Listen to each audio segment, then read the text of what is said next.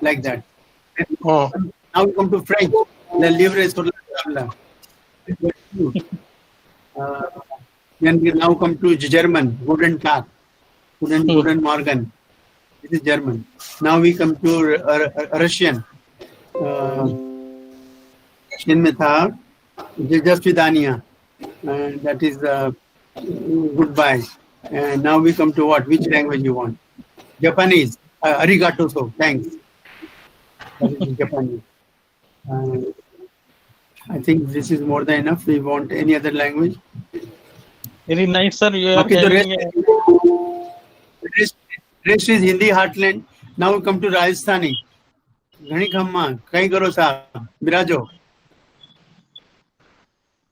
वहाँ का दाल बाटी चूरमा जोरदार होता है राजस्थान का. LMP में जाइए जयपुर में लक्ष्मी मिष्ठान भंडार. फिर there is a चौकीधानी. First time I went there, that was 125 rupees. Next time it became 400, then 600. I don't know what it is now. So what Sir, Marathi. There is a Chowkidari Ahmedabad. Marathi तो बोला था ना. काय नमस्कार या इथे बसा काय करता तुम्ही कुठे राहता तुम्ही. मराठी का सबसे अच्छा वो पुरणपोळी खाना होता है. बहुत फिर वो भाकरवाड़ी पुणे की. Yes. फिर वड़ा पाव. त्यांचं काय नाव आहे महाराष्ट्र आहे का. हाँ मी महाराष्ट्रीयन है सर. मी डॉक्टर महादेव पाटील प्रिंसिपल. कितनी भाषाएं बोल दी आपके सामने. बहुत सारी. Very nice sir. कांग्रेचुलेशन. अभी आपको और बहुत सी चीजें बताना है. See I have just completed 50 years of my teaching, research and administration. Perhaps I am the only one who has been IIT director, NIT director and vice chancellor. मैंने पहला लेक्चर लिया था 23 October 1969. Now 2021 is around the corner. 52 years are over. Very nice, sir. And there are 63 books, 63 books, 840 research papers, 75 awards, 3 patents, 54 PhDs guided, including the best one is by Himani, because we had a lot of efforts we had to make to see that she becomes Dr. Himani Goyal. And efforts were more on her part rather than our part. We were the sleeping partner, she was the working partner. Or 39 countries visited. और क्या बताऊं मेरे CV में और Wikipedia में भी है देख लेना. नहीं तो गूगल में डालो 60 pages will come.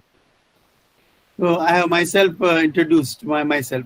So whenever you'll tell me, I'll start. There's no hurry. Sir, we can start now. I'm with you. A small introduction about you, sir. Okay. Otherwise और वो गगनदीप गौर मारेगी मेरे को कि मेरा टाइम ले लिया आप. We are lucky, sir. So I think we'll start now. Yes. Sir, will give a small 5 words. Introduction. Yes, Okay. Very good morning to all of you. Welcome to day 5 of this AICT Equus sponsored short-term training program on developing R&D techniques for educational institutes through project-based learning. I hope all the participants are enjoying. So we had about 500 registrations from all over India. And very good. And in a very Excellent. short time, about 1 week was given to me for preparation, and we had experts, as you must have seen. So you did it very well. So, you did an excellent job. I was there in inauguration. I was there. So yes, it was a wonderful job. Trying ourselves best, sir. And now I introduce the speaker of the day, Dr. D.P. Kothari. Dr. D.P. Kothari obtained his BTech in Electrical in 1967, ME in Power Systems in 1969, and PhD in 1975 from BITS Pilani, Rajasthan. From 1969 to 1977, he was involved in teaching and development of several courses at BITS Pilani. Earlier, Dr. Kothari served as Vice Chancellor VIT Vellore, Director in Charge and Deputy Director Administration, as well as Head in Center of Energy Studies at IIT Delhi, and as a Principal at VRCE Nagpur. He was visiting professor at Royal Melbourne Institute of Technology, Melbourne, Australia during 1982, 83 and 89 for 2 years. He was also the NSF Fellow at Purdue University, USA in 1992. He also taught at Melbourne University, Australia for 1 semester in 1989. Dr. Kothari is a recipient of the Most Active Researcher Award and has published and presented 812 research papers in various national and international journals, conferences, guided 50 research scholars and 68 MTech students, and authored 60 plus books in various allied areas. And two more books are coming up in the pipeline by me and Sir. And he has delivered several keynote addresses and invited lectures at both national and international conferences. He has also delivered 42 video lectures on YouTube with a maximum of 40,000 hits. Dr. D.P. Kothari is a Fellow of the National Academy of Engineering, Fellow of Indian National Academy of Science, Fellow of Institution of Engineers, Fellow IEEE, Honorary Fellow IST, and Fellow IEPE. His many awards include the National Khosla Award for Lifetime Achievements in Engineering in 2005 from IIT Roorkee. The University Grants Commission, Government of India, has bestowed the UGC National Swami Karvananda Saraswati Award in 2005 in the field of education for his outstanding scholarly contributions. He is also the recipient of the Lifetime Achievement Award in 2009, conferred by the World Management Congress, New Delhi, for his contribution to the areas of educational planning and administration. Recently, he received the Excellence Academic Award at IIT Guwahati by NPSC 2014. He has received 6 Lifetime Achievement Awards by various agencies on 19th February, 4th March, 11th March, 18th March, 20th March, and 25th March 2016, respectively. On 20th April 2016, he received Living Legend Award in Chennai Conference. Currently, Dr. D.P. Kothari is with SB Jain Institute of Management, Research and Technology, Nagpur, serving as Director Research and Professor. He is also the Chairman Board of Governors of THDC Institute of Hydropower Engineering and Technology, Delhi.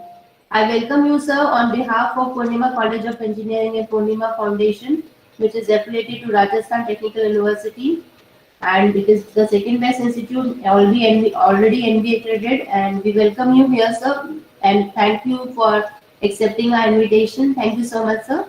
Over to you, sir. Kothari, sir. Thank you very much. So nice of you, Dr. Himani, for such a wonderful introduction. I don't know whether I deserve it or not.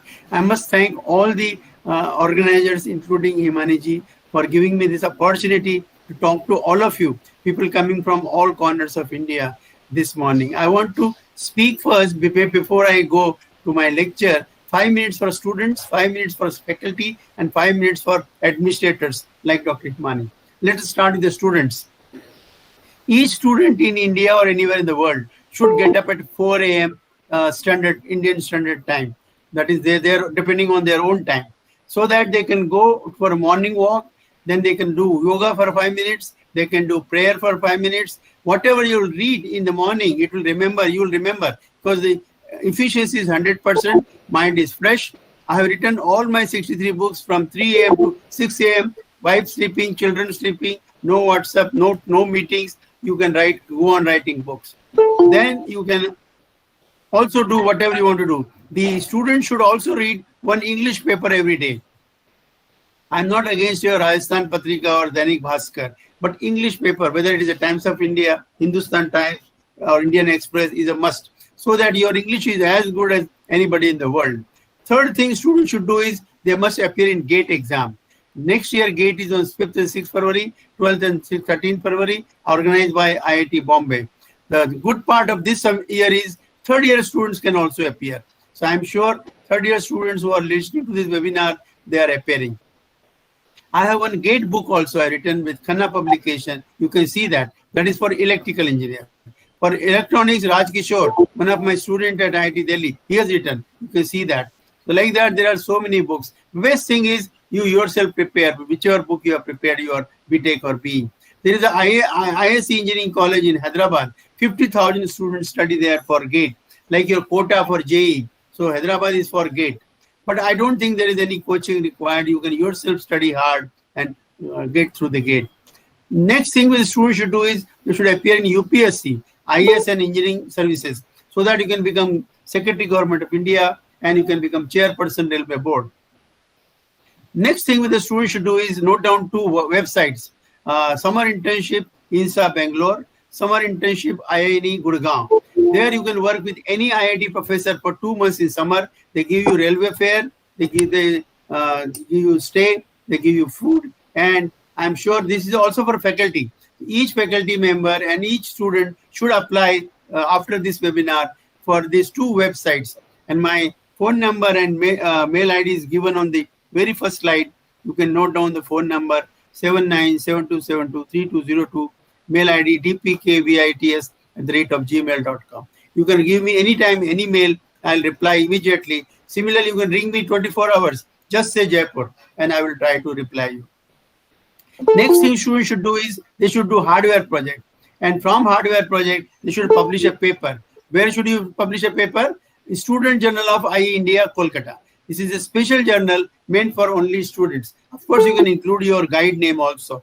And once you have a paper, you have a gate score, and nobody can stop you from getting a good job. Job is the main problem nowadays. So I am sure your Poornima Engineering College or whatever college you are from, you should have an incubation center, innovation and incubation center. DST gives a lot of funding for starting incubation center. So any engineering college which is listening this webinar, kindly start if you don't have already incubation center, so that you can have a startup, so that you can give job rather than take job. You should become a job givers rather than job takers. Then again, the student can go abroad for a summer internship. I can send you New Zealand, Australia, Singapore, Hong Kong, Malaysia, Oman, Dubai, any country, because my students are everywhere.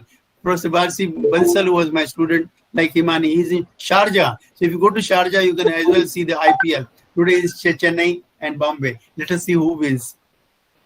So this is about the student. Now teachers. Teachers, this seminar which Himani ji is organizing is very good for teachers. They will come to know how to write paper, how to do funded project, how to do consultancy, how to write book. I'm going to talk on all those things besides this roadmap for research culture development. Why you have to develop research culture? So that you can become like an IIT. IIT is not a nameplate. It is a IIT culture. If you follow the IIT culture, you are an IIT. You may be in WAG Institute, you may be in Anna University, you may be in JNTU, you may be anywhere, any NIT. There are 33 NITs, 22 IITs, 4 BITS Pilani, Amravati, not Amravati, that is the, what we call, Bhopal, and then Goa and Hyderabad. These are 4 BITS Pilani. VIT Vellore is 4, Vellore, Chennai, Amravati of AP, and then of course Bhopal, that is Hindi state. So these are 4 VIT Vellore. Like that, Manipal is there in Jaipur, SRM is also there. So you can go to any university and become a faculty member. We need good faculty members. There are good faculty members are not available. So I request all of you to do MTech and then PhD and then join a faculty member anywhere, wherever you like. For that, you have to write a book, write a good paper. 1 paper per year is a must. Then you can write. I'm an editor of 4 journals. You can send it to my journals also. Journals are IEEE Access, ECTA Press, International Journal of Electrical and Electronics Engineering, and then Physics Journal, Kolkata. So kindly you can, because now 2 papers are a must for a PhD. And those PhD, those faculty members who are listening to the webinar are not PhD, kindly register. I can be co-guide and Professor Himani can be main guide, or any main guide you can take from your own university. I'll be able to help you. Because the Honorable Prime Minister can come anytime, 8 p.m. Mitro, no PhD, tomorrow need not go to college. So in order to avoid this thing, please register for PhD. That is important. Once you register, you won't lose your job. Next, each faculty member should go abroad for at least 1 year. I have been Australia, as the Maniji told, for 2 years, RMIT. You can also go to RMIT. Then there is the Indo-New Zealand exchange program. I went under that program to Christchurch, University of Canterbury. Professor Neville Watson was there. He's still there. And I worked with him. They gave me 50,000 rupees airfare plus free stay, free food. So I can tell Neville Watson if any one of you is interested in going there. This is for the teachers. Now I come to the administrators like Himaniji, head, dean, director, vice chancellor. All these people should see that your faculty members are happy with you. They remain with you, loyalty factor. They don't leave you for 500 rupees, 100 rupees. Money is a factor, not the factor. So you will get money there itself. If you work hard, I'm sure Himani will recommend you for professorship or for headship. He herself is a head, so she may not recommend you for head, but she can recommend you for dean or something like that. So you have to go progress further. This is for administrator. See that you get your salary every first week of every month.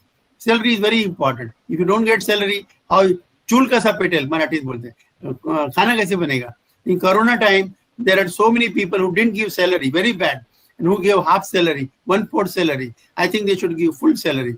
And because it's not their fault that Corona is there. And please have a mask, stay your home, and then keep washing your hands. And if you go out, then 2 meter or 2 yard, so jaruri about, because the Corona is still there. That is why we are talking online. Otherwise, I would have been in Poornima College today. And hopefully that will happen in January, February, whenever the Corona will go away. Corona is not there forever, but we have to be careful forever. With this, now I can start the topic. And any question answer if you have, we can always ask anytime in between also. Because 11:30 I have to stop. I have another webinar in my college. That is why I requested Dr. Gagandeep Kaur of Patiala, Thapar, to swap the two, because this was her slot. So I requested her and Himaniji to give me this slot so that I can finish my job and go there. This is second slide. Institutions have an important role to play in the R&D system by allowing researchers the freedom to test radical new ideas, tackle complex societal problems, and to form new connections, collaborations, and networks. I'm sure all the colleges who are listening this should have a collaboration with foreign countries, should have MOUs with industries. See, you are in Rajasthan, at least those who are listening from Rajasthan. There is a BITS Pilani there, and they have a practice school. So I'm sure all of you should have a practice school. What is practice school? Like each medical college is associated with a hospital. So each engineering college must be associated with the industry. So kindly go to some industry, have a MOU with them, tell them that our 5 students will come there and work there for a semester, and kindly guide them so that they can get job also there. Once they impress the people in that industry, job is guaranteed. That is the beauty of practice school. Those of you who are a university, they can very well start it. Like Poornima University is there, like your SRM is there, Manipal is there, University of Engineering and Management is there in Jaipur. So many universities are there. JNU is there. So all these universities should start practice school in their college, in their universities, slowly but surely. Now, as I told you, the research culture. Why research is important? So that you can become a developed country. We are still not a developed country. We are developing country. Only in 5 respects we are developed. What are they? First, we are the second largest scientific and technological manpower in the world. I have been to 39 countries. Every country I found Indians that are doing very well. And then let me tell you, if you withdraw Indians from USA, the students and teachers, US education system will collapse. Our Indian professors are doing very well everywhere. So I think some of you should also go there and do very well. The research ideas, you should. Second thing, we are nuclear power. We are space power. We are education hub, as I told you, IITs, NITs. But as far as the energy environment is concerned, we are not yet developed. Once you add 100,000 megawatt more to your installed capacity, you will become a developed country. My another request to all of you is, please have a birth control, population control. Only have one child. And if it is a lady child, you should celebrate more, because the girls serve the parents till the end. Boys only serve till they get their wives. So girl child hone se, you have to go to some big 5-star hotel and celebrate. And see, the 2 lady prime ministers we have had, Madam Indira Gandhi and Sonia Gandhi was almost a prime minister. 2 lady speakers, Sumitra Mahajan and Meeraji. So many lady sports person, Sindhu, Saina Nehwal, Saina Mirza, and so on, Mary Kom. So all these ladies have brought very good name to India throughout the world. So ladies, we should have only hum do hamara ek. Don't go for even second child. Go for just one child. And if lady is there, enjoy more. Then see what new ideas you have, and please become a member of IEEE, Electrical, Electronics and Computer. It's this 5,000 or 6,000 rupees which you have to pay is an investment, not expensive. And once you are a member, I'll make you senior member. Once you are a senior member, I will try to make you fellow. Fellow is not easy, but nothing is impossible. Impossible ka spelling kya hai? I am possible. So I don't know how many of you are a fellow, but I am a fellow IEEE. I wish before I go up, I make at least 5 more fellows. So next para. They have a crucial role to play in delivering high quality education for technicians and relevant training modules for the existing workforce. So whatever workforce we have to make them perfect so that we become a developed country soon. That is why the new education policy will give something. You can't leave the college without getting something. 1 year certificate, 2 years diploma, 4 years degree, and 5 years you'll get a master's degree. And then 7 years you get PhD. That's a wonderful thing that has happened. So I will request you people to don't leave in between. Do PhD and then leave. And China is having 9,000 PhDs. We are having only 1,000 per year. So we have to catch up with the China. I have been China for 3 times. Now we are having a bad relation with China, but there are good things in China which we must follow. See, anywhere, even if you are your enemy, something good is there in you, you must follow that. What are 3 good things in China? 1/3 of China goes on cycle, not like you people, scooty or bike or a car. Cycle, geared cycle, so that they can go fast. There are cycleways they have made, like our footpath. The second thing is their working hours are 12 hours, 8 a.m. to 8 p.m. The lunch is only 10 minutes, 2 sandwiches, 1 glass of juice and coffee. Unlike ours, 3 parathas, 3 tire paratha. There is a methi, there is a mooli, there is a aloo. Lot of ghee, lot of amul butter, achar, pancharanga achar, and curd. That is a sleeping lunch. Don't have such lunch. Have only working lunch. Just if you are in Maharashtra, have some poha. If you are in South India, have some 2 idlis or 4 idlis. Like that. Don't have chola bhatura. That's very heavy.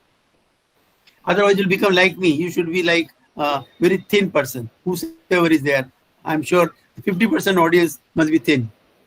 They have a crucial role to play in delivering high quality education for technicians and relevant training modules for the existing workforce. You should have a polytechnic also. Polytechnic is a foundation for engineering education. ITI, polytechnic, then degree college. To expand the region's future R&D capacity.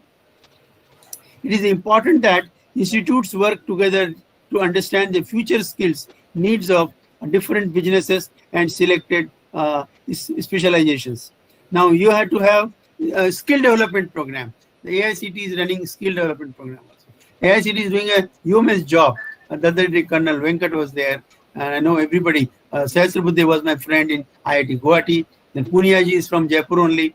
And then Rajiv Kumar is from Sonipat, member secretary. So all these people are good. They're doing wonderful job. Similarly, KK Agarwal, another friend, he's a NBA chairman. We were together in Kurukshetra. We taught together in REC Kurukshetra at that time. So if you need anything for NBA, let me know. Then the next slide, third year good. If you want excellent research, you need a positive research culture that supports all individuals involved. So I think each engineering college must make it compulsory that if you want an increment at the end of the year, 1 paper is a must. And similarly, like VIT Vellore, you can give some incentives. 1 paper you can give 1,000 rupees. 1 book you can give 10,000 rupees. This incentive is very important to enthuse people to work hard. And naturally, it will help you to become promotion also. Similarly, you want to become an IEEE fellow, your biodata should be like mine, 60 pages. If not 60, at least 50, 40. You can see my biodata. Professor Hanman is having it. She can circulate to all of you. What purpose? To get inspiration, not for anything else. I don't want job from anybody, but just for inspiration. Yes, next please. 4th. Yes, sir. Take your time. Yes, sir. Yes, sir. Already. Yeah, 4th has come. Yes, sir. Yes, sir. Yes, sir. Sure. Thank you. Enhancing research culture does not require major effort and resources. Institutions have to make some changes linked to integrity that can improve their research culture. Please apply for research funding to your capital of your state. Suppose you are in Rajasthan. The Jaipur has a Council of Science and Technology, Jaipur, Rajasthan. So apply there. Once you get there, then go to CSIR, that is in Delhi. Up to 10 lakhs, no problem in CSIR. You will get money easily. Of course, you have to present your project proposal very well. Third is DST. DST is in near Qutub Hotel in Delhi. You can go there and meet the officer of your state. Suppose you are a Telugu person, Telangana or Andhra. Then go there, talk in Telugu there. Naturally, they will be happy and they may give you money. Then if you have finished India, then come to USA, NSF. My friend is there, Dr. R.S. Bhayati. Anybody wants dollars in project, let me know. There NSF you can apply. I went to NSF project, Purdue University. So similarly, they can give you dollars to visit USA or to work in any US university. Professor G.T. Hayat is there in Arizona State University. Professor M.A. Pai is in Urbana-Champaign. Then Professor Shahidpur is there in IIT Chicago. This IIT is Illinois Institute of Technology. Then Dr. Amrish Chandra is there in Montreal. If that's why you should know French also. There you can go and work. I visited his university, very good. Please know 5 languages is a must for all of you. One is Hindi, national language, English, international language, your regional language, maybe Telugu, maybe Tamil, whatever. Then French and German. If you know these 5 languages, you will get job anywhere in the world.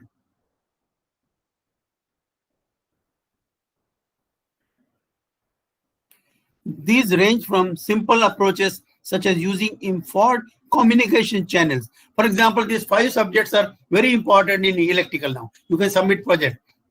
One is smart grid, microgrid. Second is electric vehicles. They are coming in a very big way. If you want another one lecture, I can give next time, whenever you want, on electric vehicle and battery charging system. Then power system harmonics. Then power quality. These are the subjects which all of you must learn and do project. And do BTech project, MTech project, and PhD project. BTech project can help you in making MTech project. 3-4 MTech project makes you 1 PhD. So that depends on your supervisor or guide who will see that you get your PhD, you get your MTech, you get your BTech. If anybody wants an examiner, I normally check PhD thesis in 7 days, 8-day Viva. So anybody who is submitting soon can give my name as a Indian external examiner, and I'll try to help you. Into the heart of the institution's culture, requiring research leaders and senior administrators to lead by example. See, you have to lead by, like Professor Imani is doing it, you have to lead by example. Whatever you want your faculty to do, you do first. Naturally, faculty will follow you. That I've been following in my last 52 years. So if I write a book, then only I can tell you to write a book. Nahi, ye to ho gaya, second ho gaya, third ho gaya, fourth. Yes, stay here. 5th, okay, fine. So that is why I want you people to start opening research centers so that research culture can be cultivated. One research center which is important is energy and environment. Second is nanotechnology. Third is robotics, so that it is interdisciplinary. Robotics, you need a mechanical fellow, you need an electronics fellow, you need a computer fellow. Similarly, electric vehicles, you need automobile engineer, you need mechanical engineer, you need chemical engineer, you need electrical, electronics, and computer. So that the whole college will progress, not only one department. That is my aim. So kindly do this. Robotics, a robot can now serve as a waiter in a restaurant. Robot can perform an operation in operation theater. Robot can teach. In one of the conferences I went to Gujarat, they gave me memento by a robot. A robot came walking towards me and handed over memento to me. That was a wonderful thing. Whole hall was applauding it. That robot was made by that college itself, not purchased. Here are few ways that could help promote good research integrity and contribute to improving research and development culture in your institution. When you write a paper, please do see a review paper in your area, so that review paper always tells you what next you can do. My review paper is there, 100 review papers are there out of 840. Please read them. The best one is 2005 February issue of IEEE Transaction on Power System. The authors were Ibrahim, Prabhat Kumar, and myself. The paper was on AGC.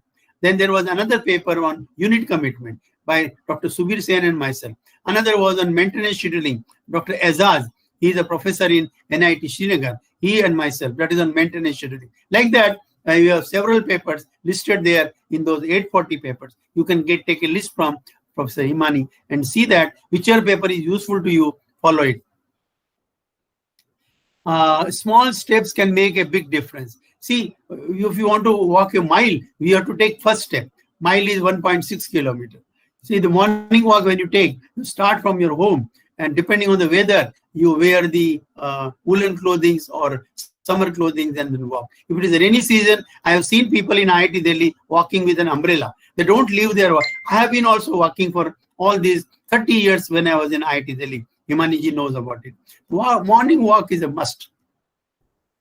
100 दवार एक हवा, आपको कोई बीमारी नहीं होगी, corona भी नहीं होगा. Facilitating open discussion can help foster a more collaborative environment. See, we have to have collaboration. See, all your different departments should also collaborate. They are different departments, but part of the same college, same university, same institution. So, आप अलग नहीं है, एक हो.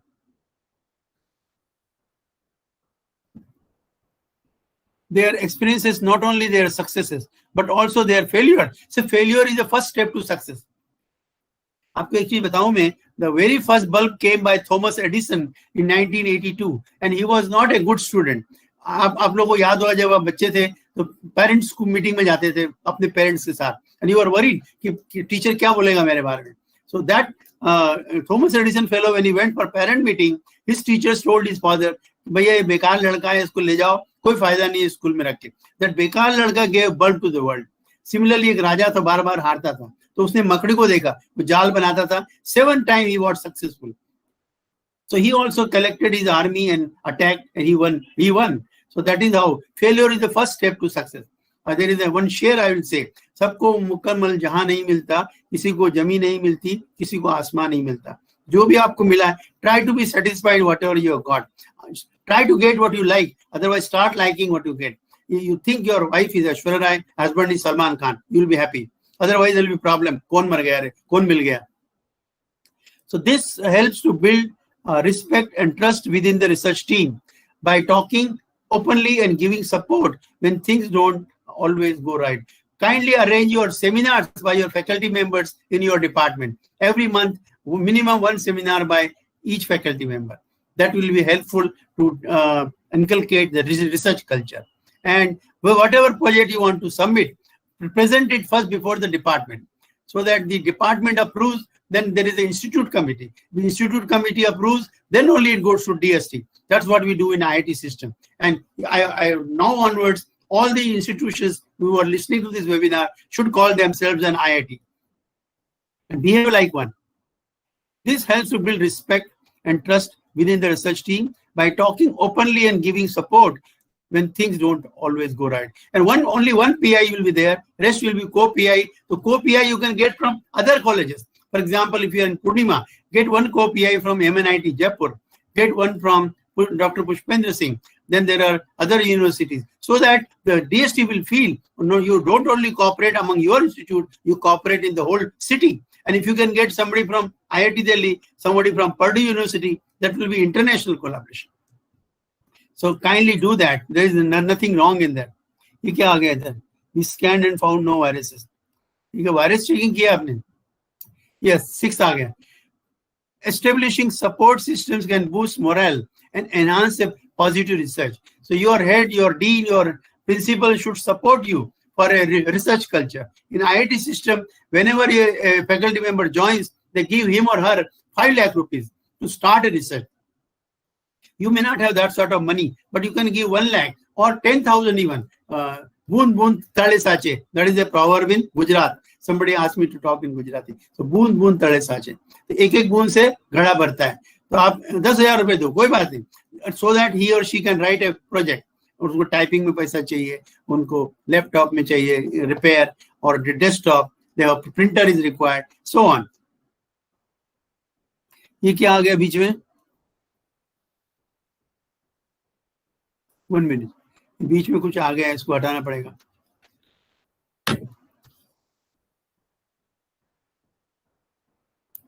पड़ गया. So we were talking about sixth slide. This can help in limiting stress. See, stress should not be there. Stress can bring blood pressure. Blood pressure can bring anything, heart attack or brain stroke.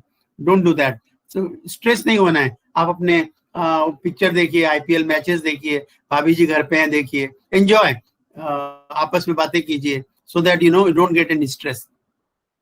And time pressures. Time pressure होता है. For example, you have to submit a paper. Then there is a deadline. So you have to have pressures will always be there in any job. And connect. अरे चला गया. ये क्या हो गया?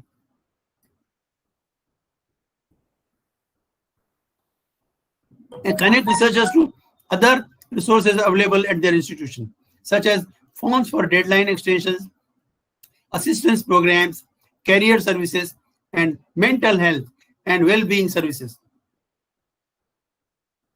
Nowadays, in every college, there are psychiatrists, there are counselors, because the students, they have a lot of pressure to get good CGPA.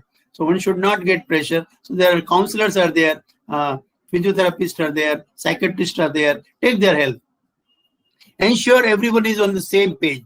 आपको एक समान सोचना है. अगर आप टीम में हो तो, अगर जैसे आप बुक लिख रहे हो, तो you should see that who will write which chapter. That is important. Otherwise, one person cannot finish the book. And book writing will always take, my simple mantra is there, 1 page per day. That means 365 pages in 1 year. And you will be writing a book. Don't write a big book. Today's students don't want to read books. That is unfortunate. They want to read Kunji. Kunji जानते हो? हिंदी में guide को बोलते हैं. If you are from MP people know there are Shivani. Shivani has spoiled the MP education system. Don't read Shivani. Similarly, every state has some Shivani. Like Vidarbha has VBDs. Telangana will have something. Because this is human nature. They want shortcut.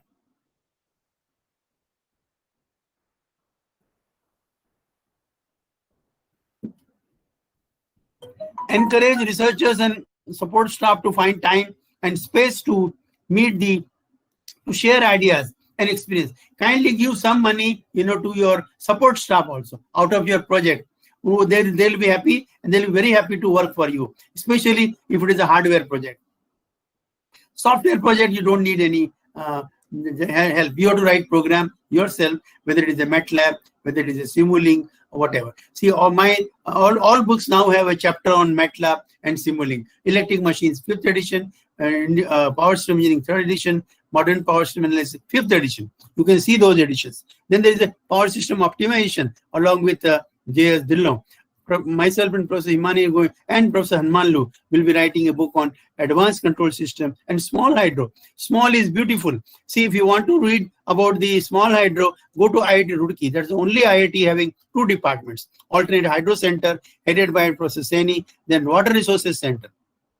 Professor Himani has done MTech from IIT Roorkee. She knows about IIT Roorkee. She can talk about 15 minutes what is Roorkee. Then another 15 minutes for IIT Delhi. Because IIT Delhi is the place where she did her PhD. So researchers could openly discuss. There is no harm in openly criticizing also. If there is a critical review, it is good. Don't pull down anybody, but you can always point out my mistake. Sir, please reduce your weight. I won't mind, because I am fat. So if somebody tells me, sir, aap thoda wajan kam kijiye, I'll be happy. I'll be thankful to him or her. And existing guidelines to develop a consensus on their collective and individual behaviors and attitudes. This could be used to develop a group standard or a place, ensuring all team members are aware of what is expected in the research environment. This helps to enhance a positive culture by refining standards and norms. So you should have one seminar hall in your department, one research center in your department, so that you can deliver a research seminar there. Research culture caps are the excellent way to share best practices. Best practices have to be shared. Even when I became an IT director, I called the meeting of all the IT directors and told them, sir, जो भी आपके यहाँ अच्छा है वो हमको दीजिए, हमारे यहाँ जो अच्छा है आप लीजिए, so that each IIT becomes great. At that time, only 7 IITs were there: Bombay, Kharagpur, Kanpur, Delhi, Roorkee, and Madras. So these were the only 7 IITs. We went to USA also together. for the Pan-India meeting. Remember, 30,000 alumni are there in USA who are running the USA, all IIT people. Alumni are the great help. Even Poornima Engineering College, you should have an alumni dean and department of alumni, so that alumni are your strength. They are your continued family members. Ask them, have one day, alumni day, invite them all and tell them what you can do for the your college from where you got degree. That's very important. Encourage researchers and support staff to find time and space to meet, to share ideas and experiences. By involving other departments, institutions, and sectors, discussion can focus on improving research integrity and culture. To share best practice on what has worked, what hasn't, and its impact. So you can learn from the mistakes of others also. Like in China war, whatever mistakes late Prime Minister Nehruji did, Modi ji is not doing. So that is how you learn from each other. The past history is for learning the past mistakes so that you don't repeat them. That is very important. Yes, please, 7th, you got it. Thank you. Ensure everyone is on the same page. Research teams and openly discuss, amend and build on existing guidelines to develop a consensus on their collective and individual behaviors and attitudes. I think these are done. 8th mein aa jao. A department and team leaders leading by example in promoting an excellent research culture. For example, now you have come to know that Professor Hanman is writing 2 books. She has written a wonderful number of papers. So I think you should get a inspiration from her and start writing a book tomorrow. In Tamil, they say Ippo. Ippo means now. So tomorrow onwards, you should select a subject and start. I will help you in getting a publisher or in telling you how to write a book. Today there is no time. Otherwise, next time I'll tell you one hour lecture on how to write book, 1 hour lecture on how to write. I think some people are giving lectures on that also. Professor Hanman has seen to it that every aspect of this teacher development are covered in this webinar, in this STTP. Often seen as role models. For example, we have had many good professors in IIT Delhi, Professor J. Nanda, Professor S.C. Dattaroy, late Professor A.K. Mahalnavis, late Professor Lamba, so on. They are very good. See, unfortunately, all good authors are gone. Prabha Kundur is no more there. A.K. Sahani is not there, who wrote Measurement, Instrumentation and Machine Design. J.K. Dubey is not there, who wrote Drives. Professor Nagarath is not there. His control book is immortal. That is why these people are still remembered because of books. So that's why I request you all people to write books. Whenever you won't be there, your books will be there. Loni abhi bhi hai. 100 saal purani kitab hai. Gorakh Prasad, Calculus. Still people remember Gorakh Prasad. Still people remember Loni. Stevenson, not there, but his power system book is there. I wrote the book Power System because of Stevenson only. Got inspired by him. So this is what is important.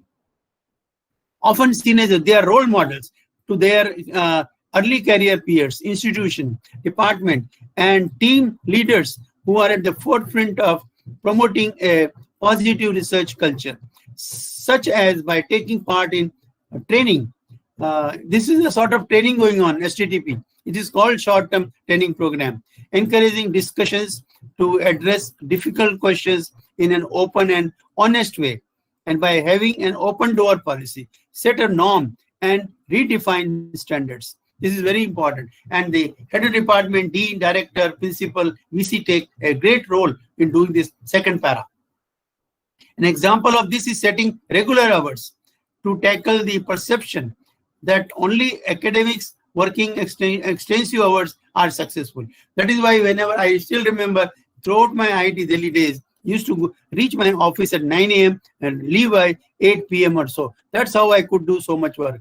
And the students like Himani, they are helped me a lot in achieving what I've achieved. So many fellowships. Himani has told about it. INA, then IEEE, INSA, then your computer, IET also, like that. So that is how you take good students so that you get also work better. An example of this is setting regular hours. So kindly make 1 hour the seminar hour, as I told you, every week, and have 1 hour for library. Do visit library once a week. See what are the new books have come, new papers have come. So do read Spectrum, and all the students must read employment news that comes weekly. जब मैं student था तो 4 आने का था, अब 12 रुपए का हो गया. But it is again useful thing. You will come to know कहाँ कहाँ कौन से जॉब है. Then read ascent on Times of India Wednesday. Read opportunities in Hindu on Wednesday, the Hindustan Times Tuesday. So like this, all papers will tell you where are the jobs available. And the employment news also gives good articles, good review papers. That's very important. So example, this is setting regular hours to tackle the perception that only academies working extensive hours are successful. जैसे हिमानी जी बता रही थी, they have IEEE chapter. Please open an IEEE chapter every college. And the IEEE section in your institute, in your state, will give you some money to, continue the IEEE activities. What are IEEE activities? You have to organize a seminar, organize a conference, पहले regional conference, the national conference, SARC conference, जो मैं बता रहा था हिमानी जी को. 8 countries है SARC में, सारे. Then Asian conference by adding Japan and China into it. Then intercontinental, then international, and so on. What is the importance of the conference? You meet people. Unfortunately, you are now not meeting face to face, but Facebook you are meeting. So you all be Facebook friends, so that you can continue to collaborate with each other even when this STPP is over. So that this will be remembered. See, in the actual physical conference, you meet people. You get your future students. You get your future supervisors. You get your soulmate. You can marry also like foreign countries. कोई अच्छी लड़की लड़का मिल जाए तो शादी भी हो सकती है. That is advantage of physical conference. यहाँ पे फेसबुक में भी शादियां हो रही हैं आजकल, but you have to be careful. Yes, 9th has come. Discuss training gaps for all team members. सबको देखना है भाई कौन आदमी अपने टीम में, नहीं कोई अच्छा प्रोग्रामर है, अच्छा हार्डवेयर वर्कर है, तो हर तरह का एक व्यक्ति चाहिए हर टीम में, so that your team is perfect and complete. Career progression is the key factor in retention and enhances not only the quality of research for the institution, but for the research community as a whole. Researchers can feel more valued if skills needs. Now, let me tell you, I forgot to tell you, INE, there are junior fellows also. So please apply for INE junior fellows. INE website you can go, that is in Gurgaon. और जो लोग अभी छोटे हैं, young हैं, they can apply for that. For example, like Professor Imani, and there are so many people, I'm reading the names, but I don't know their ages. उनकी उम्र क्या है मुझे नहीं पता. Saurabh is there. Then there is a Dr. M.R. Mule is there. Mule, I feel, must be from Maharashtra. Shiv Kumar is there. Shiv Kumar can be from anywhere. That's a common name.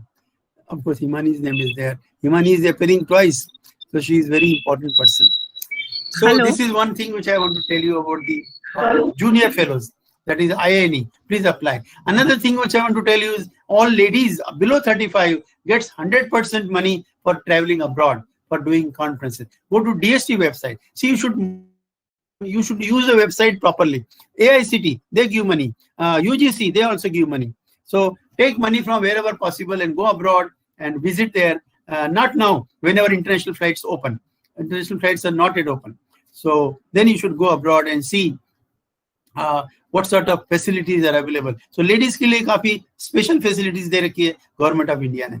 You know, I don't know whether you know, there is a girls reservation in IITs now, IIT system. 10% reservation is there. So they are trying, Beti Bachao, Beti Padhao, you know, Modi ji's favorite slogan. No again, huh? Career progression is key factor in retention and enhances not only the quality of research for the institution, but for the research community as a whole.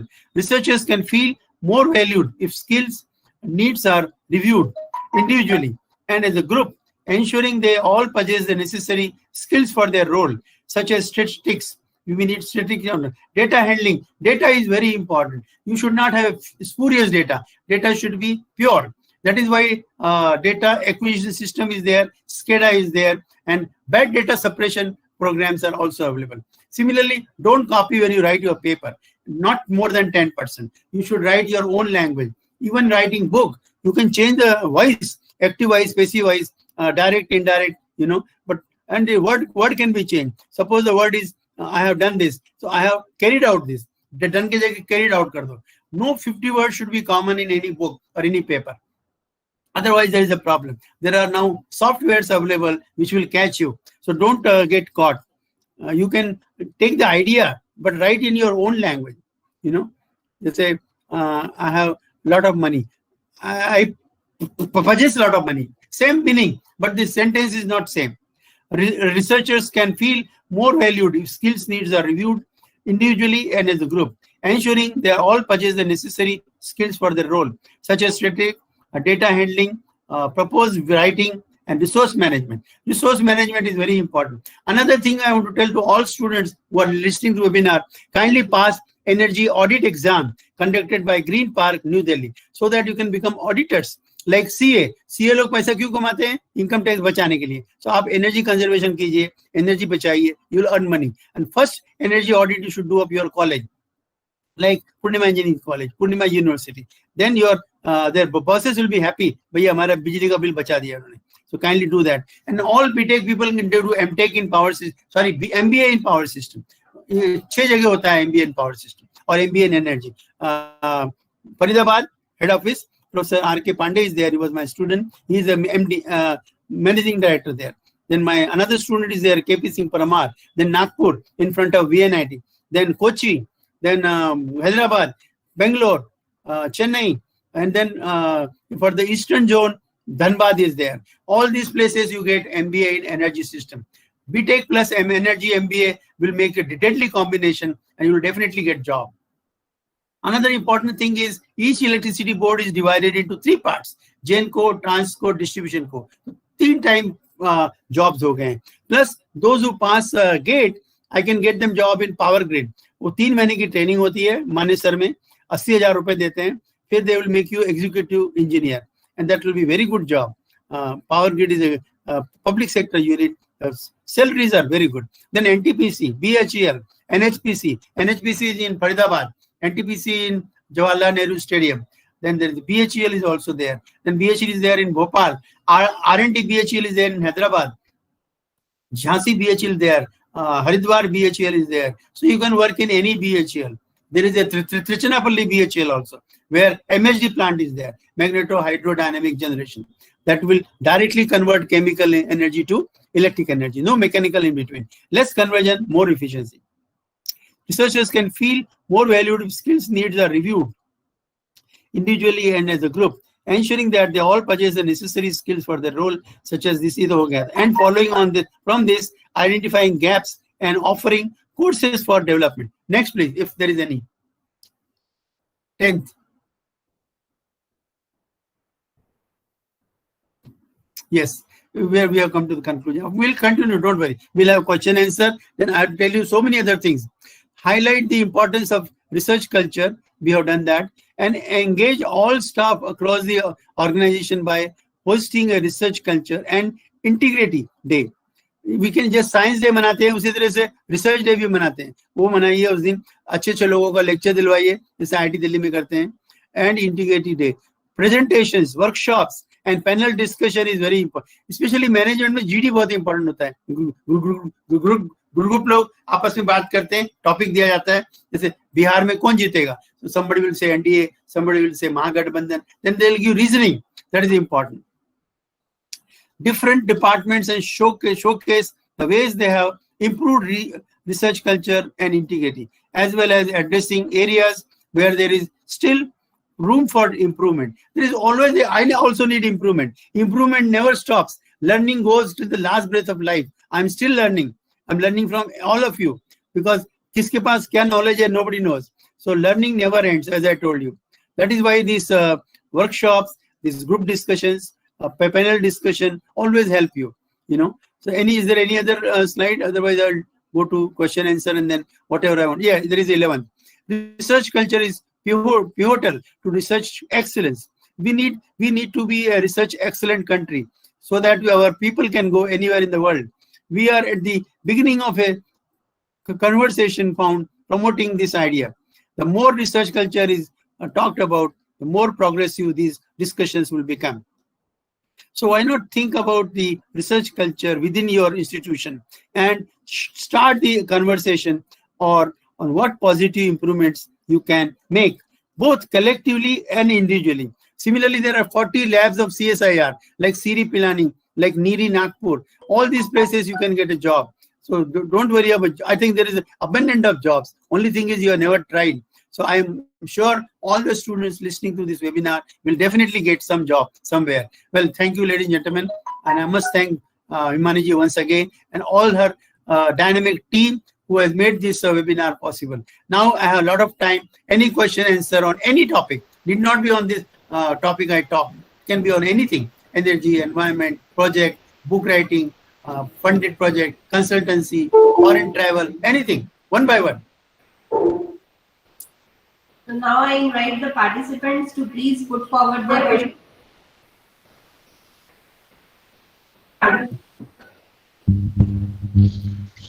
Hello, sir. Myself, Dr. Hanman Patil. Sir, you can. Hello, It is sir. just about 11 now. We have another 20 minutes to, and tell me any question, any answer. If I'm not able to raise now, you can write to me, email also, and ring me anytime. So 24 hours. I always take my call, talk to the student and fellow teachers. Yes, ma'am. Boliye. Dr. Mahadev, could you please switch on your camera? Dr. Mahadev, could you Switch on. Camera you can switch on, sir. No problem. Yes, sir. Yeah, you can ask for queries, sir. Sir, Introduce yourself and India then ask को question. Yes, sir. Yeah. बोलिए. उसको solar में चिपकी बोलते हैं तेलुगु में. Solang sir बोलते हैं. पड़ेगा आवाज नहीं आ रही. सोलर ठीक से बोलिए. एनर्जी में धीरे धीरे. सोलर एनर्जी में क्या करना है? फील्ड में ज्यादा प्रोग्रेस करने के लिए इंडिया को क्या करना चाहिए sir? You are from where? Please introduce yourself. Are you a student or you are faculty or what you are? Yes, I am principal और क्या है? Faculty हैं? कॉलेज. कहाँ? Yes sir. कौन से कॉलेज में? सोलापुर में भारत रत्न नहीं, इंदिरा आवाज गांधी बिल्कुल कॉलेज नहीं आ ऑफ रही है. इंजीनियरिंग. आवाज नहीं आ रही? Can you write Are you also? able Is to- it possible to write the question? Sir, you are from Yes, which sir. college, sir? So, could you please introduce yourself? क्या हो गया ये? हिमानी जी, आपकी आवाज तो बहुत अच्छी आ रही थी. इनकी आवाज क्यों नहीं आ रही है? Yes, sir. Dr. Or Mahadev, you sir. can ring me also if you want. But Sir, Dr. Mahadev, please ask your query, sir. बिल्कुल समझ में नहीं आ रहा क्या बोल रहे हैं आप. Dr. Himani, can you repeat his question? Yes, sir. Sir, he was asking about solar panels, sir. Solar energy के ऊपर कुछ work. I think पूरा कुछ सिस्टम खराब हो गया है. आपकी आवाज भी ठीक से नहीं आ रही. एक मिनट सर, मैं I'll just switch off this. Yes, sir. Sir, now am I audible, sir? Now? Now audible. Now it is good. Yes, sir. Sir, Dr. Mahadev, please could बोलिए. you repeat your question, sir? So please repeat your question, sir. He's talking about solar energy.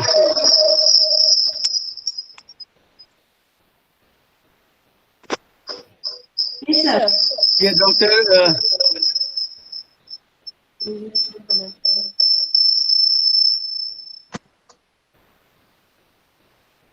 Sir, there is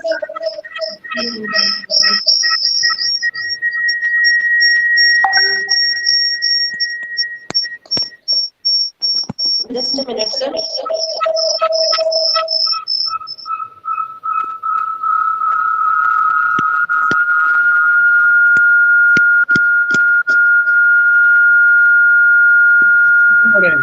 Sir, just a minute.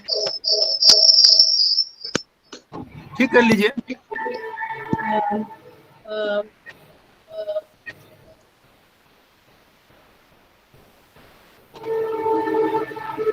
Sir, Dr. Shitu,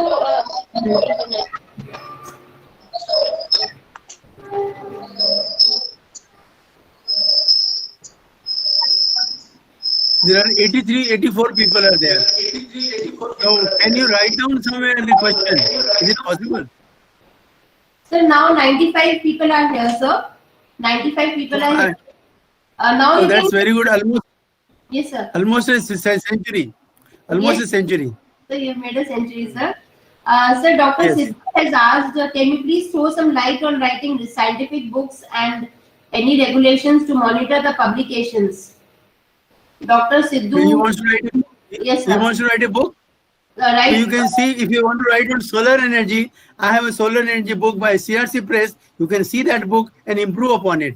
Book writing, the best thing is find out the subject first. Then see what are the syllabus by AICT, what is syllabus of Imperial College London, MIT Boston, so that you cover all those syllabus. Then cover the one IIT in your region. For example, if you're in Rajasthan, then IIT Jodhpur. If an NIT is MNIT Jaipur, दोनों का syllabus देख लो, because ultimately books should be sold. If you don't sell the book, the whole effort is gone, because the royalty must be there and people should like the book. So book should be easy language and cover the whole syllabus. Suppose you want to write on solar energy, then generation part, photovoltaic, solar thermal, then solar cooling, solar heating, solar architecture. All future houses will be made by solar energy, so that they don't have to purchase electricity from outside. Then solar water pump, so that no farmer will commit suicide. Tell the farmers how to use solar water pump. तो उसमें diesel का जरूरत नहीं है और पानी की जरूरत है. I forgot to tell you three things. Three conservations are very important: energy conservation, water conservation, food conservation. अगले 10 साल में 10 cities में पानी नहीं रहेगा इंडिया में. One of them is Nagpur and Chennai. Like one city is already there in the world called Sun City in South Africa. वहाँ पानी नहीं है. एक बॉटल पानी देते हैं रोज. एक बॉटल में क्या तो पियोगे आप, क्या चाय बनाओगे, क्या कॉफी बनाओगे, क्या खाना बनाओगे. So that thing should not happen in India. So my request to all of you is have on your rooftop rainwater harvesting and photovoltaic power station, so that you get your own energy, your own water. Those who live in South India or Gujarat, there is a sea surrounding them. So desalination of sea water, जो Saudi Arabia में हो रहा है, Kuwait में हो रहा है, तो desalinate करके वो पानी को पोर्टेबल पीने लायक बनाइए उसको. That is very important. The solar energy में solar cooker is very important. Solar cooker से आपका चावल बनेगा, दाल बनेगा, सब्जी बनेगी. Especially South India. Whoever rice states are there, Bengal, Maharashtra में भी शेवटचे भात, वहाँ भी भात खाते हैं. तो ये सब लोग सोलर कुकर खरीदिए. Every capital city has a shop called Aditya. Aditya को संस्कृत में बोलते हैं सूर्य. वहाँ पे no loss no profit basis पे ये गैजेट्स मिलते हैं. जैसे दिल्ली में रीगल टाकीज के पास मिलता है. खरीद लीजिए सोलर कुकर और बनाइए. And please start a BTech in energy in your college. That is very important. Or polytechnic also energy is important. ITI जरूरी, क्योंकि सोलर कुकर खराब हो जाएगा तो उसको ठीक कौन करेगा. We need ITI people, we need polytechnic people, we need BTech, we need MTech, we need PhD. तो ये सब energy education is very important. हमारे IIT दिल्ली में UN energy हुआ करता था. Professor HP Garg used to be in charge of that. So all over the world, people used to come in IIT Delhi and study the 1-year course of UN. UN का degree मिलता था उसमें. You can start same thing in your college, because IIT Delhi has stopped that.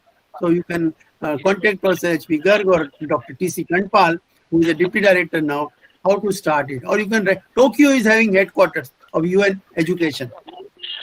उसको लिखिए Tokyo को, और you become a UN coordinator and start your. आपको payment will be in dollars, and those dollars will be tax free. No tax on those dollars. I have also taken a lot of dollars by doing lectures. I want you people to start UN education program in your college. Maybe Poornima College, Wag Engineering College, whatever colleges people are there.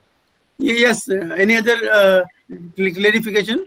Yes, sir. Sir, there is one query by.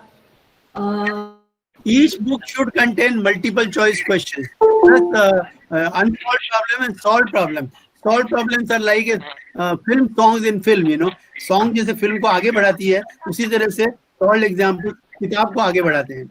And you must see that your book covers the whole syllabus. Because no student can purchase 2 books for the same book. Gone are the days when I was a student, we used to purchase 4 books for circuit theory. One Wackenberg, then there used to be T.S. K.V. Iyer, there used to be T.S. Rathod. So many books were there. We used to read all of them.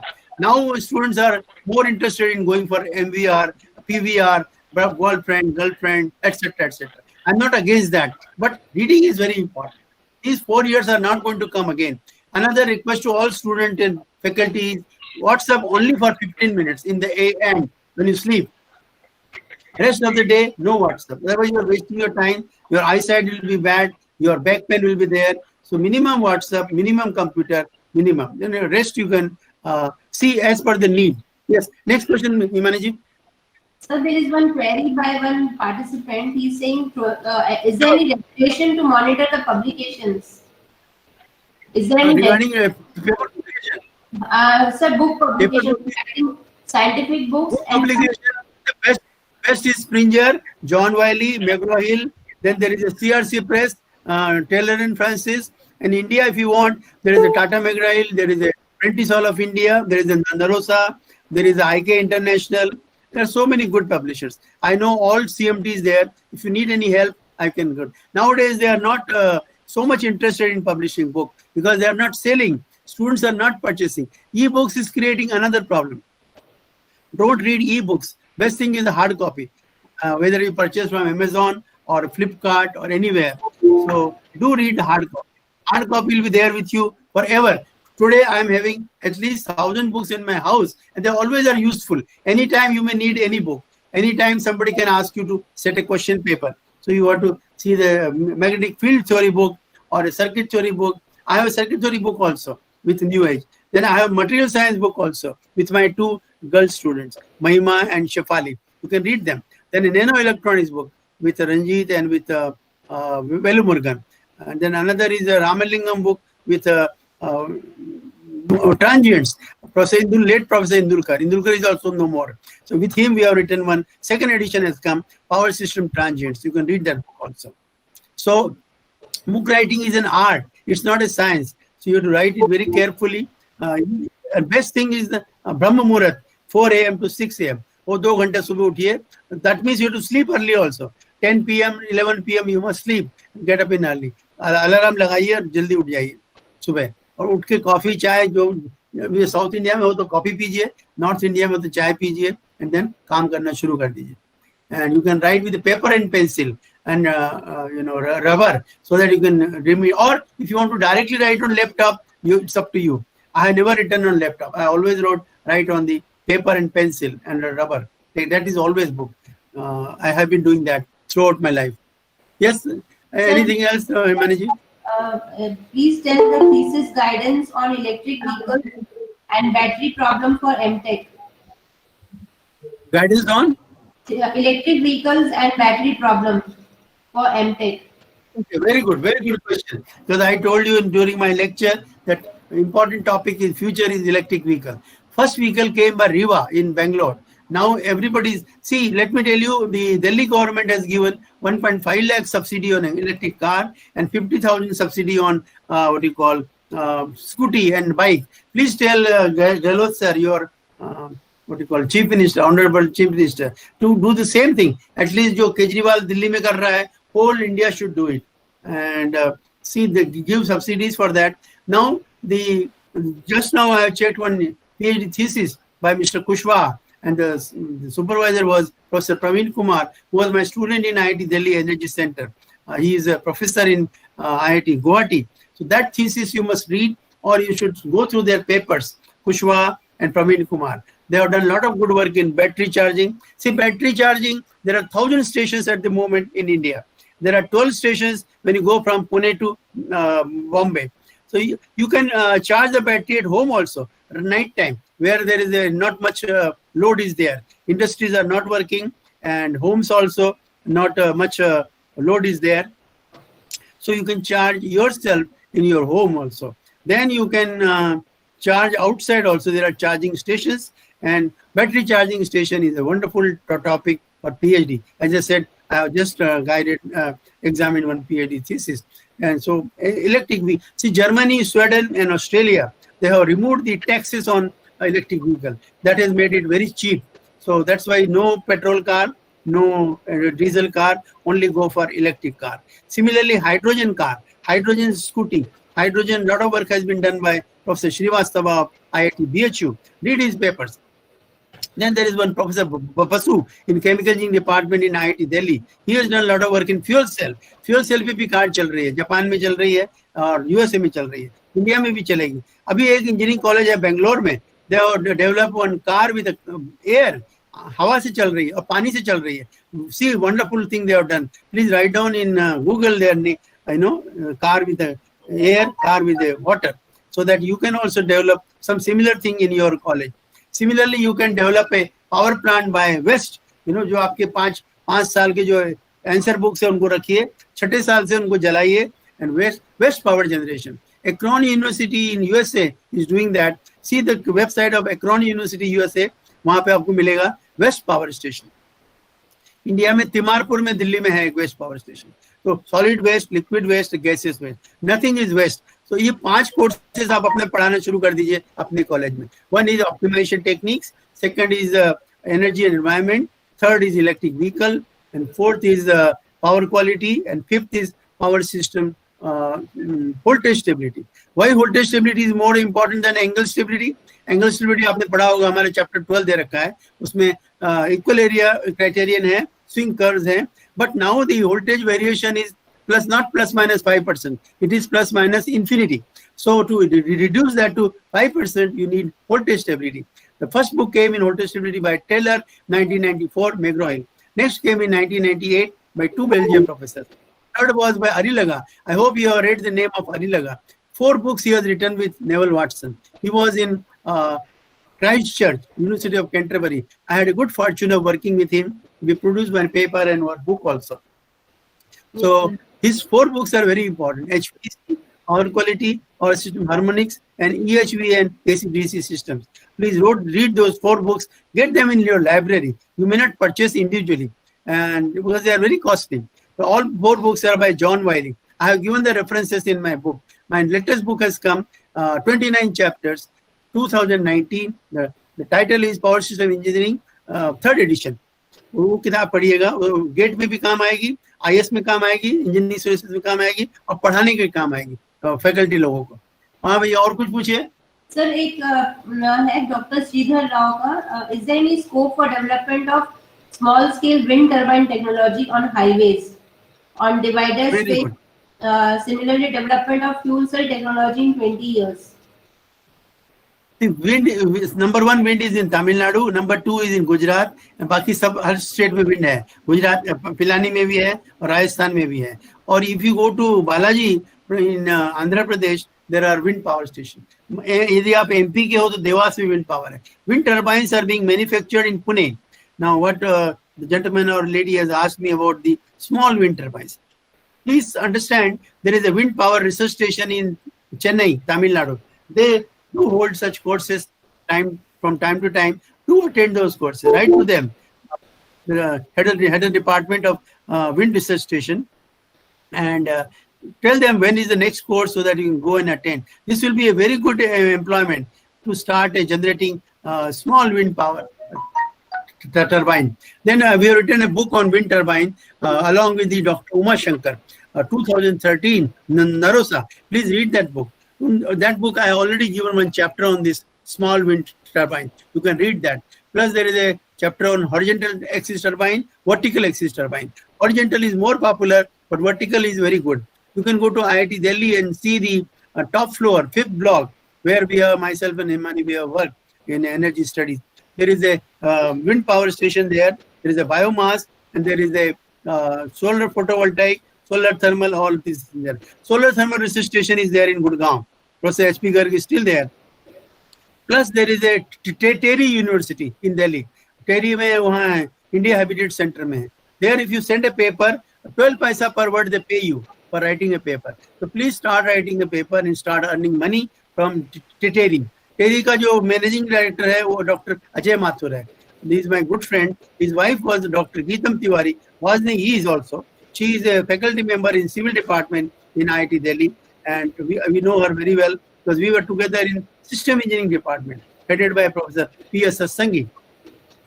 तो टेरी जरूर जाइए, वहाँ किताबें भी छपती है और book भी पेपर भी छपते हैं. And there are so many good ladies are working there. So some of your ladies can also apply there. Earlier, Pachori used to be managing director. Pachori is no more. He got that Nobel Prize also for peace, along with the ex-vice president of USA. So you can go to Terry. Terry is in the India Habitat Center near the old AICT building, Vishwa Pitama Marg. There is a Devi Mandir also there. Please go there and meet people there. See, whenever you go to Delhi, please visit Jamia Millia. Dr. Minnie Thomas has developed a smart grid lab. The smart grid lab को IEEE president came and gave a certificate. He has never seen such a smart grid lab anywhere in the world. तो आप जब भी दिल्ली जाओगे तो राजपथ और विजय पथ तो जाना ही है, और विजय घाट और राजघाट जाना ही है, लेकिन IIT दिल्ली जाइए, वहाँ पे सोलर हाउसेस बने हुए हैं. Himani ji knows about it. They are 5 degree cooler in summer and 5 degree warmer in winter. Plus Jamia Millia जाइए, स्मार्ट ग्रिड देखिए. So these are very similarly. Delhi Technological University has developed a electric vehicle. उसमें mechanical engineer ने काम किया है, electrical ने किया है, इलेक्ट्रॉनिक्स ने किया है, कंप्यूटर ने किया है. See that electric vehicle and try to develop better than that in your college. और बोलिए sir. How can we know the institutional citation of our university? Dr. Salesh. और कोई query? Sir, Dr. Salesh Ayyar is asking, how can we know the institutional citation of our university? Institutional citation. How to increase citation? How to know the institutional citation? Very good. Yes, sir. What Imani is saying, there are two more things. H index is also there, plus individual citation and institute citation. Institute citation will depend on all the faculty members' papers published in that particular year. I hope you must be making annual report as we make in IIT Delhi. Annual report will contain books written by the faculty, papers written by the faculty, and the research-funded project got by the faculty. Consultancy is also very important. First consultancy you should do free. Next consultancy start charging. 1/3 goes to the college, 1/3 to you, and 1/3 goes to the income tax. That is about the consultancy. So आपका 7th पे commission आपको नहीं भी मिल रहा हो तो 5 चीजें मैंने बताई हैं आपको by which you can earn money. One is the book royalty, second is the consultancy, third is the project. Project में भी आपको वो मिलते हैं, सब पैसा मिलता है जिससे आप अपने डिवाइस खरीद सकते हो, बुक्स खरीद सकते हो, कॉन्फ्रेंस जा सकते हो, national as well as international. That's why project is also very important. Now, how to increase it? Write in such a way so that the whole world will read your paper. That's how the citations will go up. The paper should be on interesting topic like your electric vehicle, voltage stability, power system harmonics, power quality. All these topics are very important, very popular. Whole India will read it. There are at least 3,000 engineering colleges in India, 22 IITs, 33 NITs, and so many good universities, so many good colleges like yours. So that is the only way to increase citation is to make interesting paper, which gives you knowledge and also tells you what next you can do. And का section अब ये भी ना future work, जैसे thesis में होता है ना future work, scope for future work, तो हर पेपर में ये लिखना है आपको स्कोप फॉर फ्यूचर. एक गगनदीप का स्लाइड, पहला स्लाइड आ गया है. Well there is 11:20, another 5 minutes will finish so that I can go to my office and you can also listen to Madam Gagandeep. There is another Gagandeep in Jalandhar also. She was my student on biomass. Earlier I was thinking she is, but this is a different Gagandeep from Thapar Institute, Patiala. I'm sure you will be having a wonderful talk. So, any other last question or something? Sir, Kunal Dr. is there. Shailesh Nadu. Iyer is there from Tamil Nadu. No, I'm from Vishwakarma ji is there. Ahmedabad. Vishwakarmas are normally from MP. Ahmedabad? Yes. Who's from I'm Ahmedabad? currently at Ahmedabad. Actually, I have settled in Gujarat. So, sir, one question is Ahmedabad में ऐसा है regarding sir, IIT Gandhinagar है, हाँ जी, sir. वो आपका वो भी है, पेट्रोलियम इंस्टीट्यूट है, LD कॉलेज है, there are and Nirma college है, very good universities are there. So try to take some candidate and guide PhD so that your biodata will be improved. Right, sir. And write Sir, book with guide PhD with me. वहाँ पे प्रज्ञेश भट्ट भी है उसमें, petroleum university में. He was earlier in Charusat University near Anand. Right, right. Sir, you want to add something, sir? Dr. Sir, Salesh? any link for the citation index, institutional citation index, sir? तो आधा था sir. You're asking about citation index of the University. Suppose if I want to check the university citation index, is there any link where I can do that? okay. केव्हा यायचं? Let me ask, sir. सोमवारी नाही का? सोमवारी नाही?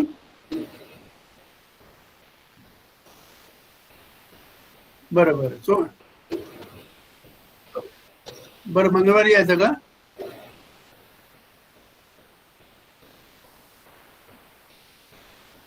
बरं, ते करून टाका मग. कोणती ब्रँच आहे ही? त्यांना लिहावं लागेल का? बरं.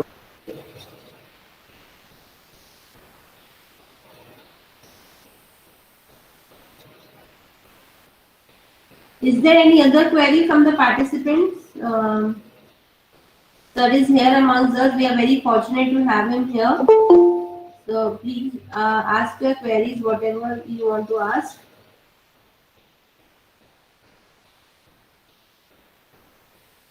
Sir, please unmute your mic, sir. Sir, unmute your mic, sir. Okay. Okay, sir. Sir, Okay, unmute. हो गया sir. So Dr. Earlier was asking about institutional citation for his university. How can he know the institutional citation of his university, sir? Is there any link for? मैंने बताया ना, more and more faculty members should write papers.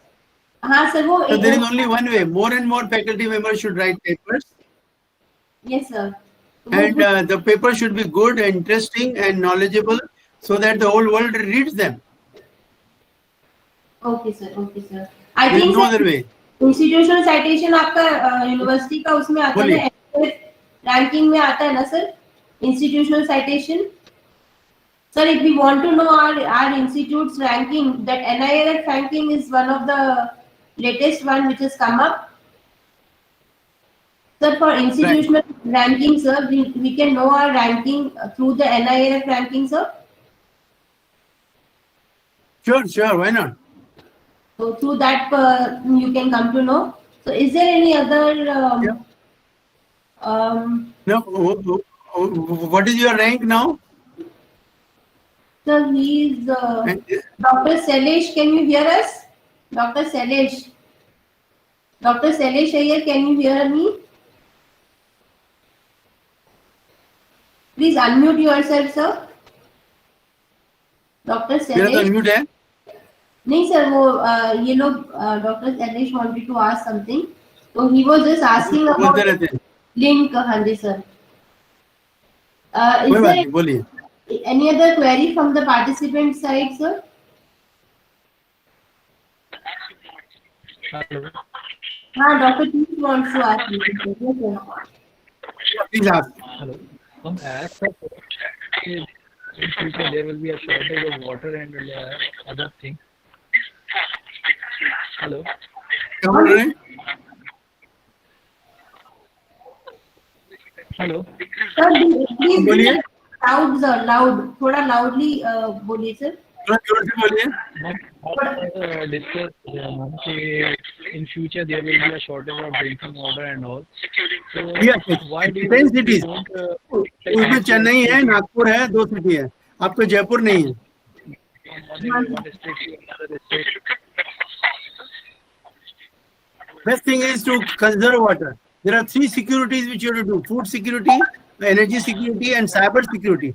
कोई भी किसी का account hack कर लेता है, कोई भी किसी का बैंक अकाउंट हैक कर लेता है. So you have to start applying your computer techniques to your area. Machine learning, cloud, deep data, AI techniques, all these things you have to apply to see that there is a cyber security and nobody hacks your account. Similarly for water security, don't waste. जैसे आप brush कर रहे हो, पानी बंद कर दो, जब जरूरत है तभी शुरू करो. खाना बना रहे हैं लेडीज, आजकल जेंट्स भी बनाते हैं कोरोना में. So they have to see that minimum water is to be used. दाल बनानी है, कुछ बनाना है तो कुकर यूज कीजिए. कढ़ी बनानी है, so that कम से कम पानी यूज करना है. That is all. That is the only thing you have to do. So that water will be conserved. Food conservation. कोई आपको लंच और डिनर में बुलाया है तो प्लेट पूरी मत भरिए. जितना खाना है उतना 2 रोटी लीजिए, थोड़ा सा चावल लीजिए. दोबारा you can go to next iteration. पहला पूरा भर के फिर रेस्ट वेस्ट करने का कोई फायदा नहीं है. Food conservation, water conservation, energy conservation, 3 चीजें करनी है. Last boy and girl who leaves the classroom should switch off the switch. जैसे 5 स्टार होटल में होता है ना, हर क्लासरूम के आगे एक स्विच लगा दो, वो स्विच बंद कर दो तो फिर सारे पंखे और लाइट्स बंद हो जाएंगे. Yes, sir. Anything else? Sir, Dr. Sally Agreed, is sir, asking. but plenty of water daily and daily are wasting in the or mixing in the sea water, sir. It is No, unnecessary. you should not waste. That's what I'm saying. Nothing should be waste. Waste management is another important course. You should all put it in your curriculum. Waste कुछ भी नहीं है, हर एक का काम आता है, हर चीज काम आती है. इनफैक्ट फॉरेन कंट्री में जब आप टूथपेस्ट लेने जाते हो तो बोलते हैं पुराना टूथपेस्ट किधर है, so they will take the old one, then they give you the new one, so that the old one, there is a one full chapter given in waste management in my book on Prentice Hall of India, Renewable Energy Sources and Emerging Technologies, second edition. Read that chapter, waste management. Yes, sir. हमारा 5 energy books है, एक smart grid पे भी book है, new age, वो पढ़िएगा. Smart city पर भी है. आपका जयपुर तो स्मार्ट सिटी है ही है, बट जो जिनकी नहीं है स्मार्ट सिटी वो भी स्मार्ट बनाइए. Why you should not be having a smart city in your city?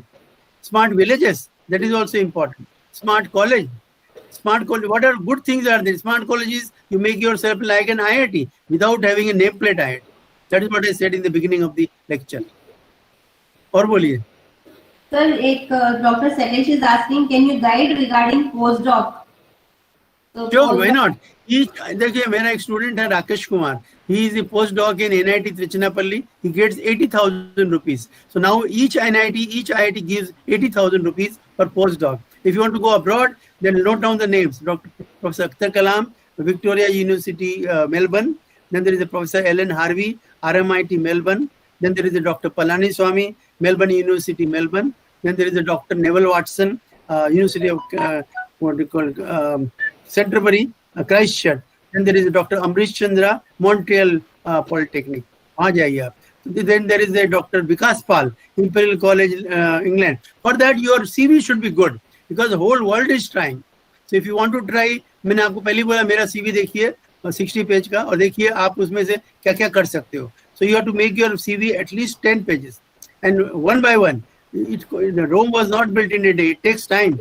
I took a lot of time to get this. I have now 52 years, as I told you, completed. And that in 52 years में इतना काम हुआ है. तो आपको तो कम से कम 10 साल लगने पड़ेंगे. PhD नहीं है तो PhD करो. PhD हो गए तो PhD गाइड करो. रोज हर साल एक पेपर मिनिमम, एक से ज्यादा भी आ सकते हैं. बुक्स लिखिए. Start writing the first book, then only second book will come. और बोलिए. तो पोस्ट डॉक मिल जाएगा, no problem. Send me your CV, I will examine it and see whether you can get. हाँ जी बोलिए. Hello hello sir, I am doctor Madhuri Mule from Thane. Hello very good. Sir, is there any age limit for post doc? No age limit. I can also get it. It's 70. No age limit. Okay sir, I am from civil engineering department. Madam Mule madam, तो तुमच्या ठाण्यामध्ये webinar करायचा असेल तर सांगा मला, करतो आम्ही. Yes sir, तुम्हाला मी इन्व्हाइट करणार आहे आता. बरोबर, तुमचं नाव लिहून घेतलं, मी इन्व्हाइट करणार तुम्हाला मी. हो, जेव्हा तुम्ही म्हणाल तेव्हा करू. Yes sir, sure. थँक्यू. आणखी बोला. Civil engineering department.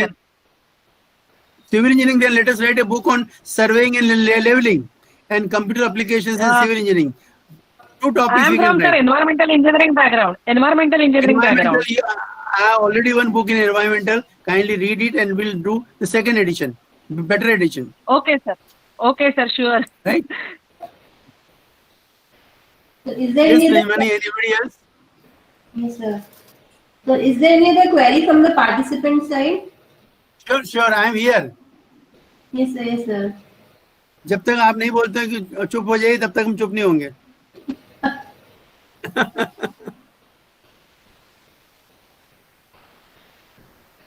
If there is any. And I wish you all the best for the exam. I am told tomorrow you have exam. मैंने भी 10 क्वेश्चन सेट किए लेकिन मैं बता नहीं सकता. I am by secrecy oath, Himani जी को भेज दिए हमने. I hope all the best and you get full marks, 100%.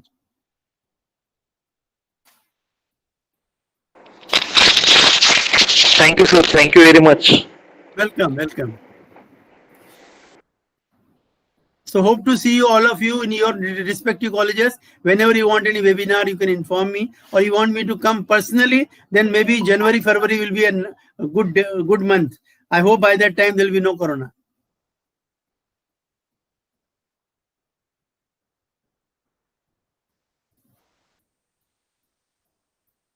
Doctor Madhuri Bhagat कहाँ से हैं?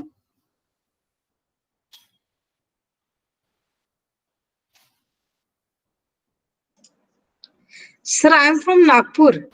अरे मी पण नागपूरचा, घरी या मग. अच्छा, कुठे असतं सर ते? बघितल्यासारखं वाटतं सर तुम्हाला. बरं ठीक आहे, मग भेटू मग आणखी. सर मेल आयडी द्या ना तुमचा. आमच्या घर अजनी चौक कडे आहे. अजनी चौक, फ्लॅट नंबर 102. येथे आमच्या घराजवळ ते फूड कॉर्पोरेशन ऑफ इंडियाचं गोडाऊन्स आहे. ब्लू डॉटचं ऑफिस आहे. फोन करा मला आणि तुम्ही या मग, जेव्हा तुम्ही नागपूरमध्ये परत. नागपूरमध्ये बोलून राहिले द्या ना तुमचा mail ID. Mail ID dpkvits@gmail.com. D for Delhi, P for Patna, K for Kanpur, V Victory, I India, T Tata Nagar, S Sholapur @gmail.com. It is given in Wikipedia also.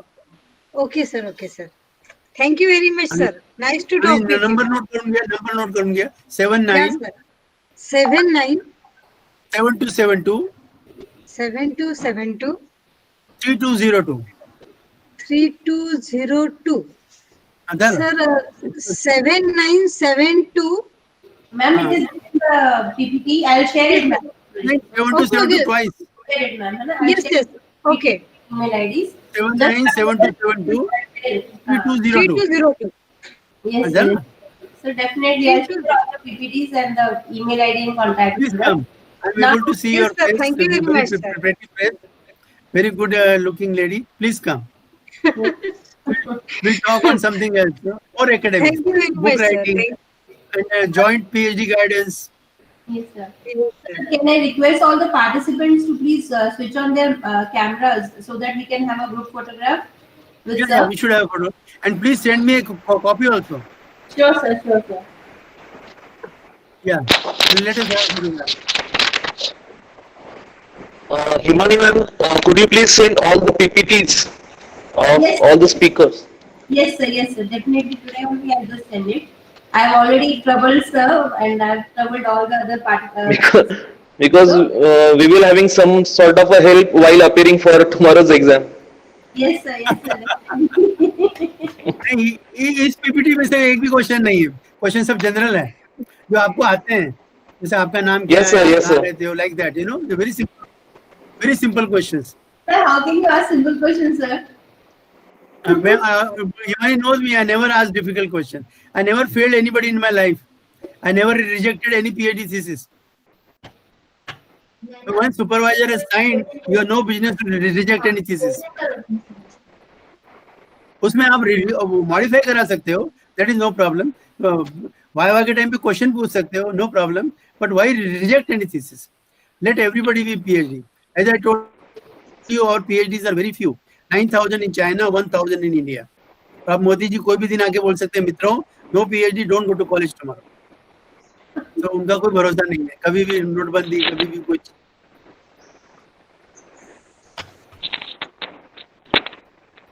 हो गया photo? Yes, sir. Yes, sir. Yes, sir. Thank you so much, sir. Thank you very much.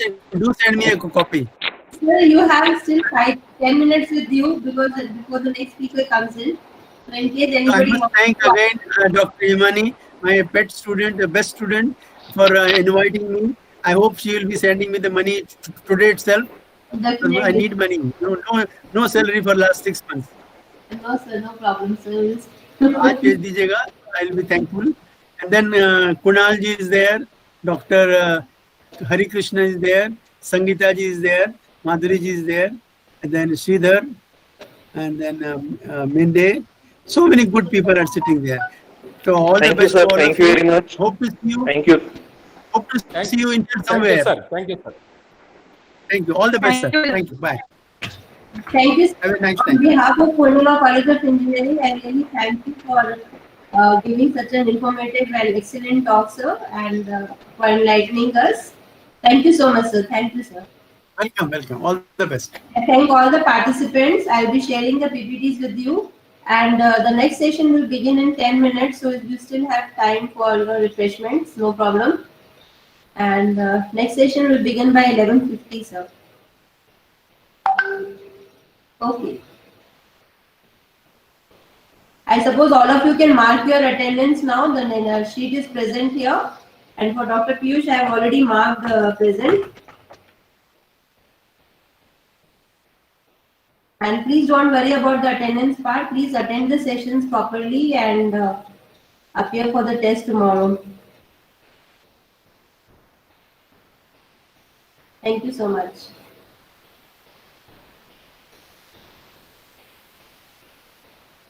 Test time is given in the schedule, sir. Test time is given in the schedule. It is as per the schedule. In the last session, we'll have the test, sir.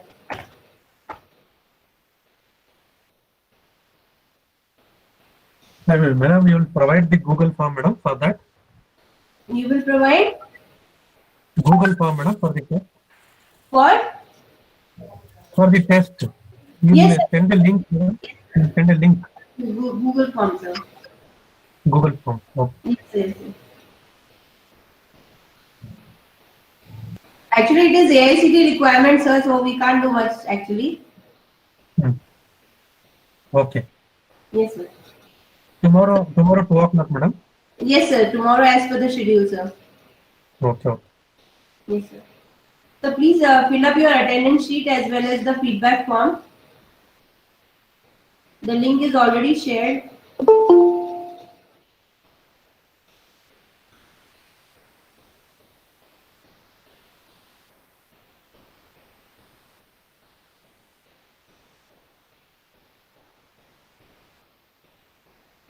The next session is by Dr. Parul.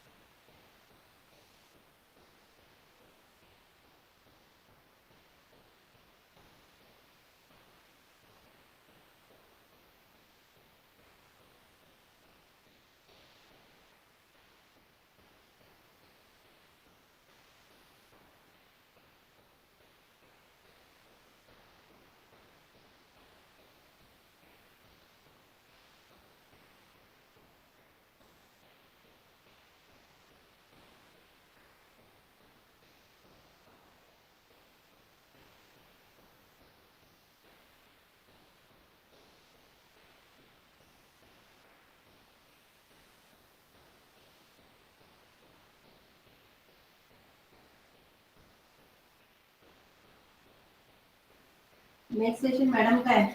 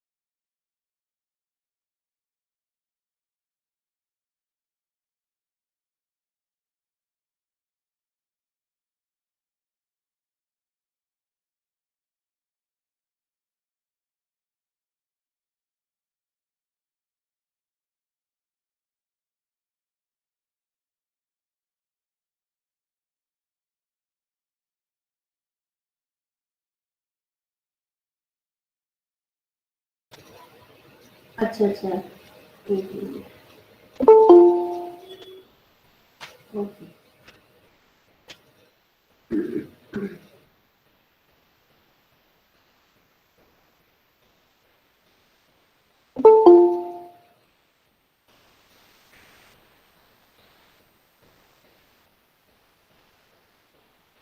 A very good afternoon to one and all here present here. Welcome to the day 5, session 2 of AICT Active sponsored short-term training program on developing R&D techniques, R&D culture in education institutes through project-based learning at Poornima College of Engineering, Jaipur. I welcome you to the day 5, session 2. The expert for the talk right now is Dr. Gagandeep Kaur. She is an associate professor working in instrumentation and control engineering in Thapar Institute of Engineering, Patiala. And ma'am has joined Thapar in 1997 at the age of 21, immediately after BTech. So basically, ma'am has been grown up with Thapar academically and otherwise also. And along with teaching, ma'am has been involved in pursuing her BTech and MTech also in her MTech and PhD from Thapar Institute. And she loves interacting with students informally. Ma'am has been whatever knowledge she had gained in the classroom, she believes in supporting to implement them in the projects. So therefore, she gets good results, and that is because the students have immense capability to realize their dreams. So Team Urja is a result of this belief in her students that she has been able to get, and she has made a visit to Trinity College in Dublin, not as an official opportunity, but it was added to her academic development also in teaching and learning. And she has enhanced her skill of interacting with the world level students. And she has been an Thapar Trinity Academic Fellow this year at Thapar Institute of Engineering and Technology, Patiala. And ma'am has got a number of memberships in professional associations. She's been fellow of Meteorology Society of India. She has won honors and awards as PIS for the year 2011, 12, 11 and 12, and she has been a reviewer of International Journal of Electronics and Electrical Engineering. She has been writing article in Tribune, and she has been gained recognition by societies and NGOs and article in Punjabi magazines. And she has given expert talk in Bharat Petroleum Corporation Limited on safety measures in 2004.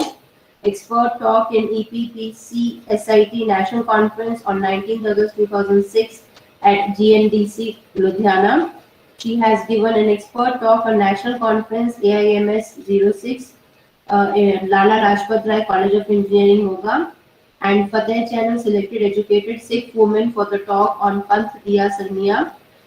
She has been got a lot of publications in international journals, in IEEE conferences and journals also. So I welcome you, ma'am, here. I welcome Dr. Gagandeep Kaur, ma'am, from Thapar Institute of Engineering and Technology, Patiala. Gagandeep, ma'am, can you hear me? Gagandeep, ma'am, could you please unmute your mic? Yeah, you unmute me. Okay. Ma'am, you have to unmute it from your end. Ma'am आपके अपने and से unmute करना पड़ेगा आपको, यहाँ से नहीं होगा ma'am. I have not unmuted you actually, so could you please unmute your mic? Yeah, ma'am. Thank you so much. So can we have a group photograph of all the participants along with the expert? You can Sure. You can switch on your cameras. All the participants, please switch on their cameras. For the second session on day 5, I request the participants kindly switch on their cameras. I hope all of you are having a good time as much as we are having in organizing this. So, Gagandeep ma'am, please switch on your camera. I have done it, ma'am. You are not visible, ma'am, actually. Now,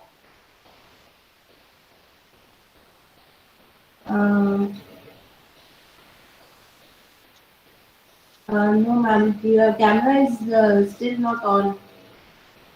ma'am, I'm doing it from my screen only. The icons which are coming just below. I have to do it from there only. Yes, ma'am. Yes, ma'am. So I have done. It is not showing me that any more red sign. But in Okay. the participants list, it is showing as red sign. Okay. Okay. Okay. So I welcome you here on behalf of Poornima College of Engineering, Jaipur, ma'am. And let me take a quick snap of all the participants along with the expert.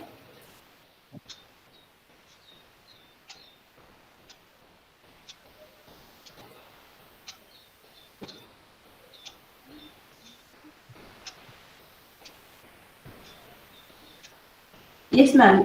You can take on the session. Thank you so much, ma'am. I think there's some video image problem with my uh, connectivity. Anyways, I can see you all. Very good afternoon to all of you as it is showing 12 on my clock. So today I'm here to talk about innovative techniques with you. Ma'am, you can share the screen after 2-3 minutes. Right. Yes, ma'am. Okay. So basically, I'm an instrumentation engineering person, and I've done my PhD in artificial intelligence. So I joined Thapar in 1997. Since then, I think I was not knowing so many things about teaching until I went to Trinity College Dublin in the year of 2018, and presently I am Thapar Trinity Academic Fellow. This designation or this particular area is very much relevant to higher engineering and any kind of higher educations, because at the level when we are missing a link between the students and ourselves, because they're so much involved in their own process of thinking, their way of living the life, sometimes we miss them.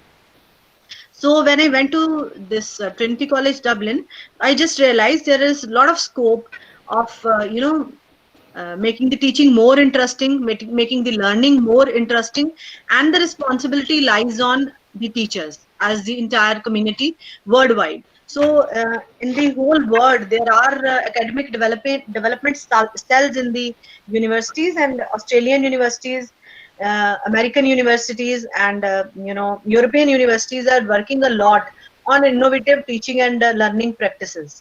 So I have also done 2-3 courses, 1-year course and a special certificate course, which I did from there only. So there I just felt that there is a need of filling up this particular gap, because we have grown as teachers and the students have also grown with the technology.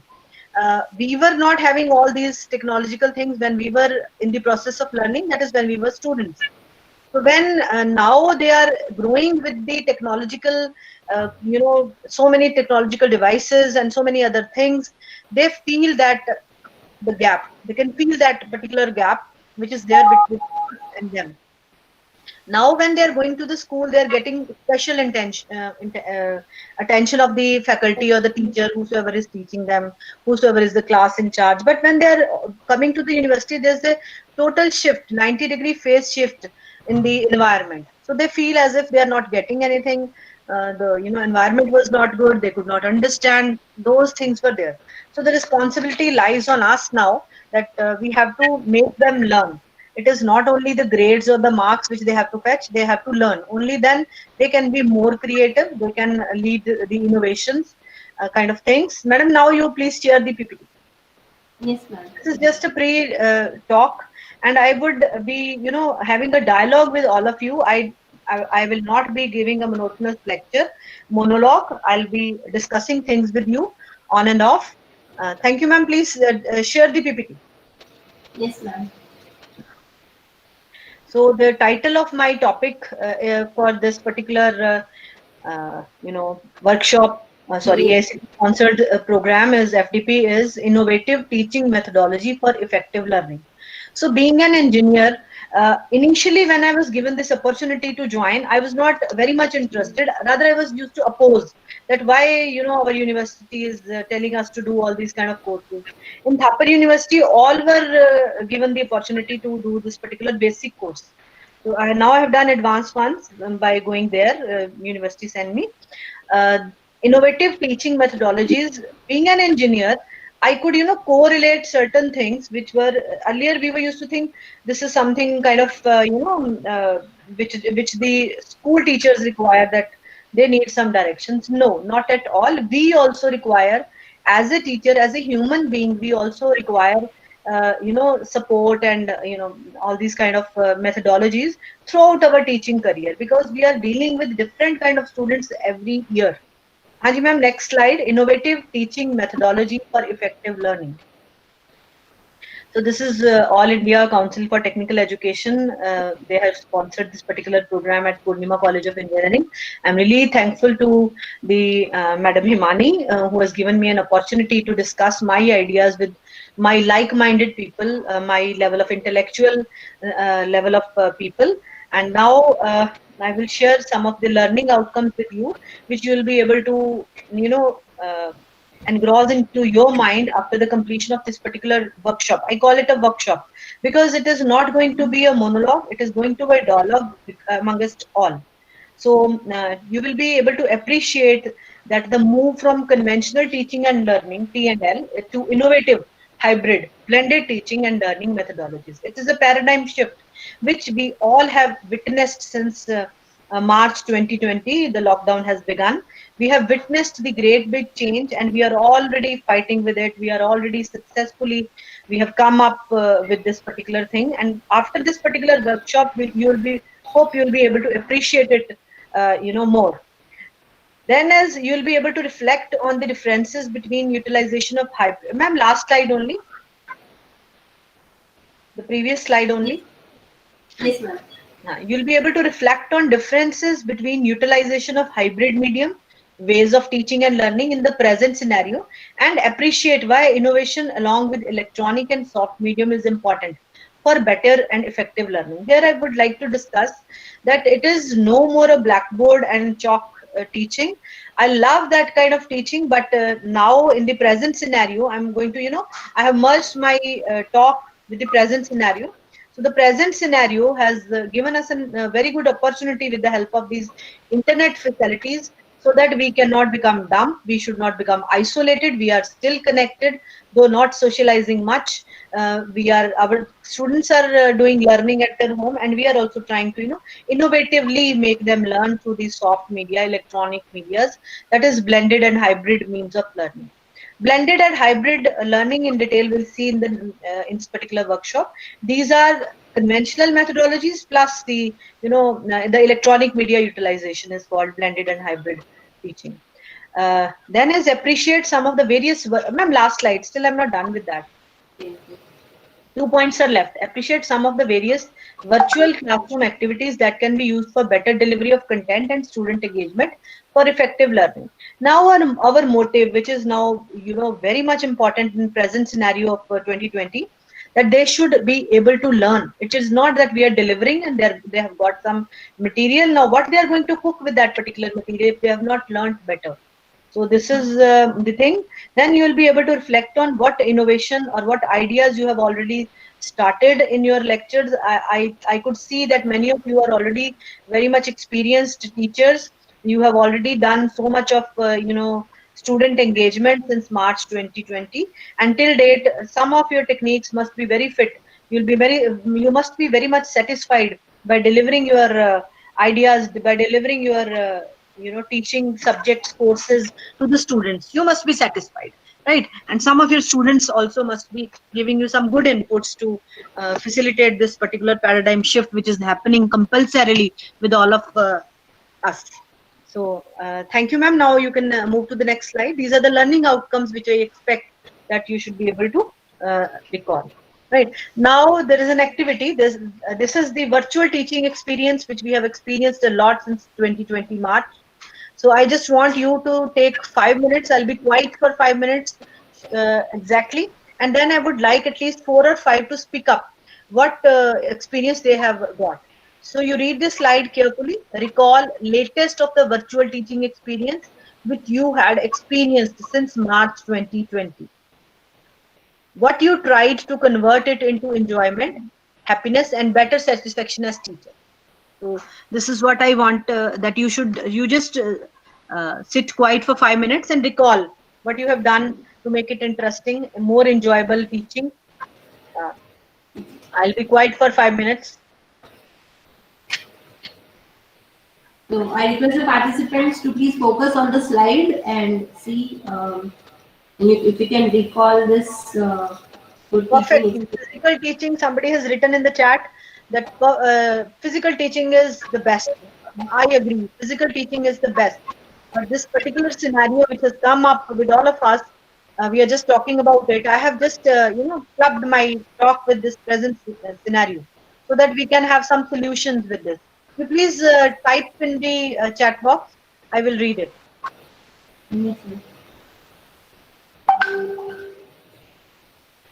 Dr. Kiran has written that physical teaching is best, and I am also waiting for that day to come when we will be, directly in touch with our students.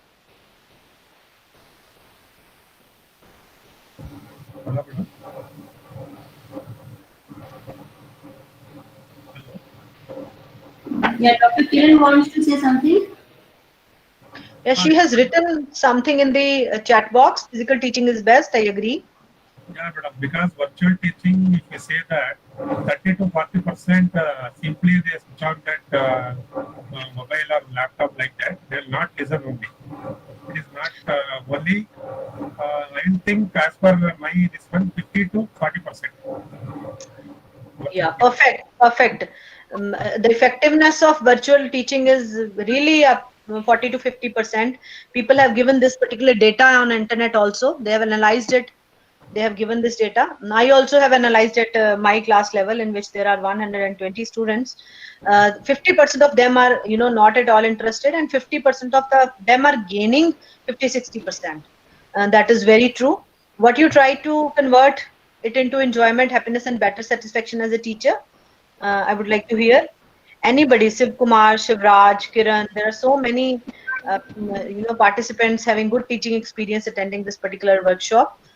Kindly, please, maybe any one of us may come up with some good solution to all these things with this particular activity. Madam, if I say that physical teaching, why it is best means, we can go for activity-based learning also in physical. Yeah, activity-based learning is very important. Very important. So, very important in the present scenario. Yeah, scenario. Activity-based learning is very important because we are talking about outcome-based education. Yeah. Yeah. Dr. Raju has written virtual learning is better for self-learning. Yeah, very right. Virtual learning is good to enhance your own knowledge, what you have learned from, the guru. And the Google is not guru. I support that particular fact. Yeah, physical learning is important. That is very, very true. Dr. Kiran has already said, Dr. Raju is saying the same, supporting the same factor. But I'm just talking about the virtual teaching environment, which is being, forcefully created around us now. And we are interested that students should not lose, the basic learning in this particular environment. So Dr.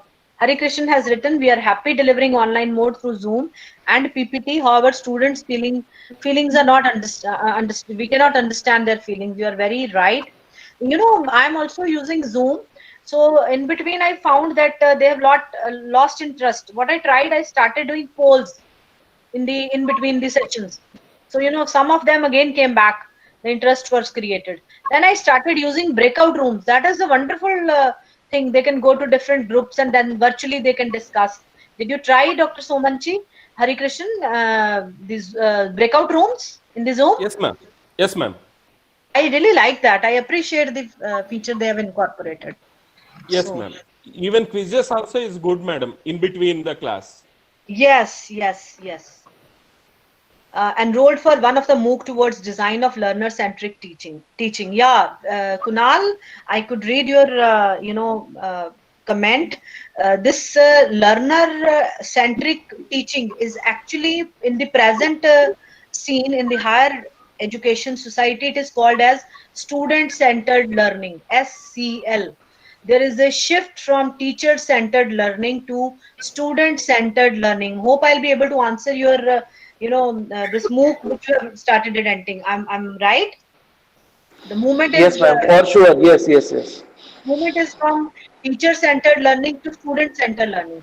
That means we have to just focus upon their learning. It is not that we have delivered. The Google is having a lot of information in its search engine, that is the brain of Google, and the teacher is also having a lot of information in the brain of teacher. But what we have to deliver so that students should learn, what was used to happen in the earlier times, they were used to recite, and there was no means of writing. The recited information was carried out by the generation. Nowadays we are having both the things and the virtual environment as well, where we can focus more upon the learner type of activities so that teaching can happen in a better way. Yes, NPTEL, you can go to Coursera. There are a lot of courses on Coursera also. NPTEL is also good source of understanding. If you want to move ahead, you can move into this particular uh, thing. And then is Kamlesh, can I share my opinion instead of chat text? Yes, sir. I would love to listen from you. Chat. Yeah, I'm also. ma'am. Yeah, good afternoon. Good afternoon, sir. At RK University, I specially train teachers for online teaching and students too for online learning. Yeah. Generally, what we do, in this pandemic situation, we are try to create the same environment that we did in the classroom or doing in the classroom. Okay. But if we are using the right tool and the right instruments, I don't think it will be a bore. Like if the mathematician teachers are not good at the technology and would like to do the chalk and talk, then they can use the writing tool, writing pad rather. Yeah, Wacom I'm using for writing. So many people who are having MacBook, they are also writing. People have purchased different kind of pens. Writing on Mac or writing on Wacom gives me a good feeling of writing on. No, even using your mobile. If you are delivering your session through a laptop, use your mobile too to capture whatever you are writing on the notepad. Right. So whatever you are writing in your notebook, that you can capture, and as it is, it will be telecast to all the students. So if you do not have a writing pad, using mobile techniques, you can also do it. Only you required, the approximately 400 rupees stand to set your mobile device. Perfect. So a person who has the right skill for online teaching, will definitely the session would be very interesting and will be lots of learning for the students too. The thing is, what we are doing, I am watching, all the sessions since first session, and not only this workshop, there are many workshops. People are talking about the online teaching learning, but they are not using writing pad. They are not using effective mechanism too. Right. If I am at your place, what I can do, I can ask them to watch 5-minute video, and immediately I can ask them how many of you have watched it. Then I can show the report also. Out of the 100 participants, only 20% of participants have watched the video. I have a mechanism, I have a tool that will trace the participants or students who have watched the video. Even what you is can that make tool? the interactive videos. Sorry. What is that tool? Tool is, ma'am, Edpuzzle. Okay. There is H5P also. Okay. And using this tool, you can also make a interactive video where at any point of time in the video, you can place the interactive questions. Okay. They will not allow you to do fast forwarding also. So they must have to listen you. In the video, a particular portion of watched by many students many times, even it would be tracing, it would be available in the tracing report. So you will have an idea, whatever video you prepared, there is some mistake in time, second, minute 2 to 3. So you can revise your video and you can place it again. So online teaching, that doesn't mean, as per my opinion, no, it doesn't mean that you should remain live. You make your videos properly, then just in the live session you play it, and once it is played, you just watch how many of them have watched it. Yeah, And at the this same is time, what you can. we are doing in this semester in Thapa University. So Yeah, we it's have very good.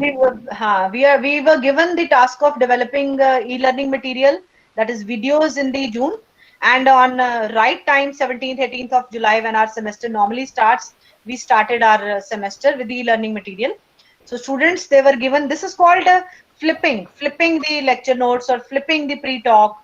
That is, they are the, for example, I'm delivering one lecture for 1 hour, but I make a video of only 10 minutes or 8 minutes on that particular topic, and students come beforehand listening to my video, which is already available on our LMS environment Thapar has purchased.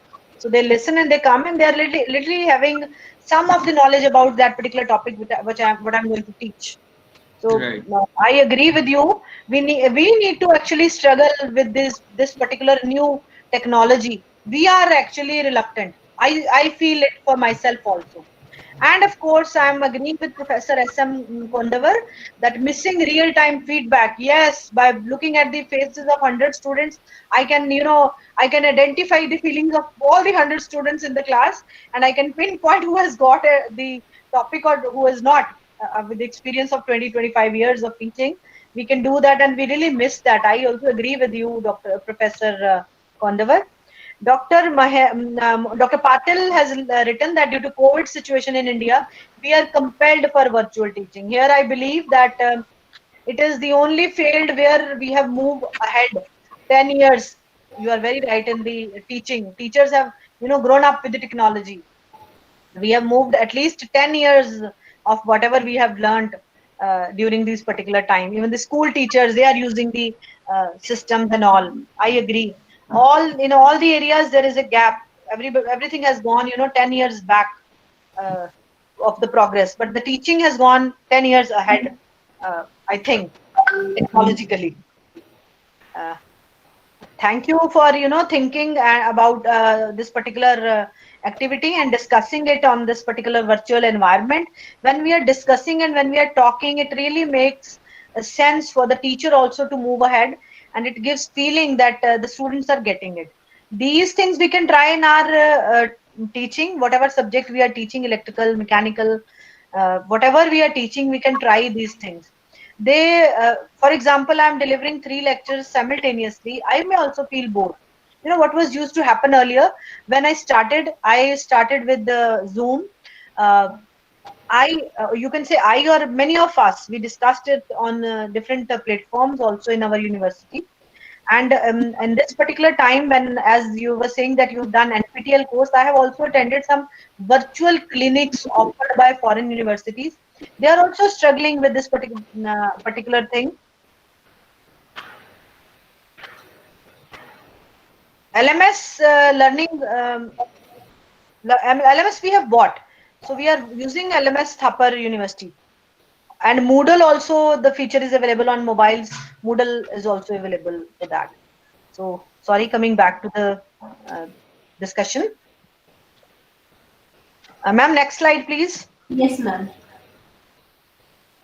Now, what is innovation? If it is verb, it is noun also. If the noun, as a noun we are using, that is innovate, that is nav parivartan, something new or different. Introduction of new things and methods. This is Oxford Dictionary meaning. Very simple meaning. It does not have any science in it. It does not have any special thing in it. It is having in itself something which is new, right? So we have to try something new.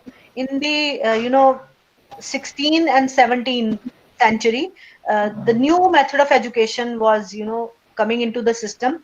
As I just told you, that in the later times it was only the recitation of slokas in the form of that guru was used to give the learnings to the teacher, to the students, and there was no written methodology, relief writing. And then it moved to copywriting. Paper was made from the wood, and then it came to the semiconductor memory, and which we are witnessing that particular change. We have not seen the change from only recitation to leaf writing and then paper writing. We know, we are well versed with. I think many of you must have seen that wooden piece of block with on which we were used to write with a kalam. Many of you must have seen.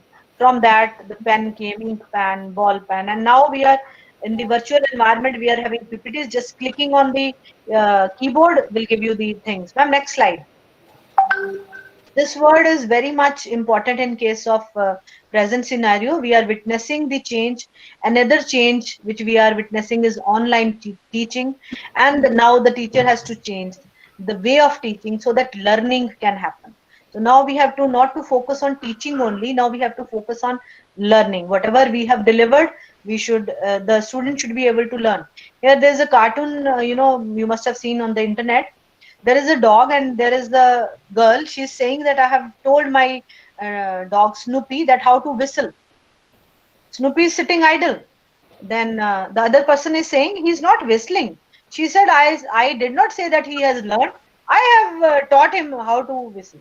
So it should not happen in our case, that whatever we are trying to teach to our students, they should be able to learn. For that, if we need to change our teaching methodologies, we need to think about the change, we need to bring about the change in ourselves, and we will bring as a teacher. This is our moral duty also, that we have to focus upon the happening of the learning in the minds of students. Haji ma'am, next. Now, what is innovative teaching? The use of technology and state-of-art techniques in the classroom. Now it is virtual classroom. Now you just take it, for granted that whenever we are talking about lecture and classroom, it is always virtual. It is always virtual, which helps to engage the students with a different kind of stimuli. Now the stimuli is not like I will throw a chalk on one of the student who is looking at the mobile. Yes, what are you doing? We were used to use these tricks to get the attention. Or if somebody is feeling sleepy, we were used to pinpoint, yes, go and drink water. Something of this kind we were used to do when they were physically available in front of us. Now what we have to do, we have to think about the virtual ways of getting their attention towards the lecture or towards the subject, whatever we are teaching them. It can be in the form of videos, it can be in the form of whatever they like. For example, they like using social media, we can make use of WhatsApp for learning also. It should create a environment of activity based learning so that learning actually can happen. Now again and again I'm focusing on that we have to focus upon learning. Learning should happen.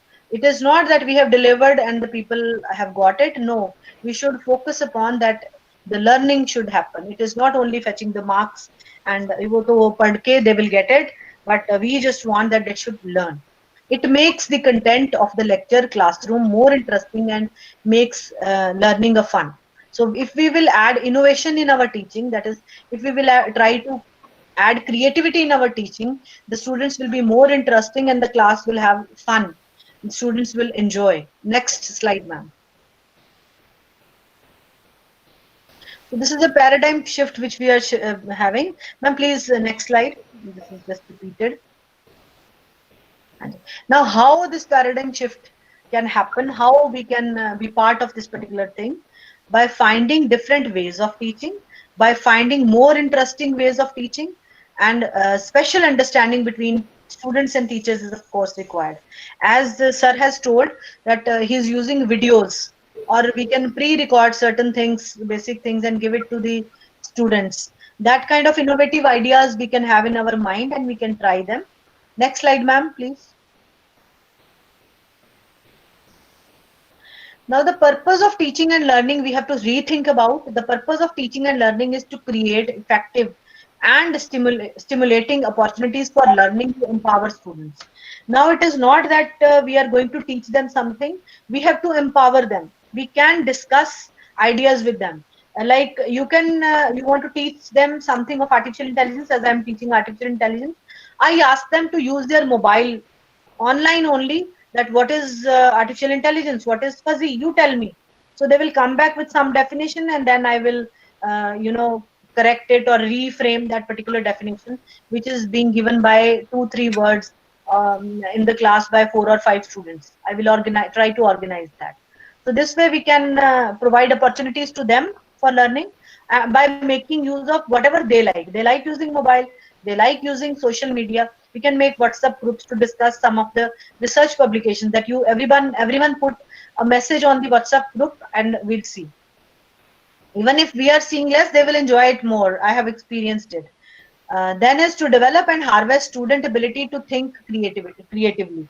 Now we just wish that students should harvest an ability in them to think creatively. Only then they can design new things. For example, when the very simple thing, everybody in our house is having a washing machine.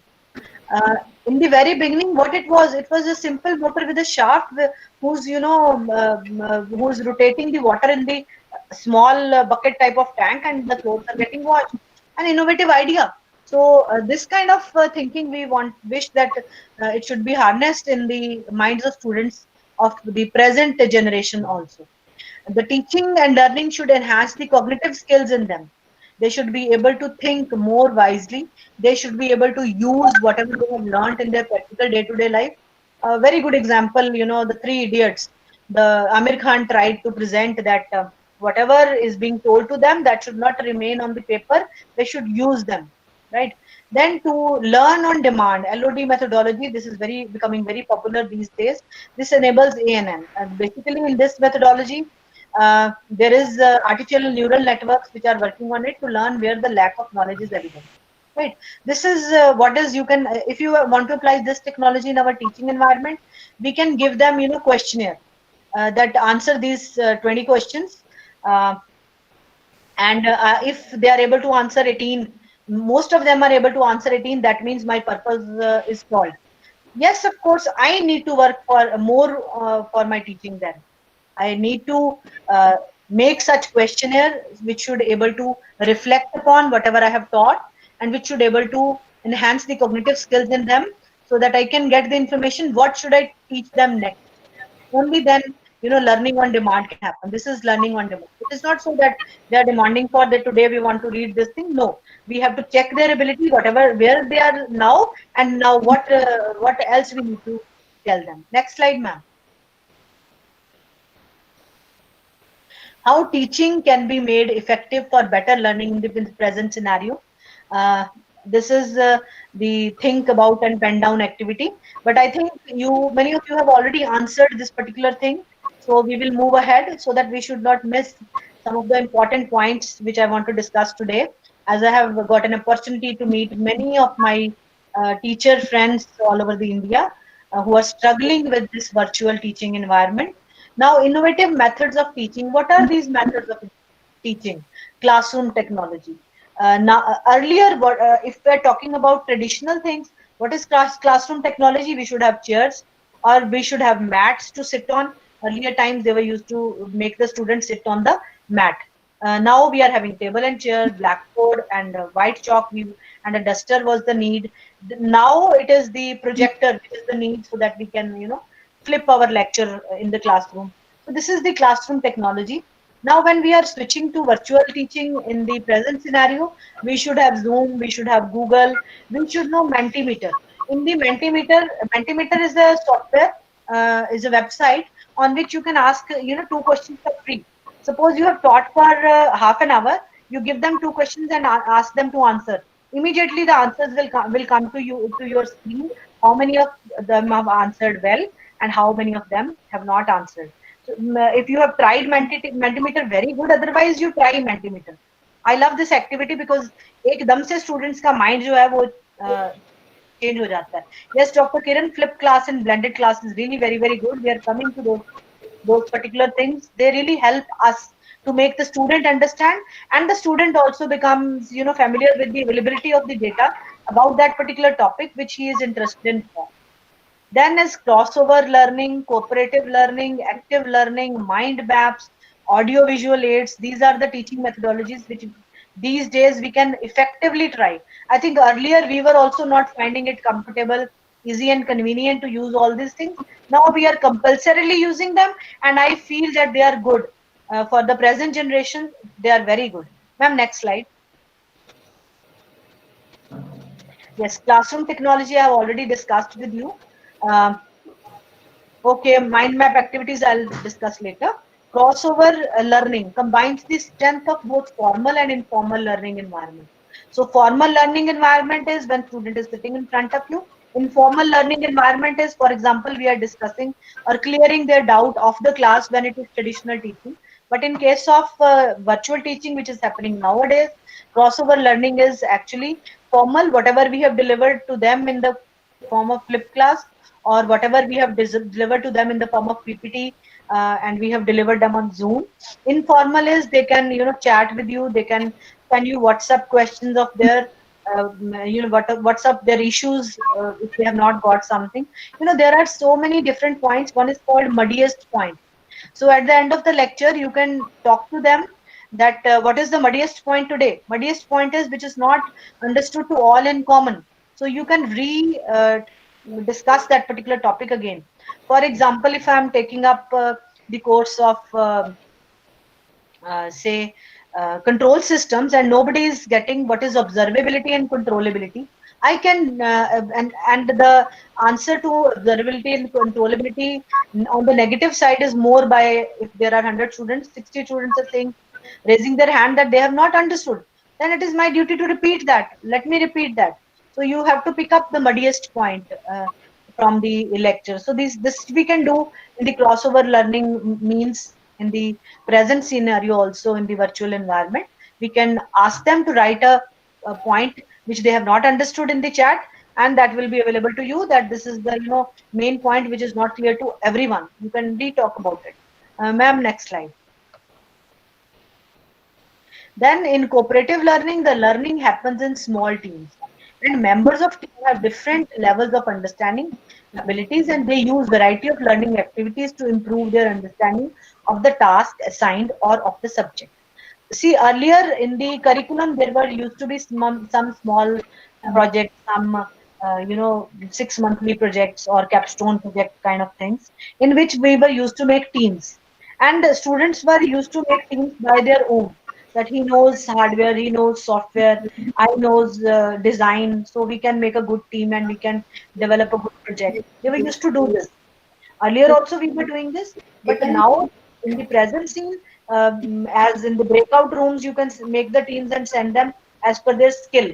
So that will enhance their particular skill of designing, if somebody is interested in, of software development, if somebody is interested in. This is cooperative learning. Means without the design, software cannot be developed. Without the hardware, software cannot be implemented. So that is cooperative learning. Without the effort of each other, the work is not, they will not be able to complete the work right in time. So this develops so many skills in them, for example, learning, etc. And as active learning is a method of learning in which students are actively or experientially involved in the learning. For example, rather than asking them that see the waveform on the CRO of this particular rectifier, in the first year we are doing this thing only. We have a box, we ask them that this is a rectifier circuit, and see, this is giving you the rectified output. In experiential learning, we can give them components to assemble on the breadboard and then see the waveform. So that is the active learning method. So now in the present scenario, we can make use of simulating tools. We can ask them, simulate it and observe it and send me the waveform. So this way, the active learning we can incorporate. Next slide, ma'am.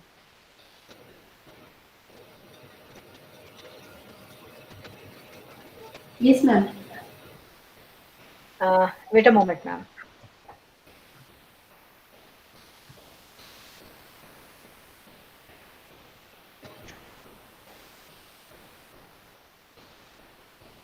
Yes, a mind map is a tool for brain that captures the thinking that goes on inside the brain.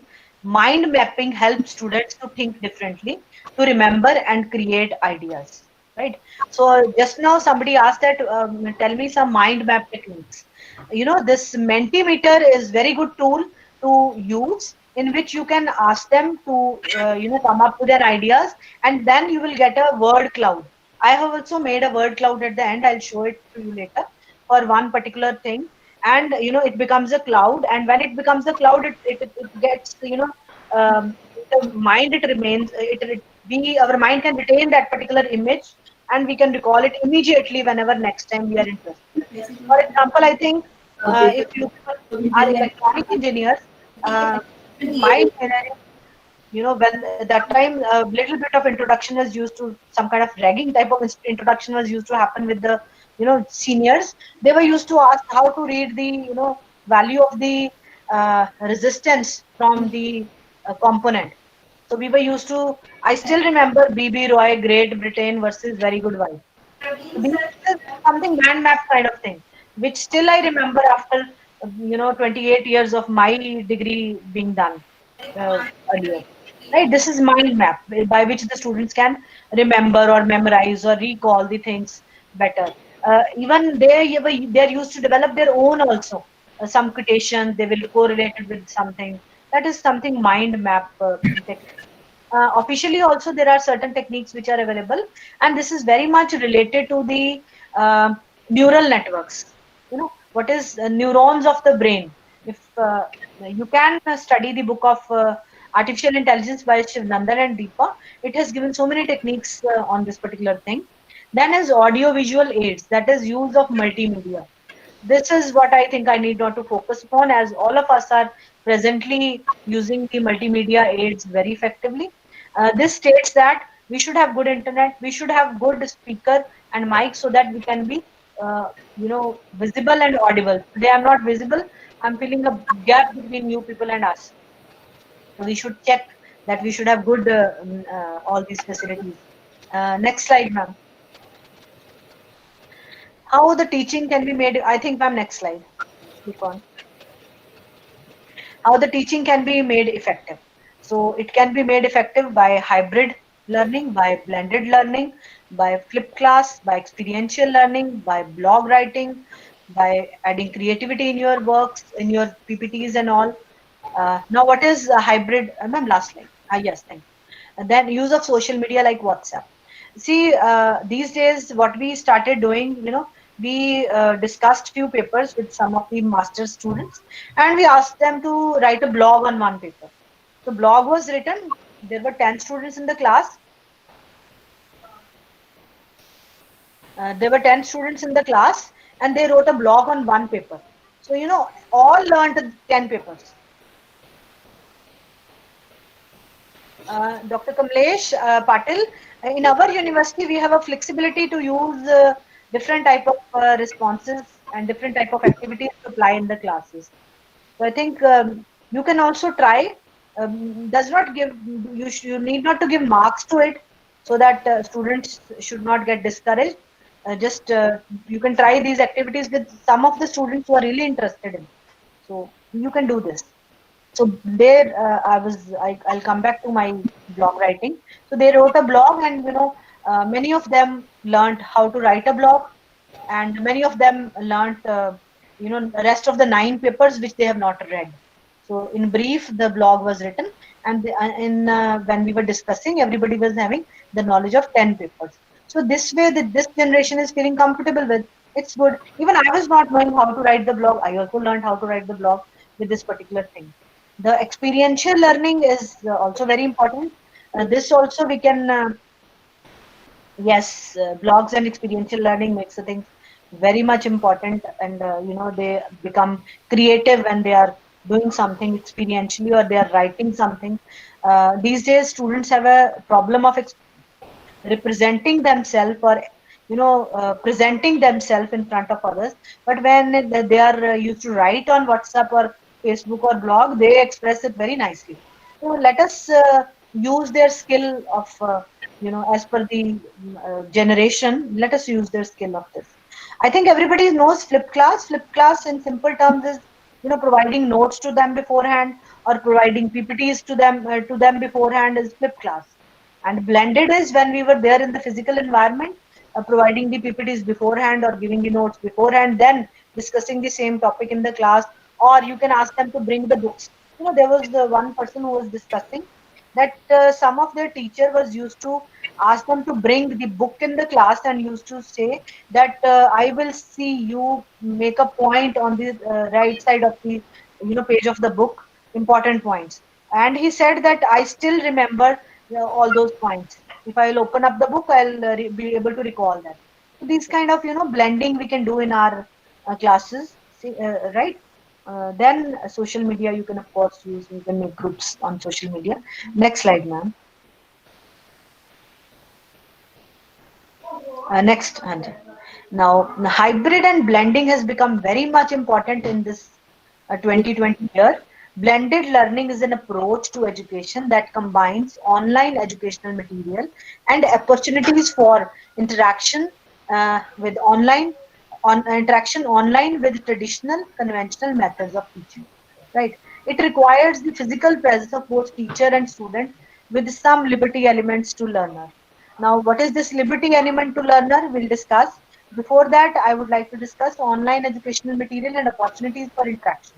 Now, what are the opportunities of interaction with the students? When I'm making a breakout room and I'm having a class of 50 students, I can send 6 of them in one breakout room, 6 of them in another breakout room. I can go and visit there, whatever they are doing and whatever they are discussing. So I can have a personal touch with 6 of them when I'm there, which is difficult to make, whereas it is difficult to make a personal touch with 75 or 80 people when they are in a common platform, Zoom or Google, or there are so many platforms which are being used these days.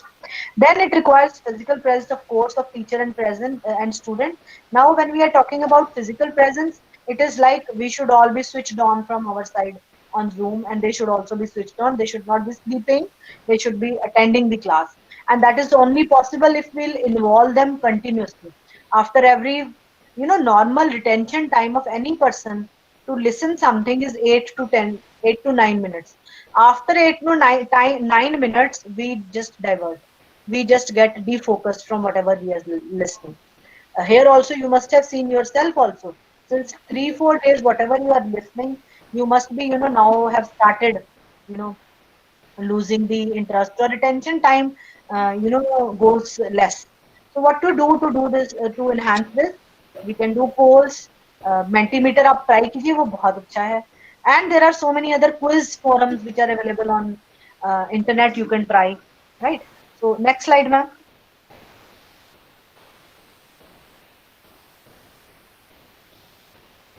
How the teaching can be made effective in this, we'll move further. ठीक है madam, same slide. हाँ जी. We need to create and trust our also and their also. We need to use technology effectively, as Dr. Patel has said. We need to use the available features in our mobiles. We need to use the available features in our laptops. Basically, we also need to explore all these things for better teaching, right? So we need to motivate the students to learn. Now, this is the point where we are, missing, or where we need to focus upon. We are learning, we are doing everything, but the motivation part is missing for us also and for them also to learn specifically. And the next, ma'am. Now, what is interest and motivation? Keenness to learn with motive of enhancing the knowledge is interest. To enjoy the learning process. To become creative while learning. Try to implement whatever is learned. So this is what is required, that these 4 points should be there in student as well as in teacher also. We should be concerned about these 4 factors. Anji ma'am, next. Now, so what is motivation? Motivation is an internal process that makes a person move towards a goal. Motivation results from the interaction of both conscious and unconscious efforts, such as intensity of desire or need. At present, there is, intensity of desire and need is very strong. We cannot be available physically. We have to rely on this virtual media. Then incentive or reward value of the goal. Students are having the incentive or reward value in the form of that semester will be completed. They will learn the subject in this particular environment in a way. And whenever they're physically available in the batch, they also should know that this subject is very important. This is, we are going to get marks in GATE exam, in the engineering services exam. Interviewer will ask me these questions. So there should be a motivation to, or the reward value of learning that particular thing, whatever is being taught to them. than expectations of the individuals and of his or her peers. These days, since the last 4-5 years, every student in every branch is interested in data structures, data algorithms, computers, etc. So listening to the environment and listening to the needs, we also incorporated certain compulsory subjects in all kind of degrees. Civil में भी computer के courses हैं, सब में हैं. That is the expectation of individuals and his peers for ultimately we have to fetch a job. So we need to think about motivation behind this innovative process of thinking is the reward is the need of the individual. And the next slide, ma'am. Okay, I'll be little louder. Hope there should not be any interruption. These are the factors on which we need to focus upon. Next slide, ma'am. Yes. So students spend some extra time studying for a test because she wants better grade in the class. This is motivation or reward. Next slide, ma'am. I think I'm audible now. There was a gap in the voice. Motivation is the art of getting people to do what you want them to do because they want to do it. So this is the statement by Wright. He says that motivation is the art of getting people to do what you want to do as a teacher. You want them to learn your course because you know that they need it. So this is the motivation you need to put in your student's mind. And this kind of, what is motivation? Somebody will say it is wish, it is desire, it is inspiration, it is action, it is dream, it is goal, it is the achievement to that particular goal, kind of thing. These kind of clouds can come in when you try Mentimeter cloud formation. So whenever students will see some definition in this cloud, it will become mapped into their mind, and it is also mind map activity. This you can try in the Mentimeter. So this is motivation which we need to have in ourselves also and in our students also.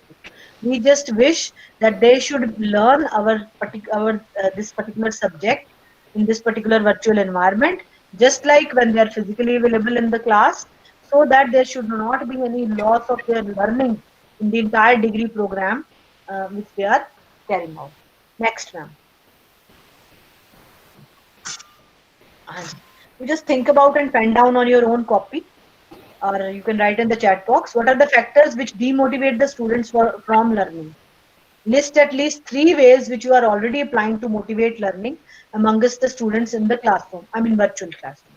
So we have to share our experience on this platform. Maybe somebody will get some solution to one problem. So I'll be quiet for 5 minutes. You think about and pen down, and then I would like that 4 or 5 of you should at least come up to discuss these points. And of course, chat box mein aap likh sakte ho. I'm waiting for it.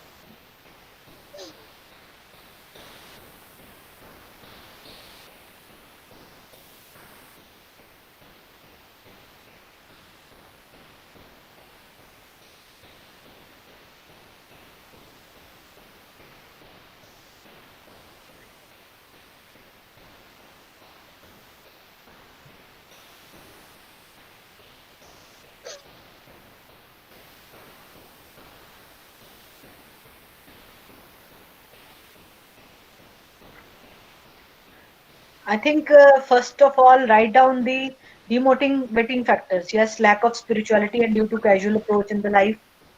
Yes.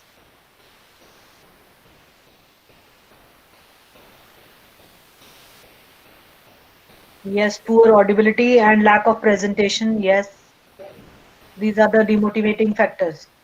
Means these are the problems of the students in themselves. Even they are not aware of it sometimes. Yes, lack of patience. They don't have patience to sit for a long or, you know, these are the demotivating factors for the students, from learning. Sometimes if we say them, read this chapter, I have covered one chapter. By looking at the chapter that it is of 20 pages, they will not read it. Simply. Yes, if sometimes, yeah, there is some complexity in the topic and they will be then demotivated to, learn that. The social media is really putting up a lot of pressure on students as well as on us also. Yes, they waste their time on WhatsApp and they need this instant results. Bilkul, perfect. Basically, they are making use of social media and all these WhatsApp and electronic media for not for learning, just for time pass. So that is giving us, yes, we can give them real-time examples, providing simplified notes on all possible topics to motivate students. Yes, these are the remedies to it. Sushant has written, Dr. Bera has written sequence of chapters. Yes, that is very important. You should sequence your theory and numericals in synchronization. Sometimes what is happening, whatever they are doing in the lab is not being taught in the class. So they just don't match it. Yes, we can use virtual reality. Of course. VR, yes. I tried when students were there, I tried using Oculus for their learning. I created some topics in the Oculus and then I tried to give it to them and they were feeling happy. They feel happy when something is taught to them in a technological way. We need to interact with the students more. As madam has told that I am interacting with my students a lot. I have so many societies, I'm heading so many societies.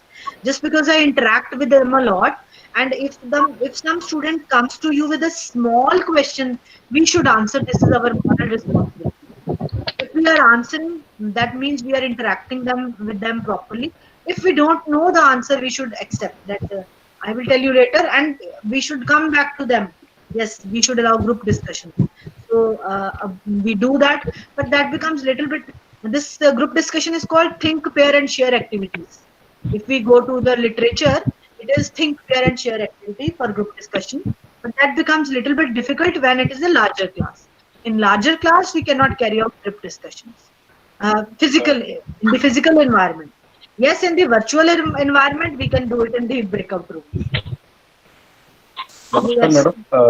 Can I interrupt? Yes, sir. Madam, Gaurishkar Pali, Chennai. Hanji, yes, sir.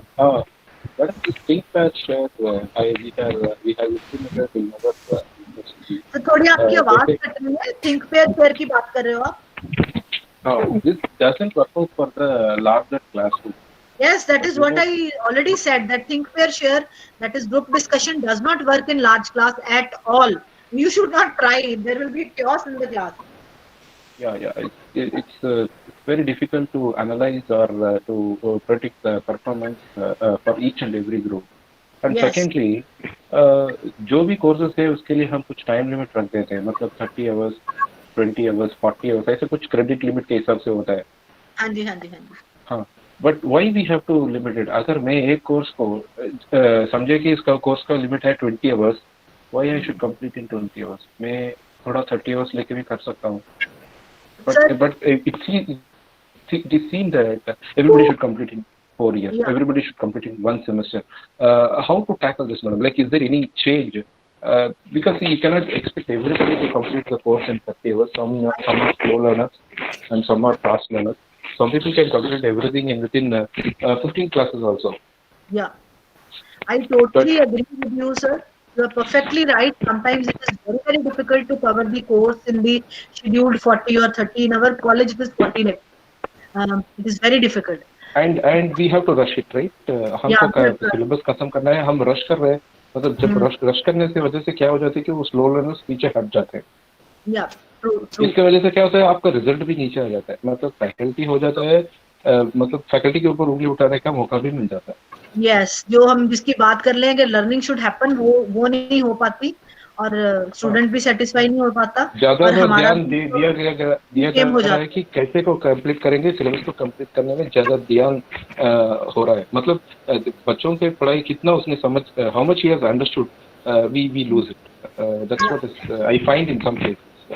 It is a very practical problem which is happening, and it is with all of us. When I started teaching in the initial career years, 97, 98, this was used to happen with me. All the teachers were senior teachers. Like I was here very junior, and there were Dr. Bhimraj, Dr. Sani in my department, Dr. Parthi, all big shots.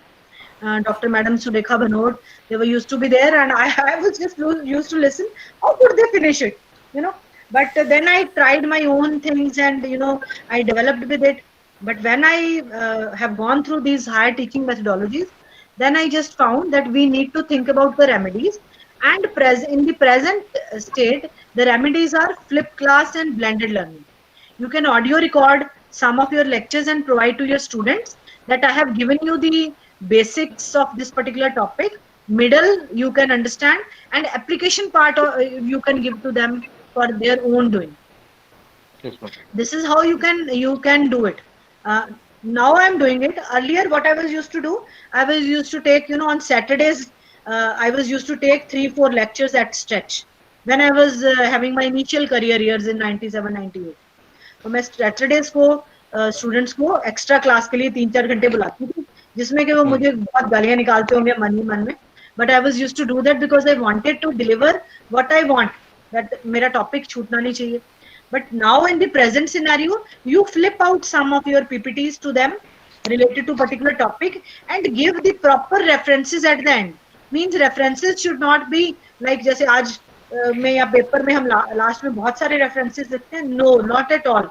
We have to give them very specific 2 or 3 references, and that's it. With this way, for example, in the beginning, I was used to take 2-3 lectures to just remind them some of the previous things which they have done in their last class. For example, if I am teaching them advanced control system, I'll spend 2-3 lectures in the revision. Now what I am doing, I am taking first lecture and then flipping some of the lectures, which is a revision, which saves my 2 lectures, and then same way I am solving one numerical and then giving them solutions in the flip form or blended form.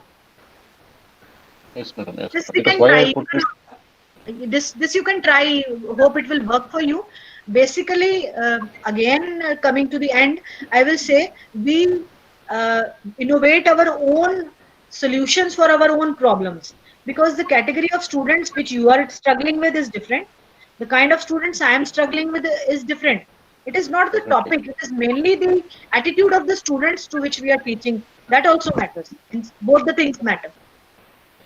Yes, madam. Yes, madam. No, what I request is उसमें थोड़ा सा change होना चाहिए, so that we always have a good opportunity for the slow learners.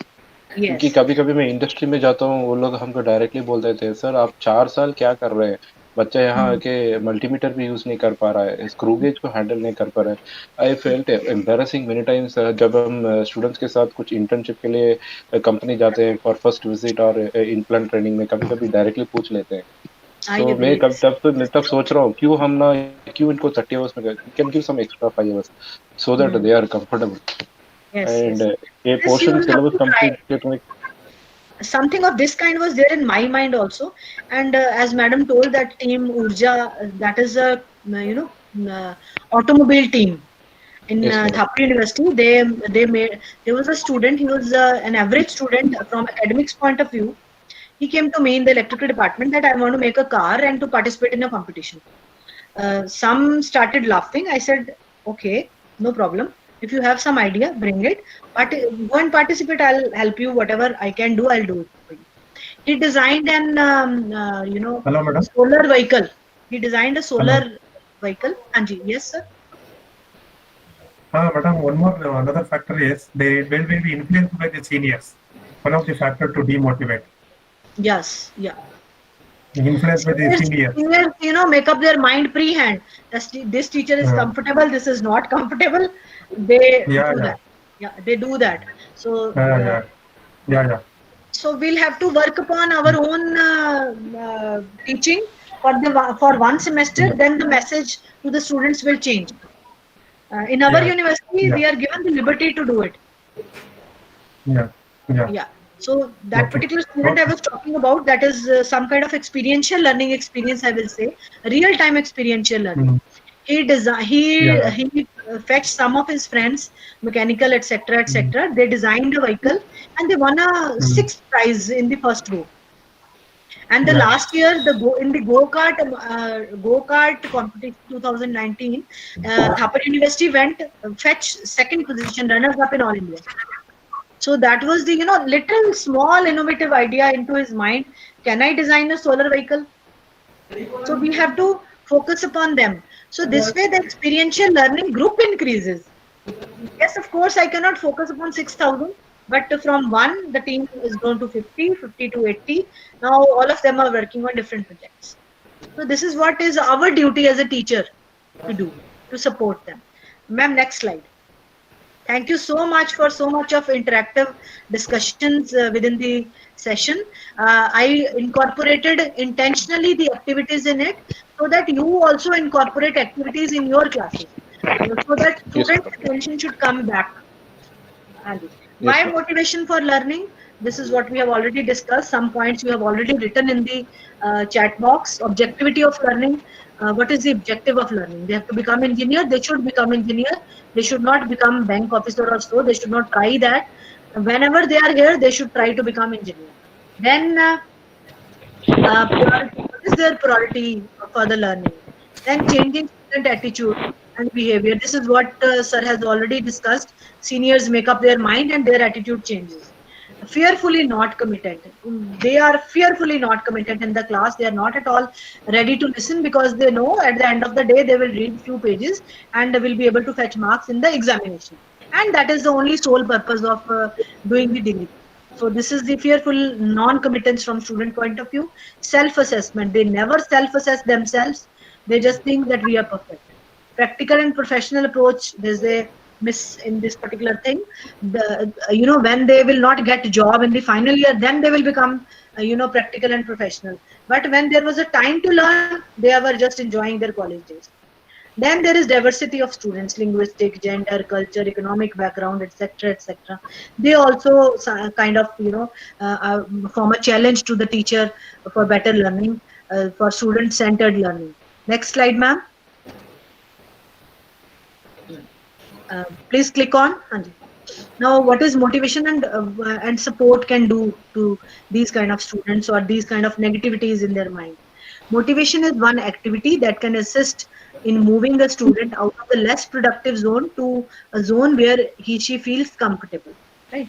Both supporting self-reflection and offering a surrounding board, a teacher can assist the student to uncover behavior that are not useful and open, and they can open doors for the constructive pattern. See, there are 4 kind of students basically. In the next slides I'll tell you. So we actually need to focus upon some of them so that they can be brought into the better zone and they can become better learners. For that they need our support, and we also need to self-reflect on our teaching, and they also need to self-reflect on their learning. Next slide, ma'am. Hello. Anji. Ma'am, I want to ask something, ma'am. Ma'am, a decade back, ma'am, education system pattern was something different, ma'am. Yes. Student को इतनी pampering नहीं करते थे. Nowadays, what I am feeling कि जितना ज़्यादा हम pampering कर रहे हैं उतना ज़्यादा they are going to be bad performer. This is the fault of our generation. We have given so much of love and affection to our kids that they have become, Ma'am, one of the fact, ma'am. If I suppose I was teaching spectroscopy in physics, ma'am. and in that I was teaching a spectrometer, and from one student I asked what is the value of 301 divided by 2. He was 78% in got 78% in 12th, but he was not able to answer what is the value of 301 divided by 2. Oh my Many God. times many times मैंने उसको बताया ma'am, then उसके बाद this is not my कि मैं उसको बैठ करके 301 divided by 2 समझाऊँ. This is a higher education. अब टीचर अब हायर एजुकेशन में मैम ऑफिशियल वर्क भी करेगा, ये भी करेगा, वो भी करेगा, रिसर्च भी करेगा, देन उसके बाद ये कैंपिंग भी करेगा. It is too difficult for teacher now. Very true, very true. Because the reason is this, that we have, we have gone away from learning.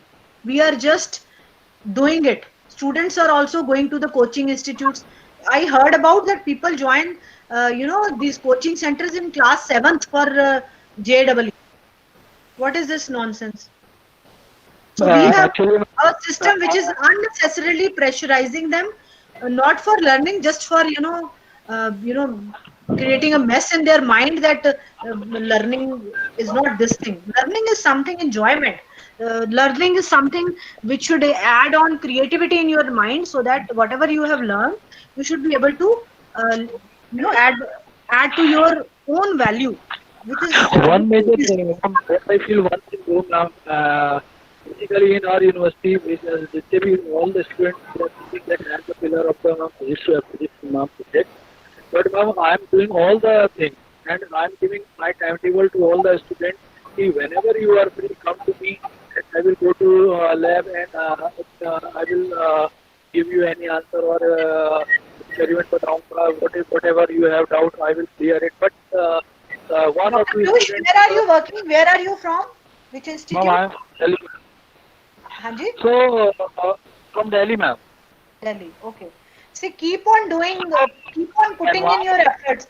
You will also find one day some of the students who will gain from you. And if you are able to change the lives of 3-4 students, I think the purpose is done. We should not think big, we should think small. And small steps adds on to your personality also. हाँ, वो other teachers और दूसरा environment देख करके ना ma'am demotivate हो जाते हैं, वो भी देन उसके बाद वो भी बंक मारना एंड गैप करना, they started this thing. Because they are easy escape system. I would also love that if I need to take only few lectures, no class, only 2-3 students in the class, I would love to do that. And there was a phase in my life also where I was used to do this. I was used to think like this: less students, oh, class comfortable. More students, I am getting, oh my God, like that. So these are phases of our teaching life also. We need to focus upon where we are trying to escape now. We should not try to escape. We should try to make them learn. Even if one is done, I am done. I think ma'am मैं एक point और add करूँगा. Basically एक ऐसे time जो था पढ़ी जिसमें interaction between management and faculties should be very strong. Management को ये करना चाहिए, अगर हमें आउट ऑफ 60 अगर हमारे 20 फेल हो रहे हैं या ये हो रहे हैं तो उनकी तरफ फेल है तो फेल है, ये नहीं कि पैम्परिंग करके उनको अननेसेसरी मार्क्स दे करके उसको पास आउट कर रहे हैं ऑल. So, ये gap between management and faculty where it creates a big problem. Challenges. I agree. There is a small hairline gap between strictness and discipline. We should be disciplined, I think. That is required. Okay, yes. So I am coming to the zones. Students are actually putting themselves into these 4 zones. The stretch zone is wonderful. You need not to think about it. And you need not to work upon the students who are in stretch zone. So where we need to work upon? On the dead zone students who are coming to the class, not interested in anything, sitting idle, and their conventional methodology is working, reading out 2-3 chapters. They will pass, sometimes they fail, but they don't try to improve. Comfort zone students are who have tried very well from class 5th, 6th standard to till date that these points hit my examination system and I will come out with flying colors, right? So this is the comfort zone students. Panic students are those who, if they're coming to the examination center and somebody says, have you done this particular topic, and they become panicky and forget whatever they have learned. So this is the panic zone students. Then stretch zone students are very sincere and disciplined students. Those who are focused, those who know that for what purpose they are into the engineering college, they will be very well organized and they will be doing work very well. You need not to, tell them or instruct them. They will automatically follow the instructions given to them in the lectures. You need to think about the other three zones. There, we need to, bring about these students into the better zones. So, what actually happens, ma'am? Next slide. Please click on. So, they are not very active people, dead zone people. They are not at all interested in improvement. Comfort zone people are very much effective. They are successful in the past and they think that the past remedies will work for the future as well. But they should know that they are in the interviews or in the job or in the real time projects, the conventional things will not work. They'll have to change with the time. Next slide, ma'am. Please click on. These panicky students, they are really burnt out. We need to help them so that they are good learners, but they become panicky. Reason may be any. So we need to help them. Then stretch zone, they are wonderful. We need not to work upon them. I think we are running short of time. I'll have to wind up. Ma'am, next. I'm still left with so many slides. How to motivate students for learning and supporting them. So we started from innovations in and for learning. So if we are able to motivate our students to use the well-equipped system of Zoom or Google, or if we are in the class through the projectors, flipped classes, blended learning, or writing blogs, etc., that means we are done with it. So we need to motivate them. We need to let them understand the level of ownership, that whatever they will learn, they are going to get benefited out of it, not me as a teacher, not their parents. They will be better persons. We need to tell them.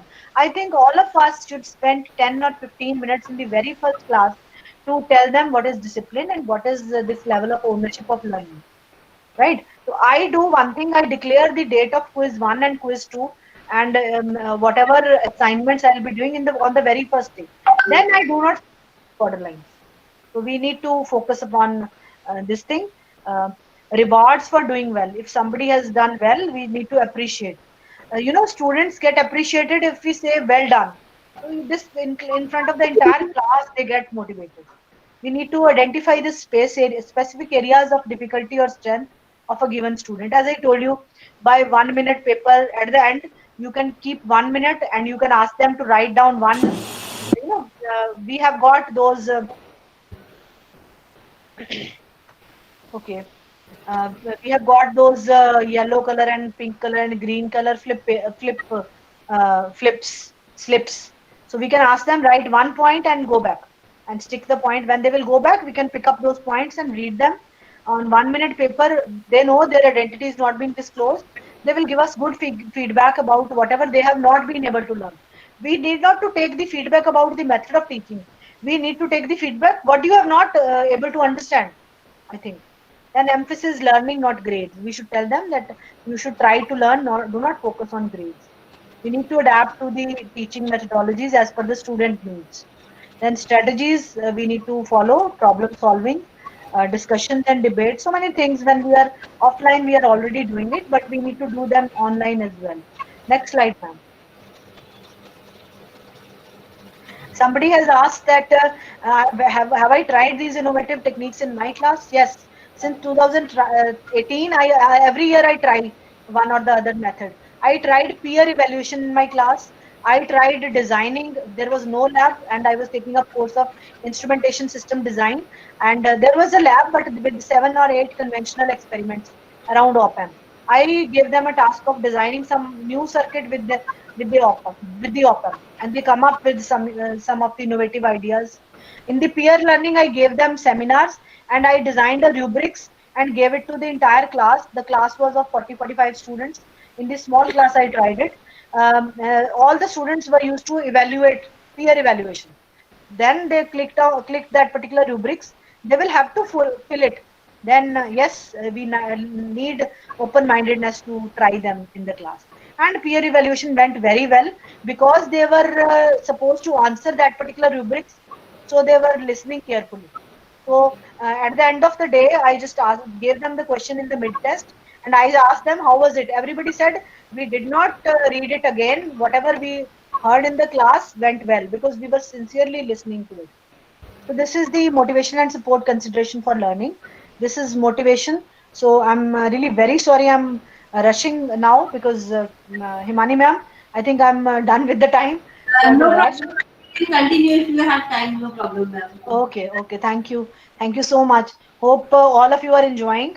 So this is the model given by University of Queensland. It is very good model and it fits into so many environments. In my environment, it fits in so many other environments. My batchmates in Dublin, they were also from different universities all over the world. They also were saying that this model holds good in their environment as well. Curriculum, course, learning objective, they all are defined. Then the support, sir, which you were talking about. Yes, of course, we need a support of institution management. We need a support of academics for the availability of technology, for the open-mindedness to follow the global trends, and of course, discipline for the students.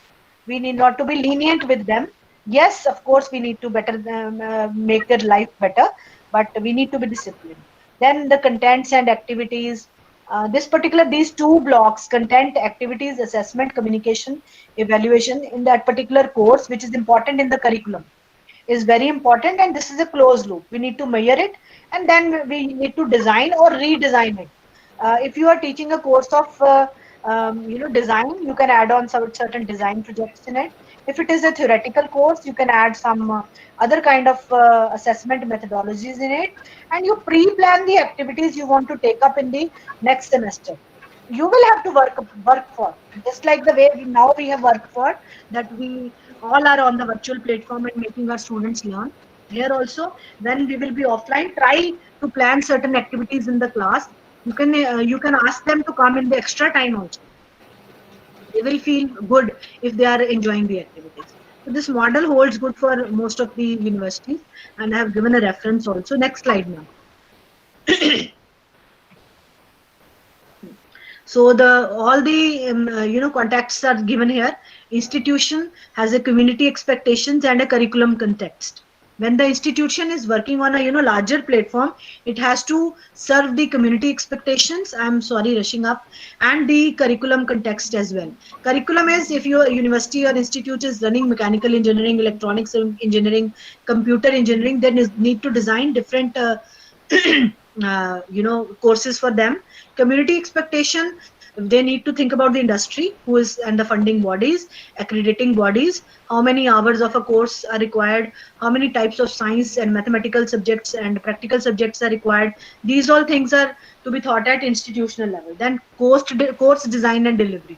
Here comes the responsibility of the department who has designed the scheme. What should be the learning objectives? As I have also given you certain learning objectives of today's workshop. Learning objective is very important. We should also be clear about the learning objective. Learning objective should not be the few words written on the syllabus. They should be clear to us also, and we should be able to clear them to the students also. Then instructors characteristics. Instructors characteristics is very important.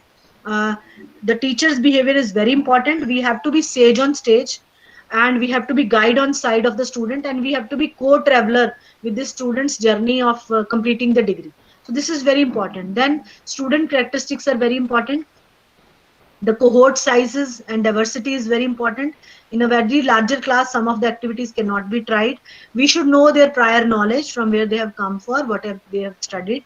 The student motivation is important. Then student behavior is also important. Next, ma'am.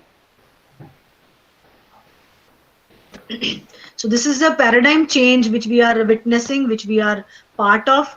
Roles and expectations. Student must take responsibility, ownership of learning, and teacher must take facilitation role by adding innovative ideas of learning while teaching. We have to try it in virtual and teaching environment, as well as whenever we'll be fortunate to see our students in the physical environment. Next, ma'am. Now a quick write. So this is when it comes to changing student behavior, the teacher must be primary adjuster. So by this, you need not to write and discuss. I just want to say that we'll have to adjust to the requirements of the teachers. They will not, because they are already pampered, as you said. Now we'll have to see how to bring the best out of them. For that, we need to work for the course, whatever we are teaching in the next semester. December may we need to focus upon, then again focus on June, and pre-plan your activities so that they can be involved better. Next, ma'am. So these all are activities, quick write. Now, what kind of innovation teachers can provide to students for enhancing the learning, and how to create interest towards learning in student intrinsically, deep learning rather than extrinsic, that is grades, parental approvals, potential earnings, etc. Means these days everybody is focusing upon, I have to get a job in the computer software industry, so this subject is not important for me. We have to inculcate the habit of learning in them, so that they should not think about the extrinsic rewards, they should think about intrinsic rewards as well. So innovations we are already trying. So many people have written so many type of innovating techniques and innovative ideas which they are trying in their classes. Next, ma'am. So this is the takeaway message. Ultimately, what we do and how far we are prepared to go depends upon the extent to which we believe in our students. We'll have to believe in our students. We'll have to learn for their learn our own self for their learning. We have to improve ourselves for their learning. I think with this, I am really very much thankful to Dr. Himani for providing me an opportunity to discuss higher education methodologies of teaching and learning, and focusing upon student-centered learning for more innovative ideas and learning methodologies, applying all of them in the real-time and virtual classes. I'm really thankful to all of you for listening to me and discussing few things with me. Anytime, anything you can discuss with me. Right now also, if you have any point, you can discuss. See, I'm an artificial intelligence person, but I am a teaching academic fellow because I have done these specialized courses. If you have anything to talk about, if you have any problem, you can discuss it with me. I request the participants to please put forward their queries. I think it was a dialogue kind of workshop. Yes, ma'am. It was not monologue, so that is better, and the participants have interacted. So still, if you have anything to add on or to ask, you can please do it.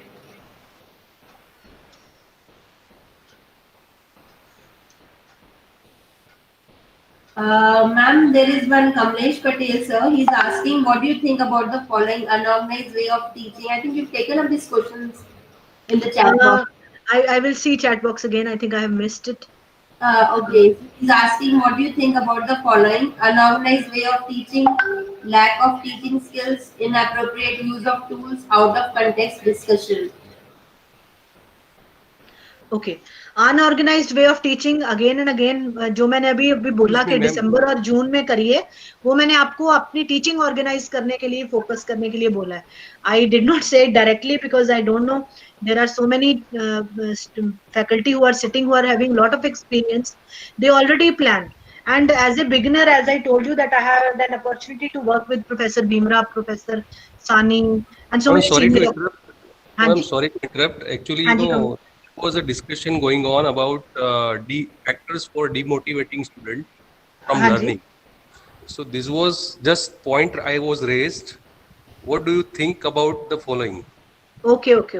Yes, these are the points of demotivation. We demotivate students by all these things. If we are not planned, if we are not organized. If you heard, I told that in the very first class. Now, I struggled a lot. Everybody struggles a lot in the initial career.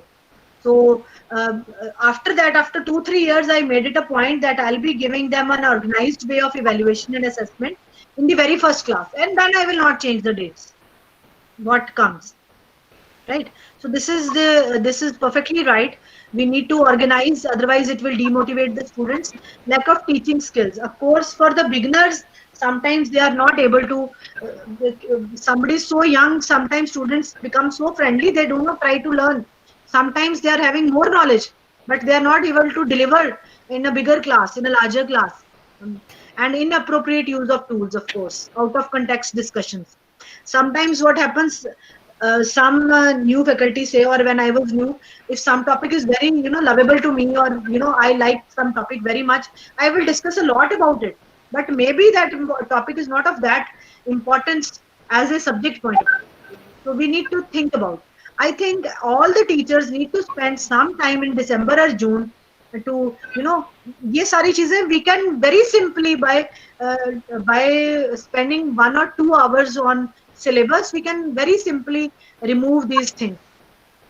हम organize हो सकते हैं, हम out of context discussion को जाने ना दें, वो हमें देखना है क्लास में, और appropriate tools को use करें. अगर हमने pre-plan किया है, we'll be able to do it. I think. Kamlesh, you were very interactive. Short time attention. I missed, I think, some of the comments. Most of the students are not aware of their future, which makes them less thinking capability. Yes, sometimes घर वालों ने बोल दिया admission होगी, बस सब हो गया काम. So they are of this mindset. No, this is wrong. They need to think about final year में जब वो पहुंच के सोचते हैं कि क्या करना था, तब तक time चला गया. इसलिए we need to tell some of the things to them in the very first class. कुछ एक topic चाहे छोड़ दे, but we need to discuss all these things in the class. For example, if I am taking up course of analytical instrumentation, that course is not very important from the point of view of computer job, but that subject is very important from the point of view of a person to become an instrumentation engineer. Or it will come in. I will tell them that the questions from this particular topic will come in GATE. पर उसके लिए मुझे भी analyze करके रखना पड़ेगा ना कि GATE में क्या आता है, Indian Engineering Services में क्या आता है. तो पर हमारा ये एक टाइम का काम है, उससे हम कम से कम 5-6 generations को better environment or better learning दे सकते. Yes, teaching sometimes should be, Professor Bera, should be topic driven by the students' interest. Yes. For example, we have taught some course, and then it comes to the application part of it. Let them ask that what kind of application they want to hear. For example, whenever I'm teaching a course of artificial intelligence, I say them what kind of application you want to hear. Sometimes, once upon a time, they said, we wish to hear how the neural network works for share market. I said, okay. Then I had gone through some papers and all those things. And then I discussed them, the share market, how it is applied to how the neural networks get trained, how the back propagation works and all those things in case of neural network. Theory में पढ़ा चुकी हूँ, अब उसको correlate किया. Because the technical examples machine control की, और वो मैं already class में दे रही थी. They were used to think about how it is. Yes, once somebody told me how neural networks works for finding the path when for a ship. Then also we need to ask them, or you can ask them in a 1-minute paper. These all are techniques. 1-minute paper, muddiest point, think, pair, share. All these are techniques for higher learning. Anything else? Hello, madam. Dr. Kiran. Yeah, madam. What is the methods you are adopting for peer learning, madam, for lower learners? Like peer learning or what? Yeah, I do one thing. If all these things, I admit that work better in a class of 60-70 students.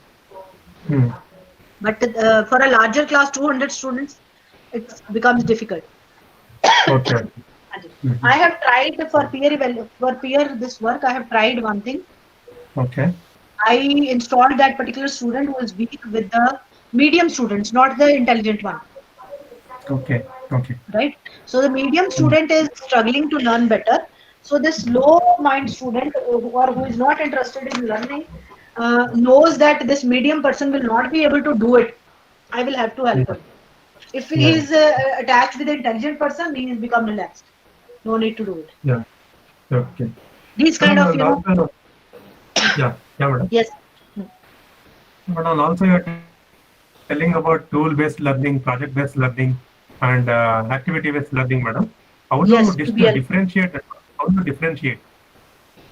See, being a technical person, you all are not going to do PhD in the higher education.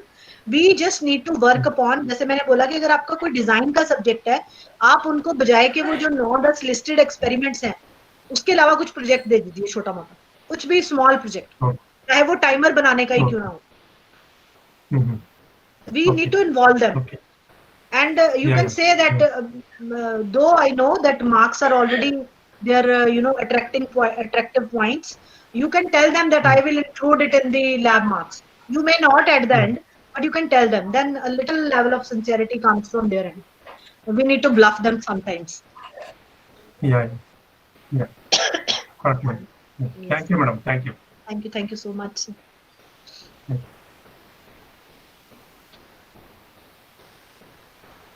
Is there any other query from the participants? Kamlesh sir is asking, please do demonstration of one of your best courses that cover innovative teaching methodology and tools which helps us to understand effectively. Yeah, I tried this in artificial intelligence course, sir. I tried this in an instrumentation system design course. And I have already coded so many examples in my talk. And if you really want, I can send you some presentation later. Today, I'm unable to share PPT. That is why I have requested ma'am to share it for me. Something happened with my virtual environment. My mail ID is gagandeep@thapar.edu. I can share it. I tried peer evaluation. I tried think, pair and share. Think, pair and share is very frequent in my tutorial classes. Before giving them the tutorial problems, I allow them to think, pair and share. Especially in see, for that we need to work. Like as I told you, I was also escapism kind of person few years back, 10-12 years back. You need to add on them. आपको question design करना पड़ेगा जिसपे वो सोच सके.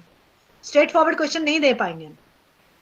If they are able to think, they'll feel happy. And when we are involving them, and all together, आप एक दिन नहीं शुरू कर दोगे ना कि मैंने ट्यूट में भी एक्टिविटी करनी है, लेक्चर में भी करनी है. They will feel कि time pass कर रहे हैं. We need to add it. Like I started it in 2018. एक कोर्स में एक एक्टिविटी ट्राई की, फिर दूसरे सेमेस्टर में दोनों कोर्सेज में एक एक्टिविटी ट्राई की, और मैंने उसको मार्क्स भी दिए. हमारे पास 10 मार्क्स होते हैं अपने सेशनल के. मैंने उसमें से 3-3 नंबर डिवाइड कर दिए. But my work has been increased many fold. Creative assignment design. But अभी मैं देख रही हूँ because of this virtual environment we have become creative. Few days back we tried to conduct online examination mid test, that too subjective, but the software which we were trying to purchase at university level, all the students were getting the training on that particular software for 2 days, and in 2 days we had 1001 queries with the person, and we did not accept that. And then we just planned that we will be going in for challenging assignments and challenging quizzes so that they need to apply their mind. Open book kind of test. I think we all must have given one in our engineering background. Open book test kind. You can try, but you need to do some homework before that. Yes, ma'am. Very informative talk, ma'am. You've given a lot of techniques for us to apply, and now it is for us, all the participants as well as us, that how we can make use of these techniques and make our teaching more effective. And I'm sure this will definitely give good results for all the participants and for all of us. So I request, if any other thing you would like to ask, please feel free. And in the meantime, I've already shared all the PPTs with the participants, and this thing is available live on YouTube also. I've given the link on the chat box, so you can share it, and the feedback form and the attendance link is also there. So in case any other queries there, please do feel free and you can ask ma'am. Ma'am जो link है YouTube का, वो मुझे आप please WhatsApp कर देना. Sure ma'am, sure. It is available, ma'am. It is being recorded also, but it is available live on YouTube also. So I'll do it, ma'am. Just now. See, I'm very much thankful to all of you for providing me an opportunity and to become a speaker with Dr. DP Kothari and so many other senior people. Ma'am, we are actually very grateful to you for accepting this offer, this invitation, and your talk was really encouraging. I request all the participants for a group photograph. Please switch on your cameras. WhatsApp may already have shared, sir, all the PPTs. But somebody is Piyush has written in the chat box that he's not very happy with the higher education in India. I agree with True, you. ma'am, 100% But true. today we are here on Because- this forum. At least 90 were there. At least 60 or 70 will apply this in their class. At least for 1 or 2 lectures. I think the purpose will be initiated. Thank you so much. Once I was attending a meeting with a director or chairman with AICT, ma'am. I raised the many issues in front of him. So he just replied, I know each and everything, but I can't do anything. If the chairman of AICT can do anything, then what other can do, ma'am? So the COVID This was has the given reply us of the- opportunity to do that. Ma'am, COVID has given us is a different opportunity to thing, do ma'am. that. This is a different thing, ma'am. But higher education, if director or chairman level can do anything, then nobody can do anything. Let us do it in our course. Let us try it in our Yeah. course. I think they have not Yes, worked ground level पे उन्होंने कभी work किया नहीं. I think उन्होंने politically join किया, politically ऊपर देखने लगे, ground reality पे उन्होंने ध्यान नहीं. That's why this is the condition, education condition of the India, ma'am. But always we need to go with the solutions, not with the problems to the people. We need to provide the options. Which one is better? Sir, many thing, बहुत सारी चीजें आपके हाथ से बाहर होती हैं, sir. आप ट्राई कर सकते हो, बट अगर आपको इंडिया को ही ले जाना, आगे ले आना है, वो बहुत सारे स्टूडेंट को ले आना है. अदरवाइज हम इंडिविजुअल कर रहे हैं, हम तो कर रहे हैं sir. What about the education system? आप बताइए क्या हो रहा है एजुकेशन सिस्टम का? मैं तो बेटर कर रहा हूँ अपनी तरफ से, जितनी चीज बोल रहे हैं, गाइड कर रहा है, मैं उससे बेटर और भी ज्यादा करता हूँ चीजें इन्वॉल्व. लेकिन what is the output of the education system of the India, sir? Yeah, as long as we are doing as long as we are doing our best on our contribution, that is done for us. कर ही रहा हूँ sir, वो तो कर ही रहे हैं, no doubt, वो तो कर ही रहे हैं. बट फाइनल आउटपुट क्या आ रहा है आप ये देखिए ना. We are going There down. are so many other people, not only Piyush in the world, right? There are so many other people working. Sir, but policy तो करनी चाहिए.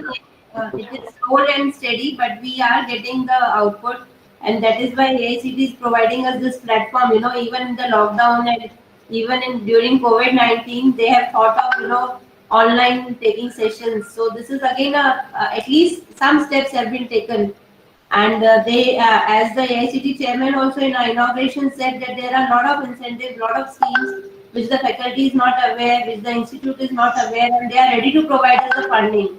Ma'am, B. Venkat was our chief guest in our inauguration, ma'am, from AICT. He's the director of faculty development, and in fact, he was he had agreed to be the first.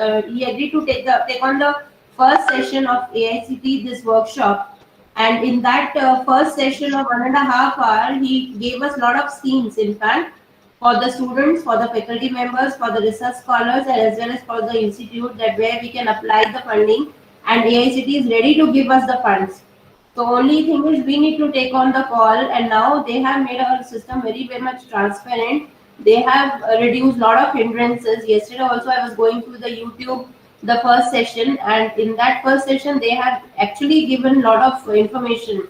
Like systems, they have made the RPS scheme, the research promotion scheme. They have earlier when we in our times when we were doing our PhD, we used to apply for going abroad for attending conferences and delivering talks.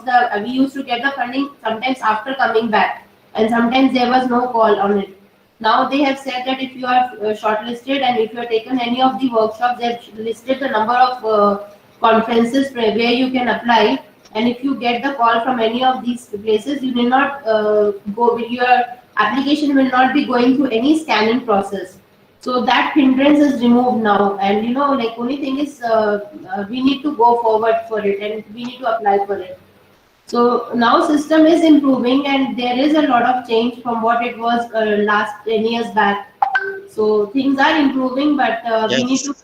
we need to have patience, and we need to take our steps. That is what we need to do. Let's see. During COVID also, we are having this 6-day workshop, and ma'am had agreed from Patiala to take on this call on a very short notice, and you as a participant have participated in this. So it's really something, we are all working towards it, towards making our teaching methodology, learning process more effective. And we are quite serious about this issue. So it is something, it is a positive step. I don't know, but I believe that it is a positive step. So we should not lose our heart, sir, and we must work towards it, and definitely we will get the results. So thank you, ma'am. Any of the participants would like to take on any call? I'll request you all kindly switch on your cameras. There's still a lot of cameras are off. Dr. Piyush, please switch on your camera. And Dr. Sridhar, Dr. Sridhar, please switch on your cameras so that we can have a group photograph. Ma'am, you are still not visible to me. I don't know. So I don't know, ma'am. It is not happening. Actually, okay. what happened? Something happened to my system. That is why I'm not able to listen to the. I thought I should go to college, but I'm doing it from home. I'm No. rightly sitting at this particular place where this photograph is. Thank you, ma'am. Thanks a lot on behalf of Poornima College of Engineering. I really thank you, ma'am, for accepting my invitation, for being with us, and for preparing such beautiful slides. And I'm sure our participants and all of us would have been benefited a lot. The kind of innovative techniques that you have already adopted and you have already practiced, and you have got good results. Definitely, it will work well for our other participants also. And you must, I mean, ma'am, you may not be knowing, but we have got around 500 registrations. And this is one workshop where I was not expecting such great response, but I got response from all corners of India, ma'am. All corners. That's great. Cheers to your effort. No, ma'am, it is the effort of the participants, and they have been drilling me a lot. But really great people, really all of us, all the participants are really great. We have people from Jammu, say, till Tamil Nadu, you can say. So we have touched upon. So we are really grateful to all of you for sparing your beautiful time with us. And I'm sure you must have been benefited with the experts talks. And you must have gained some knowledge out of it. All the PPTs have already been shared. On behalf of Poornima College of Engineering, ma'am, which is affiliated to Rajasthan Technical University, Kota, I really thank you for sparing your time and giving us this beautiful information. Definitely, we'll practice these techniques in our classes, and it will lead to good results. So, thank you so much. Pardon, sir? Ma'am, I am saying this is a bidirectional process, ma'am. Directional?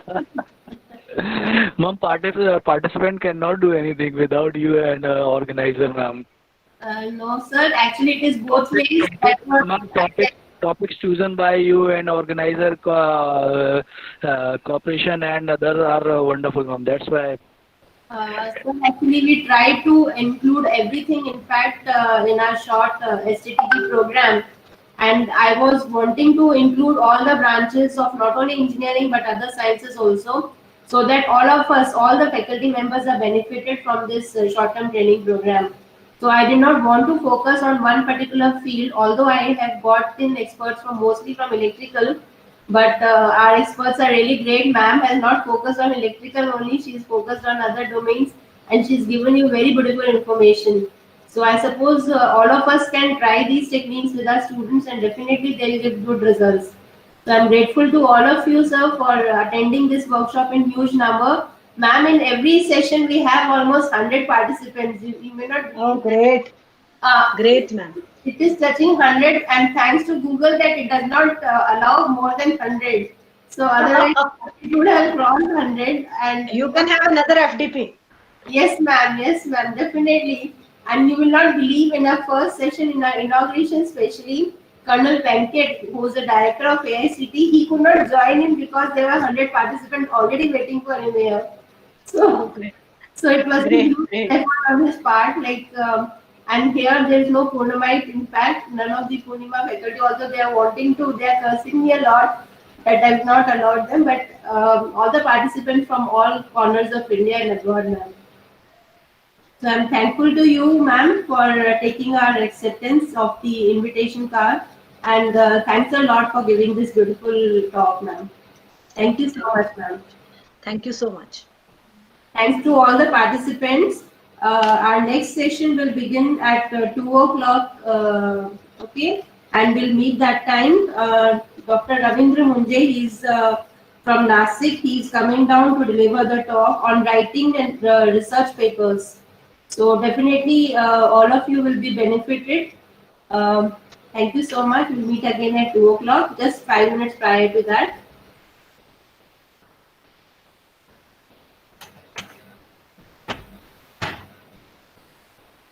Please fill up your feedback form as well as the attendance sheet, and the PPTs have been shared on WhatsApp group. So you can have a look, and tomorrow we'll have the test as per the schedule at 2 o'clock. So, and the YouTube link is available online, so you can watch the videos, no problem.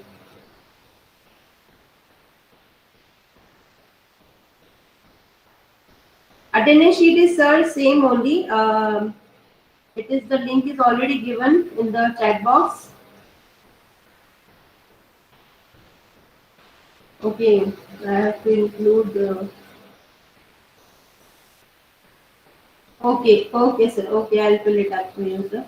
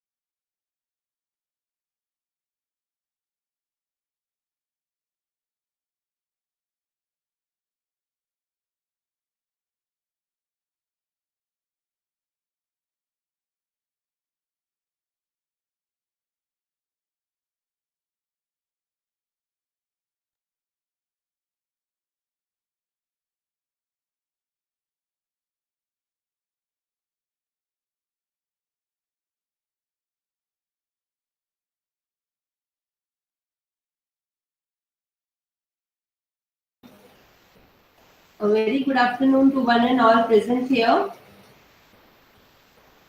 I welcome you all on behalf of Poornima College of Engineering, Jaipur. I, Dr. Himani Goyal Sharma, Professor, Department of Electrical Engineering from Poornima College of Engineering, affiliated to Rajasthan Technical University. We welcome you here in day 5, session 3rd of AICT Equus short-term training program on developing R&D techniques for educational institutes through project-based learning. So I hope all the participants are having a good time. We are on the second last day of last session today, and we welcome here Dr. Ravindra Kanju Munde. Sir, he is a PhD in electrical engineering and postdoc from STTU Shanghai, China. And sir has got an experience of over 12 years in teaching and R&D, and he's got his area of specialization is modeling and control of large-scale systems, sliding mode control, multi-rate output feedback control, singular perturbation and time scales. And he has taught number of subjects like control systems, power electronics, basic electrical engineering, electrical network, digital computational techniques, and drives. And he has published over 50 papers in international journals, conferences, and national conferences. And he has also published a book. And he has attended 31 training workshops, seminars, and conferences. And he himself has organized 4 events, and he is a member of IEEE Control System Society, life member of ISTE, and member of IEI, and member of IEP. And he has guided 6 UG projects and 8 PG projects. And he has also received a grant of about 15 lakhs from BCUD SPPU, about 2 lakhs from BCU SPU, and about 2 lakhs from NSFC China. And he's also done consultancy from CTRA IIT Bombay of about 11 lakhs 6,000 rupees. And he has received a Promising Engineer Award by Institution of Engineers India in 2016. He has received Outstanding Researcher Award by Green Thinker Society India in 2018. His He is a recognized PhD guide and PG teacher by Savitrabhai Phule Pune University. He has received gold medal for securing first rank in ME electrical control systems. He is a reviewer for IEEE transactions, Elsevier IEEE conferences. He is a chairman of Young Professional Section IET Nashik local network from 2015 to 2017, and he is a member Communities Committee of South Asia IET India. I welcome you here, sir. Dr. Munje, sir, can you hear me, sir? Yes, Yeah, sir. I can hear you. Thank you. Yes, sir. So you can switch on your camera, sir, so that we can have a look, sir, and we can have a group photograph also. I request the participants. Yes, sir. Good afternoon, sir. Good afternoon. Welcome to this AICT Aquis short-term training program on developing R&D culture in educational institutes. Sir, we at Poornima College of Engineering welcome you here. I request the participants to kindly switch on their camera. Participants kindly switch on their camera so that we can have a group photograph. Sir, we have around 500 registrations in a very short span time of about 1 week, and almost more than 100 participants are regularly attending our workshop, and participant faculty members are all from different corners of India and abroad, starting from Jammu till Kanyakumari. So we are very grateful to all the participants for participating wholeheartedly in this workshop short-term training program. I welcome you, sir, here. Thank you. Over to you, sir. Thank you, sir. Okay. Will you be sharing my slides from there? Sir, it is your wish. If you can do it, no problem, sir. You can share it from there. That's okay. No issue. I'll share it, sir. Yeah, yeah. Okay, sir. Okay.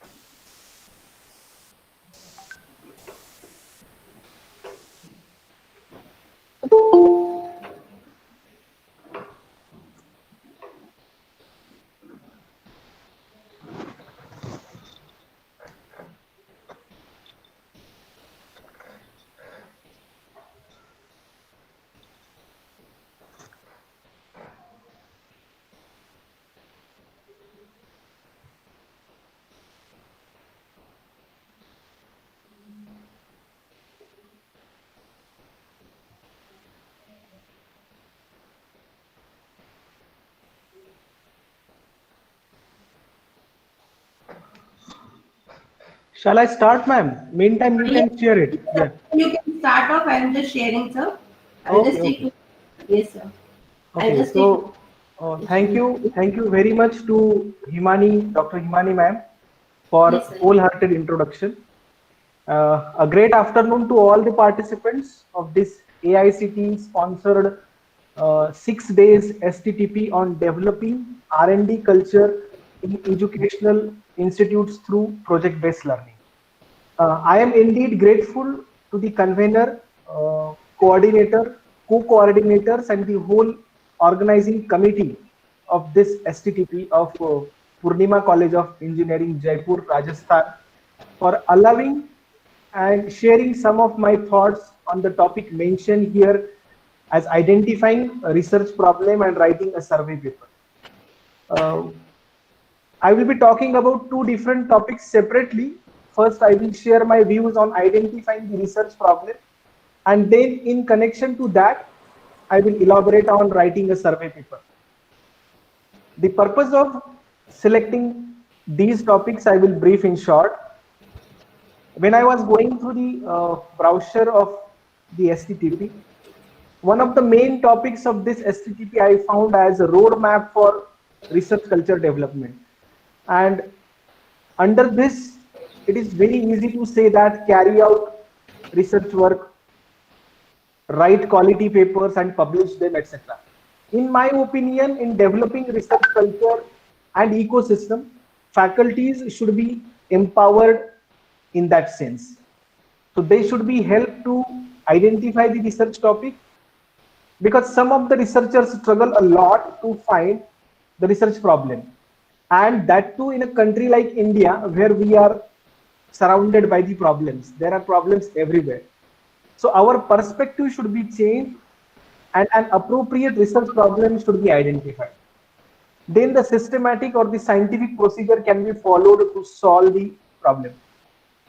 So this is my first part of the discussion. In the second part, I will talk about the next step in developing the research culture.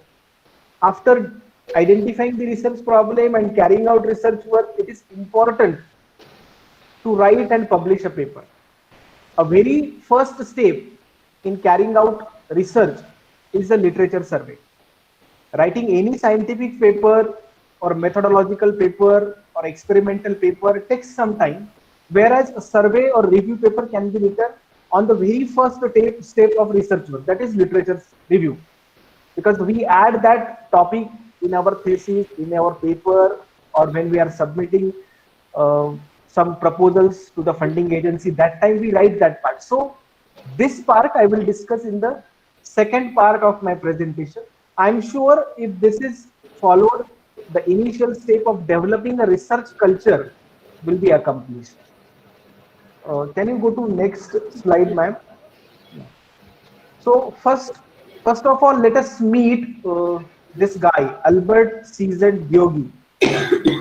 He was born on 16 September 1893 in Budapest, Hungary. Just a month before we celebrated his 127th birthday. He is the recipient of Nobel Prize in 1937 in Physiology and Medicine for his discoveries in connection with the biological combustion processes, with special reference to vitamin C. He said that research is to see what everybody else has seen. Research is to see what everybody else has seen and to think what nobody else has thought. This statement signifies the importance of research in daily life.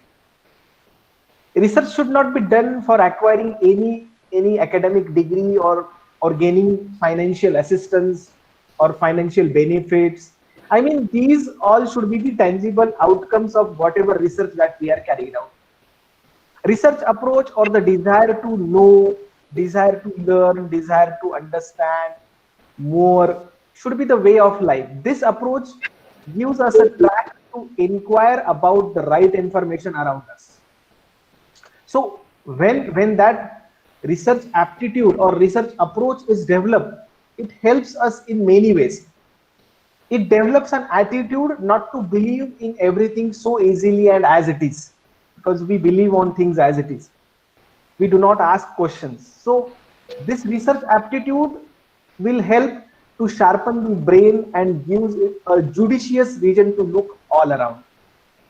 It leads us to the ultimate philosophy of all the subjects and builds a graphic vision of the life. Also, it empowers us with the knowledge and efficient learning of new things. Research aptitude also helps us in understanding various issues of life more greatly. It evolves us to mark out the thin line between what is true and what is lie, what is not true, what is true. And it makes a good habit of reading, analyzing, thinking, and learning. So if you acquire this research aptitude, now how to acquire this? How to gain this research aptitude? For that, you need to read more and more, follow your interest, browse new information from the authentic sources. I'm saying authentic sources, not the Google. Generate new ideas. Keep asking questions, whether they are meaningful questions or whether they are dumb questions, but keep asking questions. With this, you can adopt this approach as a part of everyday life or daily activities, and you will experience the difference. With this thought in the mind, let us begin. Next slide. These are the learning outcomes of my session. At the end of this session, you will be able to select and define your own research problem considering various parameters related to it. Provided you have identified your own research area, I mean broad research area. What are these parameters in selecting the problem? That also we will discuss. You will also be able to split the research problem into sub-problems, because sub-problem as a whole cannot be solved directly. It can be a complex and difficult task. So that problem has to be divided into sub-problems, then only we can go ahead. So how to split the research problem into sub-problem? Because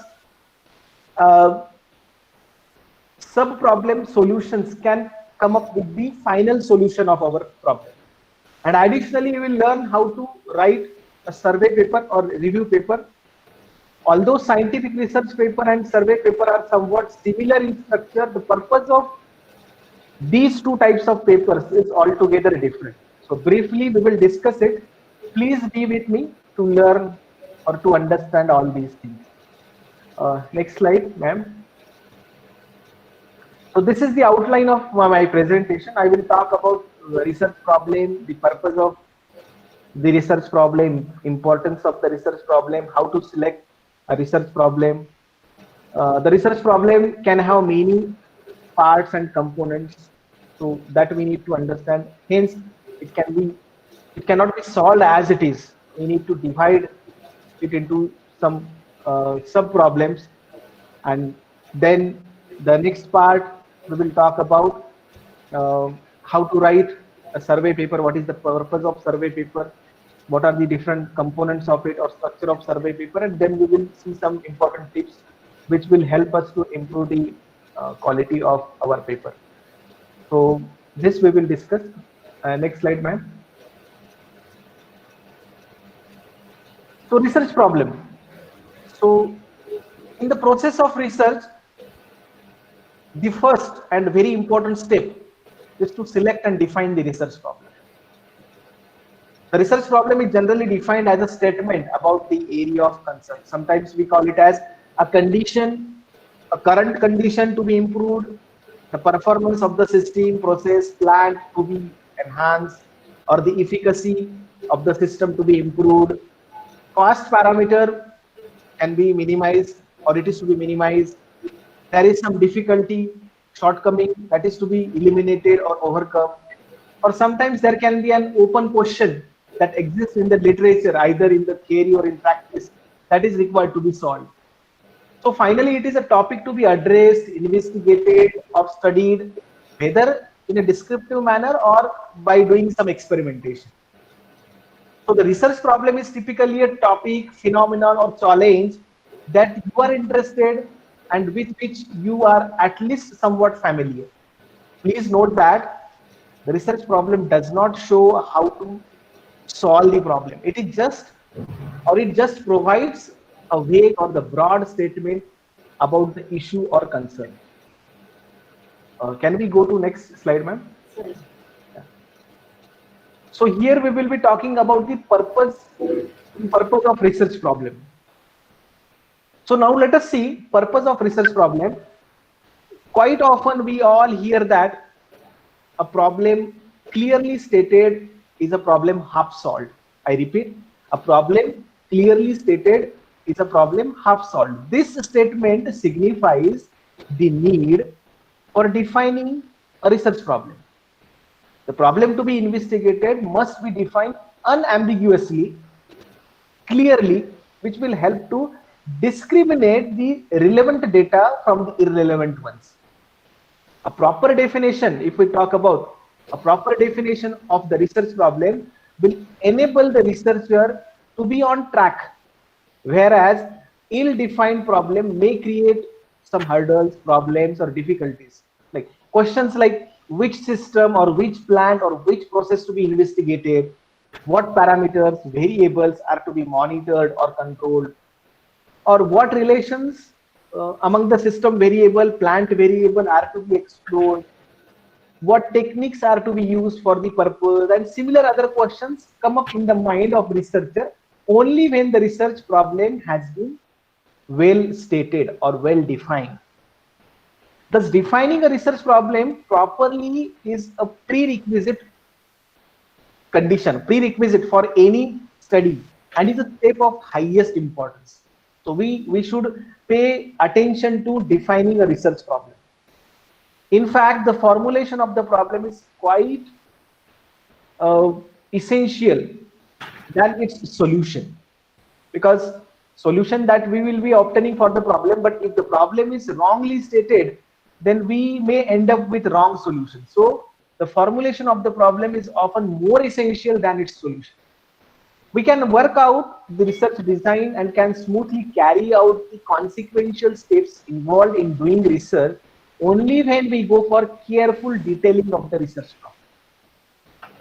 An appropriately defined research problem provides a proper sequence of research activities. That is one more important thing. So if it is not properly defined, we cannot design our research plan. It helps to avoid unnecessary steps in the research. A research problem helps you understand the research procedure in a better manner. Most beginners in the research think that research problem is easy to formulate, but in reality it is not so. A research problem needs great thought, insight on the part of researcher to formulate a scientific research problem. A scientific research problem is one that can be solved using scientific procedure or systematic procedure that is laid down by the scientist. In actuality, the purpose of research problem is to determine the objective and intention of the research. In absence of, if there is no objective or if there is no aim, how we can go for the research methodology? So in the absence of aim or the objective, you cannot determine the research methodology. A research problem can help you identify every step of the research process. So in absence of clear and well-defined research problem, the researcher can become confused. Additionally, the research question or the research problem should have to be interesting so that the researcher becomes well engaged in the activity.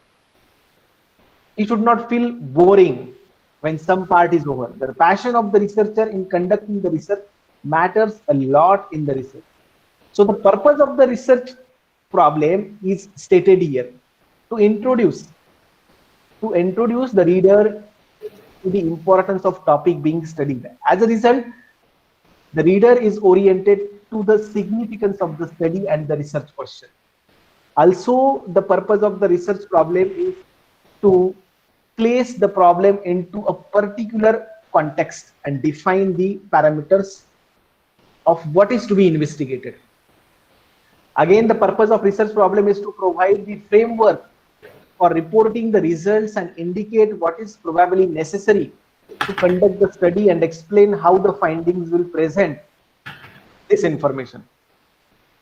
Further, the purpose of research problem is to present the research questions, hypotheses or assumptions to follow. When you are writing a manuscript, research problem offers a concise statement or clear statement about the purpose of your paper. So this is all about the purpose of research problem. Now, how to select the problem? Selecting the research problem is a very difficult task. Generally, it is said that it's very difficult. How to select the problem? So let us talk about the very important topic of today's discussion, that is selecting a problem. As I said earlier, the research problem selection is very important step, and sufficient time should be spent on it before finalizing the problem. Here I will tell you what parameters to be considered while selecting the research problem, or how to select the research problem.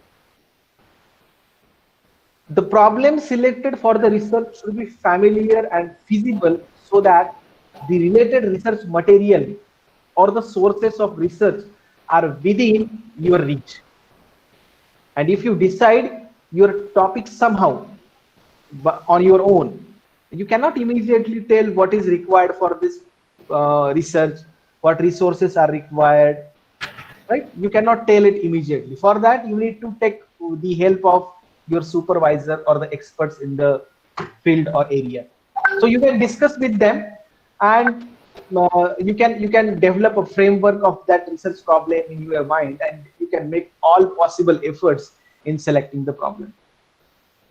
Sometimes when you ask your supervisor about the research problem, that time he may also say that you come up with your own research problem. I do not have any research problem for you.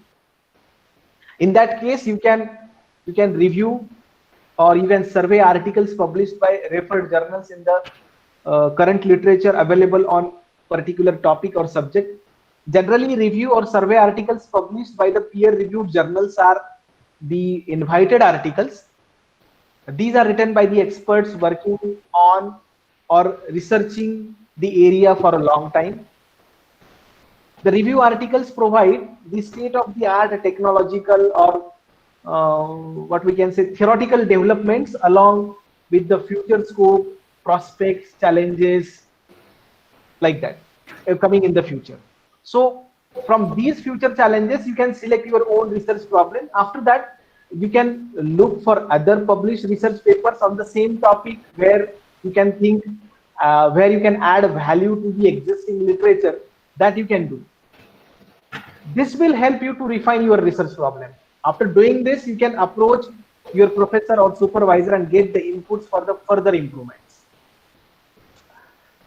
Sometimes research problems or thrust areas are mentioned by the funding agencies like Department of Science and Technology, DRDO, BARC, SCRB, AICT, or some other R&D organizations, government R&D organizations on their website. Please keep in mind, not all the funding agencies provide thrust area.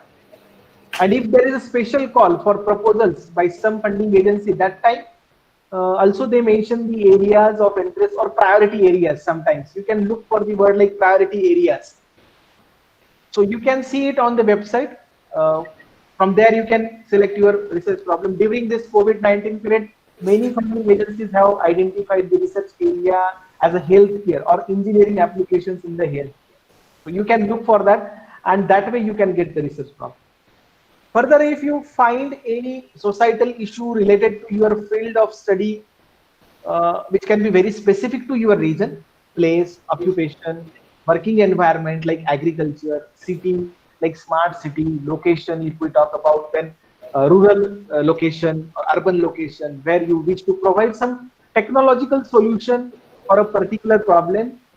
In that case, research proposal can be written and submitted to the local or state government authorities or private research organizations working in that area in your city. Only thing is that the expected outcome of your research problem or the project should be appropriately highlighted so as you can get the funding.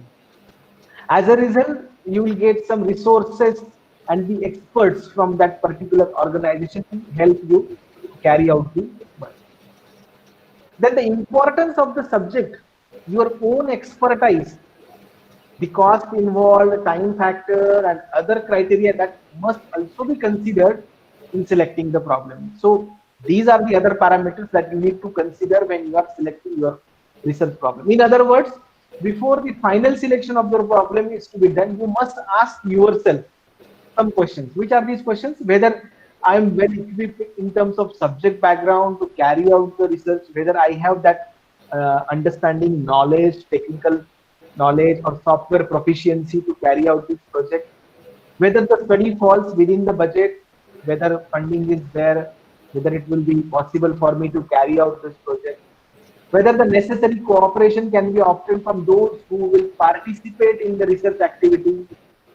If the answers to all these questions are positive, you may become sure as far as the practicability of the research is concerned. So you need to consider the cost involved, time required, and your own expertise before finalizing the topic. The selection of problem must be preceded by the preliminary study. This may not be necessary when this may not be necessary when the problem requires the conduct of research closely similar to one that has already been done. So that is okay. But when the field of research is relatively new, there are very few articles published and does not have the set of well-developed techniques available, a brief feasibility study. Feasibility study means analyzing all the factors that are required for successful project management. feasibility study must be carried out before undertaking any new project. Then too narrow and too vague problems should also be avoided. It is important to adopt a flexible approach when choosing a topic to investigate. However, your starting point should not be so narrowly defined that you unnecessarily limit your opportunities to investigate the topic thoroughly. But if the topic is selected narrowly, then there are some problems. So in order to avoid those problems, topic should not be too narrow. And when I say topic should not be too narrow, at the same time, topic should not be too broad. Otherwise it will be very difficult to adequately address the problem in a space and time allowed.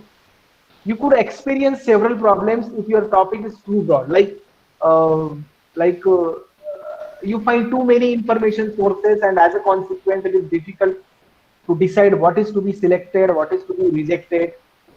Or you also find information that is too general, and as a consequence it is difficult to develop clear framework for the study. These are some of the problems when you select a topic as too narrow or too broad. That's why the research problem should not be too narrow and too broad. And for that, you can discuss with the experts in the area, professor or researchers working in the area. Also, you can visit nearby R&D organizations. Finally, the research problem should be selected such that its solution will really help society or the industry in some or the other way. The purpose of selecting the research problem should clearly not be the publication or any research degree. Therefore, it should be selected appropriately. I hope these many guiding points you will be able to select or identify the research problem. Moving to next slide. Now, here comes the most important part, that is dividing problem into sub-problems, because research problem is a specific problem that the researcher wants to solve.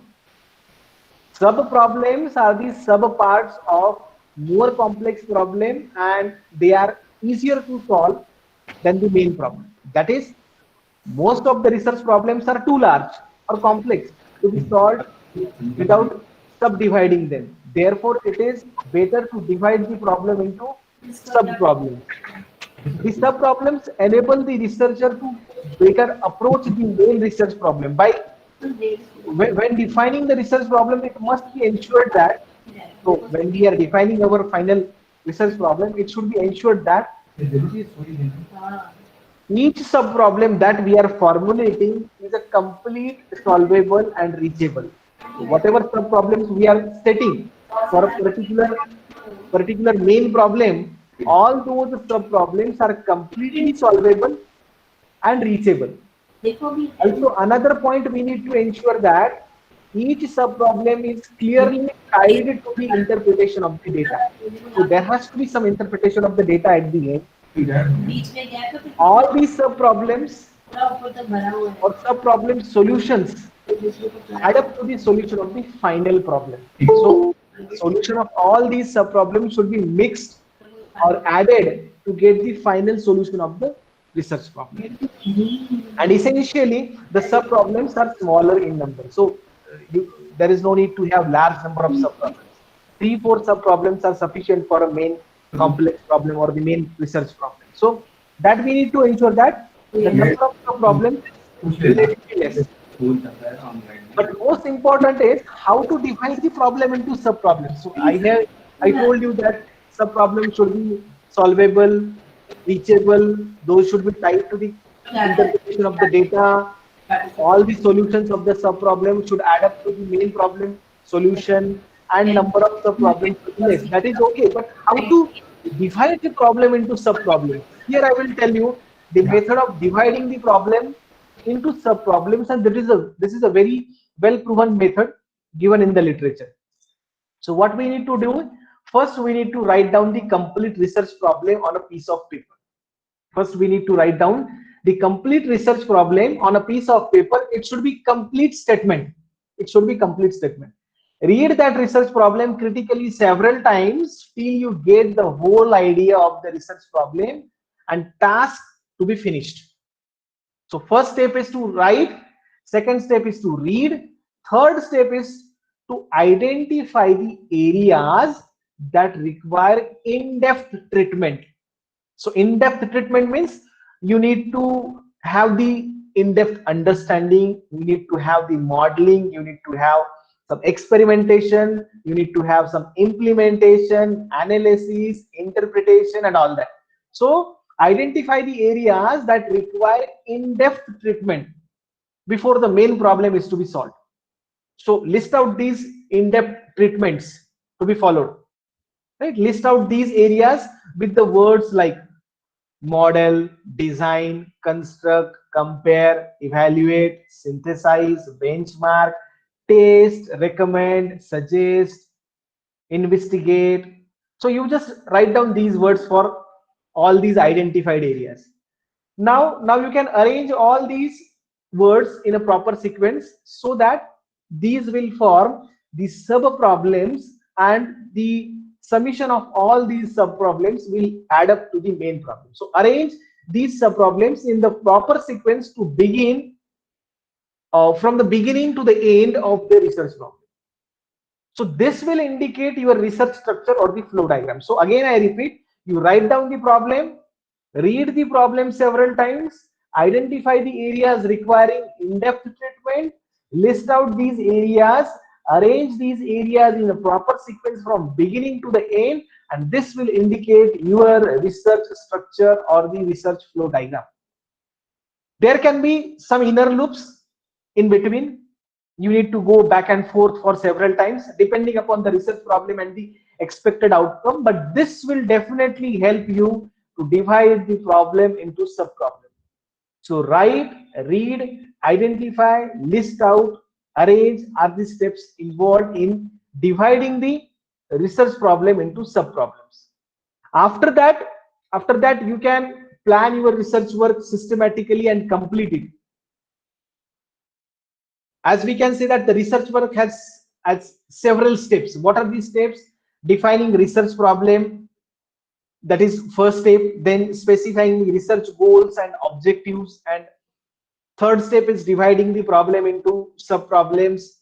Then we have fourth step as identifying hypotheses and assumptions, then developing a design and methodology, then collecting, organizing, and analyzing data, and finally one step is interpreting data and relating to the problems. So interpretation of the data, that is the last step of the research. So and then finally, after all these steps, you can write a research paper and publish it. However, you can also write a paper on the literature that you have studied, critically reviewed or identified, or used for identifying your research problem, but it has to be in extensive manner. So how to write a paper on this part, that is how to write a survey paper or the review paper, or the that is the next part of my discussion in this presentation. So before we begin this topic, we need to ask, or we need to have the answer to some of the questions. So the first question is, how survey paper is different from the review paper? Actually, this should not be survey paper. How scientific paper is different from the review paper? That is some mistake there. That should not be a survey. How scientific paper is different from the review paper? So there are two types of the paper. We generally talk about the scientific paper and the review paper. So regular scientific paper or research article are the description of your own research, your own experiment, or your own study, modeling, simulation, your own problem that you are solving. That is a scientific paper. But review or survey paper is some kind of service to the scientific community or research community, where you are providing the concise, brief survey of say 20 plus or 50 plus papers, and you are giving that review or survey to the scientific community to take further action. So you are doing this service to the scientific community. You are doing this research for them. So instead of reading 20 plus or 50 plus paper to understand what scientific topic is about, other researchers can directly read your survey paper or review paper, or they can get the idea from that. So that way, scientific paper is different from the survey paper. Scientific paper is a paper based on your own experimentation, your own methodology, research, and review paper is the review of 20 plus or 50 plus research papers, critically reviewed, providing some insight or giving some useful information at the end, like future scope or challenges or opportunities or like that. So that is a review paper. Second question, that is how many papers are required for a review or survey. If you want to publish that paper or survey paper in a conference, references can be up to 15. But if you wish to publish it in a journal, then the number should be significant. At least it should be more than 50. At least it should be more than 50. So that way you can decide the number of papers that is to be reviewed or surveyed. So third question is, can anyone write and publish survey papers? Although most of the review papers or survey papers are invited papers, those are invited means editors and editor-in-chief generally ask the expert in that area to write survey, and those are invited. But anyone can write it and publish it in a conference. For some of the Scopus journals also you can write and publish survey or review papers. However, for high impact journals, you can write to the editor and tell him the importance of your topic. If you are confident about your work of carrying out literature survey, you can write to the editor and you can tell him the importance of your topic. He may agree or he may give some suggestions on that and he can guide you further. But it is always good to contact him and take his opinion if you wish to write any paper for the peer reviewed or high impact journals. But there are definitely some journal papers, journals where you can write survey paper, where you can submit your survey paper, and some are specific on the reviews. Like we have one journal in control system as annual reviews in control published by elsewhere. So you can write paper there. So likewise, there are some journals which publish only reviews or surveys. So there you can submit your paper if you have confidence in your work. Then do all the journals publish survey? Yes, almost up to 90% journals publish survey papers. Which topic not to be selected for survey? That is one important point. What should be the topic selected? But instead of what topic to be selected, I will tell you which topic is not to be selected. So topic which are on the verge of maturity or which are saturated or a lot of work has been done, better not to select those topics because already some surveys are available on those topics. So there are very less chances of getting accepted your paper. Previous slide, ma'am. Okay. So there are very less chances that your paper will be accepted there. Again, if there are only very few scientific papers available on that field, you need to or it's very difficult to write survey on very less papers. So it's better not to write on that. And if some of the papers in that list are written by the same author, then there is no point in writing the survey. So very less paper and less paper written by the same author, not to write that survey. And if there is already exhaustive or extensive literature survey available in the topic, again it's better not to write because already very large number of survey papers are available on that topic, then why to write? So you need to select your topic or the paper very carefully. You can write a brief survey of 10 papers or 15 papers, very short survey on a very specific topic, not a broad topic, but very specific topic you can select. But that has to be very critical, and extensive. That outcome should be visible from that survey. So that's very important. So depending upon that, you can write your survey.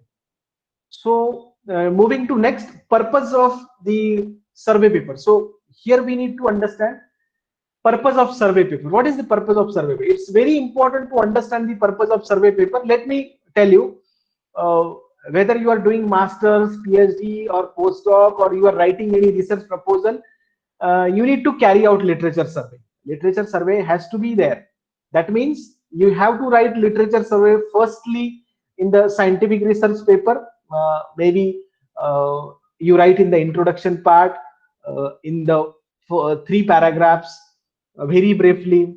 Again, you write literature survey in your thesis in a detailed manner, like 6-7 pages. And also you write literature survey when you are submitting your proposal to the funding agency. So there also you write extensive literature survey, or state of art literature within India, outside India, that also has to be written there. But the purpose of writing literature in all the 3 cases, like in paper, in thesis, and in funding agency proposal, is different. In scientific paper, we write literature survey to highlight the title of our paper and the problem that is being investigated in our paper. Whereas in thesis, we add it to show that the identified research topic and the proposed solution are relevant to the state of the art technological development. So, and when we write literature survey in research proposal, we highlight the importance and urgency to address that problem. So on. So, but in all the cases, literature survey has to be there. So based on that literature or literature survey or review, paper can be published. The purpose of literature survey or the survey paper is to organize, evaluate information, and extract the essential meaning or the most important aspect of the topic. Also, the another purpose is that they provide the entry point to the students and policymakers, because students generally find their own area through the survey papers. As I said that in the earlier my slides, while selecting the research problem, going through the survey paper will help you to find this problem. So for master students or for research students or researchers, identifying the problem through the survey paper is very easy. So that is the entry point for them to start their work. Also, it is helpful for the policymakers to decide some government policies or some standards. So beginners in the research can take up this as a guiding document. A survey paper published in the peer-reviewed journal can be the basis for deciding policies and standards in the field. They provide a bridge between the fields, like 2 or more fields are interrelated. How robotics and electrical are related, how machine learning and power system are related, or how other fields are related with each other. The interdisciplinary approach is sometimes highlighted, not sometimes, every time it is highlighted with the survey paper. So that is one more purpose of writing survey paper, and they indirectly or directly shape the future research, what is to be carried out in future. So when I say critically reviewed, they are going with the critical comments, and they are providing the guidelines for the future research, future challenges, and how to overcome those challenges. So this will shape the future research. So this is the purpose of writing literature survey or review papers. Next slide, ma'am. So here we will understand why to write survey papers. So the purpose or the motivation for writing the survey paper can be different for different authors. So purpose can be different, but motivation can be different. The purpose will remain same, as I have mentioned earlier. So motivation is someone is very curious about the new fields, new areas, so he want to learn about new fields. That way he is very much motivated to write a survey paper on his own. That is one way, right? So that is one motivation. Second is, if we publish a survey paper in a reputed journal or very good conferences, it will add up to our resume, CV, academic CV. It will add some value there. It's an opportunity to demonstrate the expertise in your field, that you are expert in this area. So it's very good. So opportunity to demonstrate expertise in your field. Then mostly you see that when we write any scientific paper, scientific article, we start our introduction by citing a literature survey. So almost all the scientific papers start their introduction by citing the literature survey. So if we write a very good survey paper or literature review paper, definitely it will be cited by many others working in the same area. So that will add to your citations. Citation number will increase. So that is one motivation. So increase or the gain citations. Then it is an opportunity to think deeply about the state of your subfield, go inside in that, and finally you can provide an insight that cannot be directly obtained from reading the primary empirical literature. So again, there are primary literature sources and secondary literature sources. So instead of going directly into the primary literature sources, we are getting or we are providing the insight on the whole topic directly through this survey paper. That is one more motivation. These are the motivations and why to write survey paper. So next we will see the structure of survey paper. So this slide we will see what is the structure of survey paper. So we have a title, author and author details, title, author and author details. Then we have abstract, introduction, then main body of the research paper, conclusions, references. So when we say title, title is reflecting the topic of your review paper. Author and author details, like authors and co-authors of the paper and their affiliations, we need to write. Abstract, it is the summary which is provided in 200 to 300 words approximately. And summary of what? Summary of review questions, review question being addressed, or the basis or the foundation for the review, major studies reviewed and conclusions drawn, that are included in the abstract. Introduction is introduce, you need to introduce the topic and your motivation for addressing this topic, focusing on why this topic is important. You need to clearly define exactly what this article will discuss, outline the order in which you will discuss your subtopics to give the reader any background information needed to understand the coming sections. A body is very important part of the research paper. Although the structure or the body of any survey paper vary based on the subtopics or the review questions that are being addressed.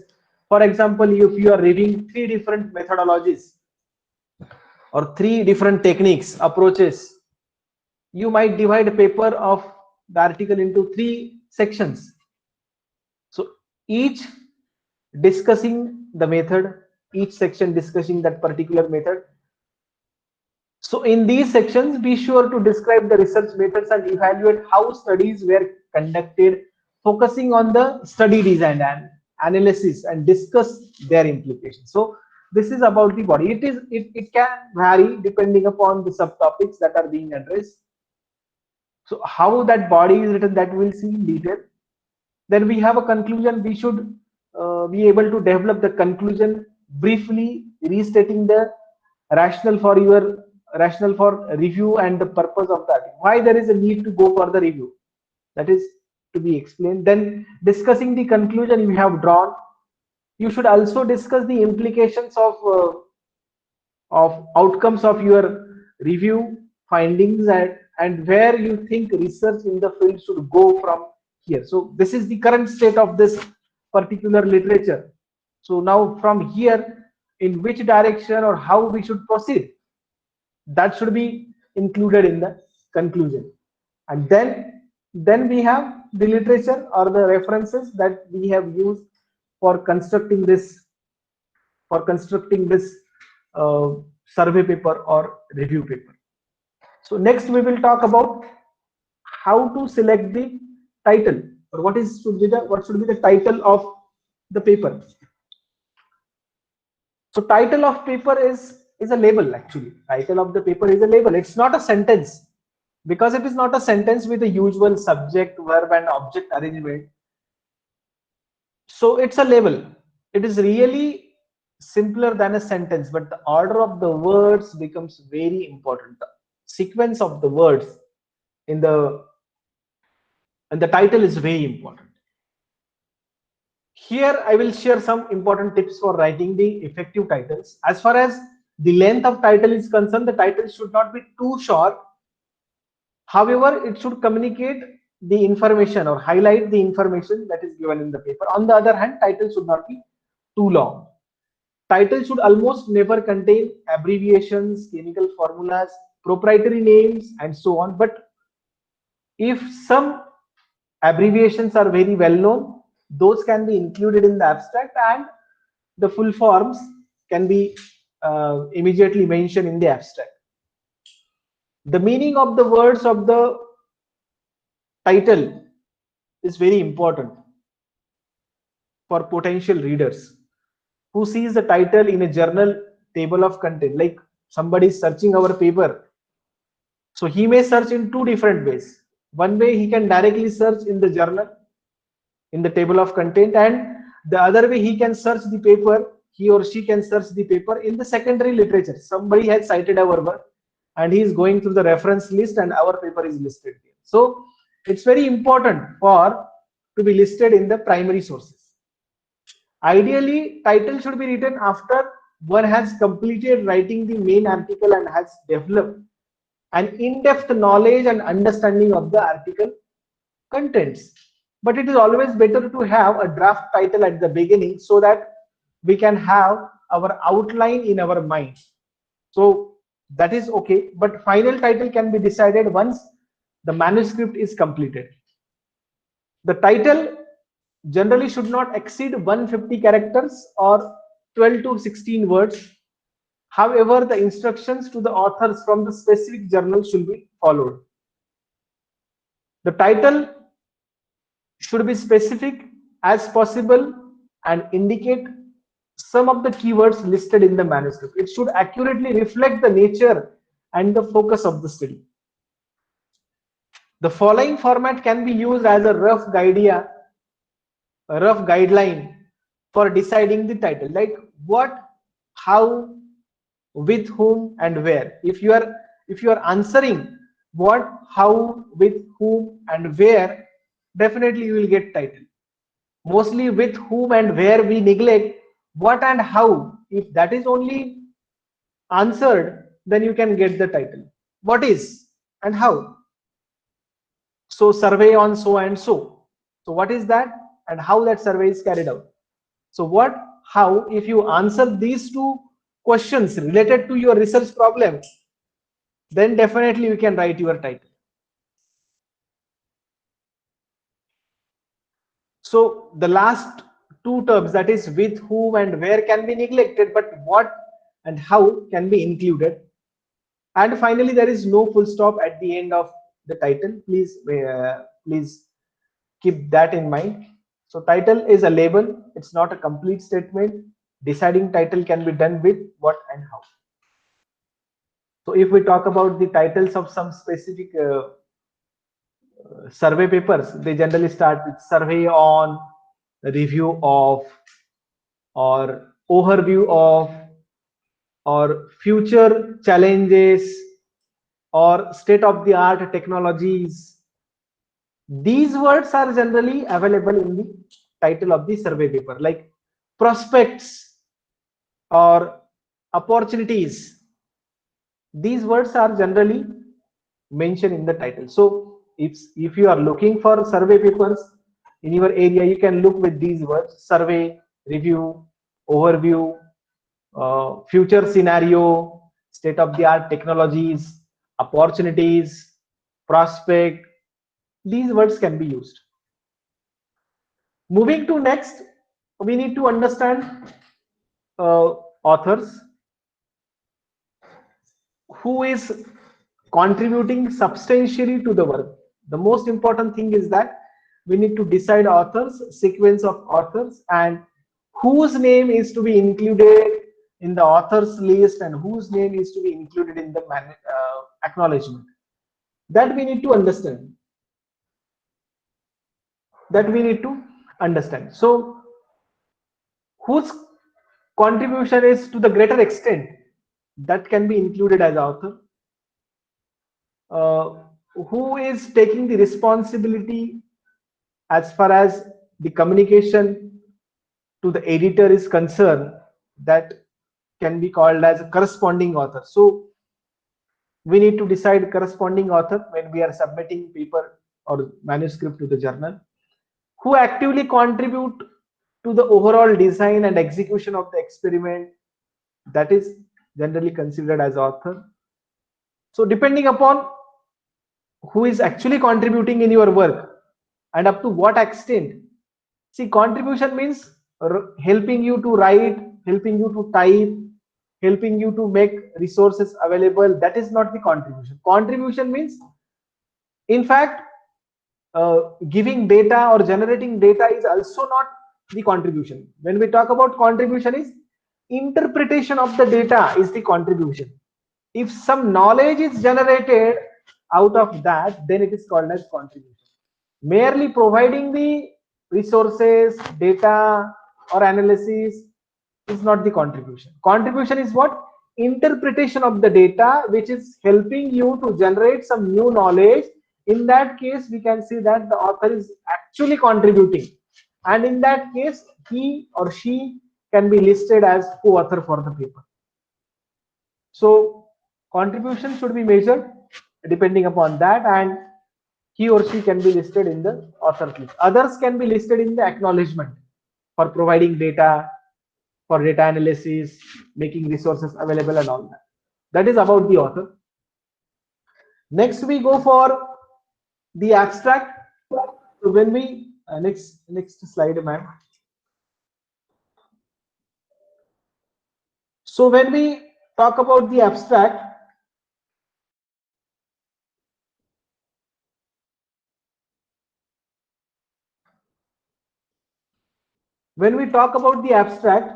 we need to understand few points. And if you understand these points, definitely it will help you to write your abstract. So first thing is, we need to write down the motivation. It is just one or two statements about the problem. Why you are motivated? Why do you care about the problem and the results? So that is the motivation. We generally call it as why you want to do this. So abstract is not exceeding 250 words. It should begin with the motivation. So why statement should be there. Second is what? When I say why it is important to study the problem, then what is the problem? What is the problem in the paper?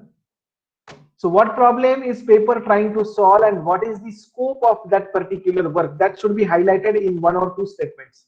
So one or two statements for the motivation, one or two statements for the problem statement. Then here comes how that problem is to be solved. What is the approach? What was done to solve the problem? So how one should go to solve the problem? So that should appear here. So if we talk about writing literature survey paper, motivation means why that topic is important, right? Overall topic. Then what is the problem that you are discussing, or which survey you are presenting, for which topic survey you are presenting? Then how that survey is being carried out? It is a descriptive, or it is experimental, or it is based on some other parameters? How that literature survey is carried out? What are the results? So what are the answers that you have got after the survey? What are the interpretation of the data?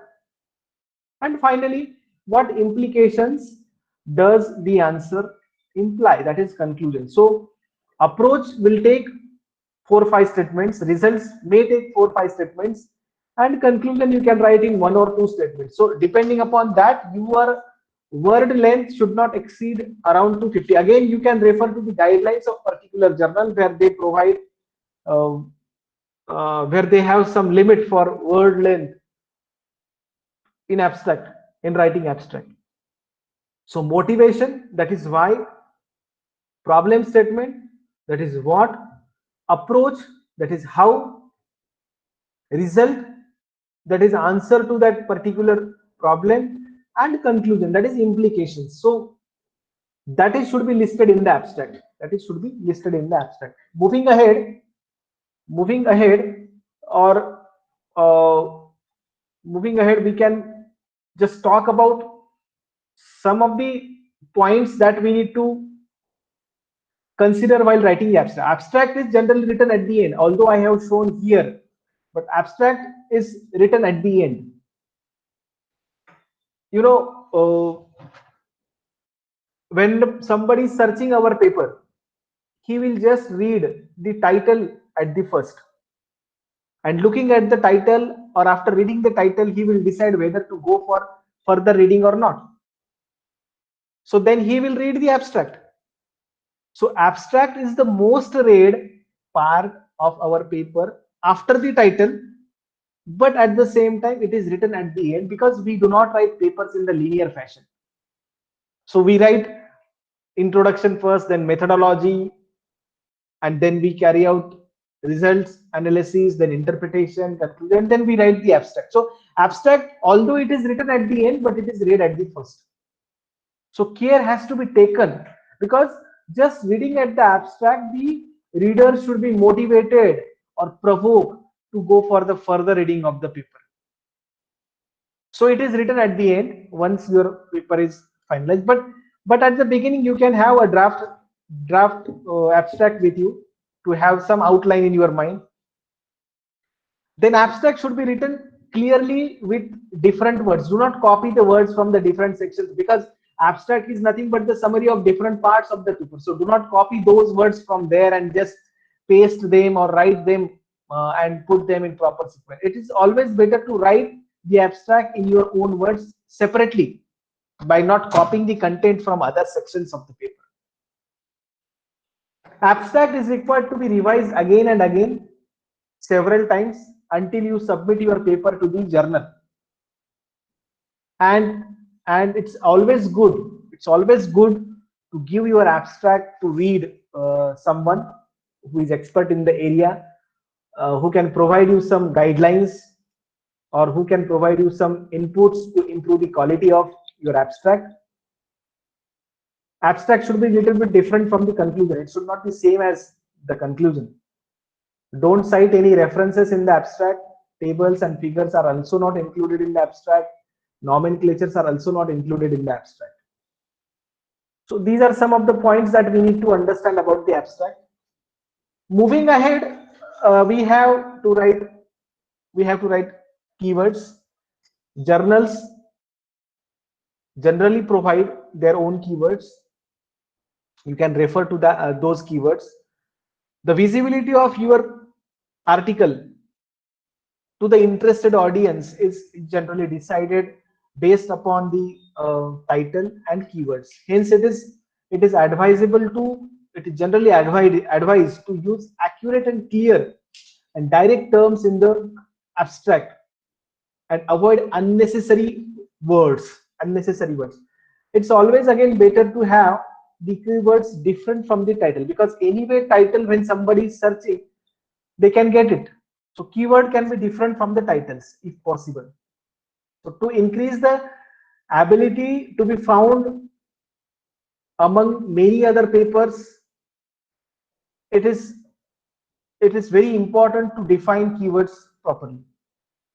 So these are the words that are often used by readers in searching paper or by search engines. To emphasize the core value of or core area of the manuscript, that is another purpose of keywords. And to help readers to identify easily the abstract and increase your chances of being cited That is also most important point when deciding the keywords. Use keywords that are separate from the title to ensure a wide reach of your paper. Use single or two words and avoid using sentences as a keyword. Journals generally allow 2 to 5 keywords to include in the manuscript. To identify the appropriate keywords, it is advisable to read thoroughly the paper or manuscript again and again and write down the important words. Those can be used as keywords. Care should be taken to add the common words or the abbreviations that are in your paper that can be listed as a keyword. And before finalizing the keywords, refer to the common indexing standards of any particular journal where you are submitting. And finally, those should be written in alphabetical manner.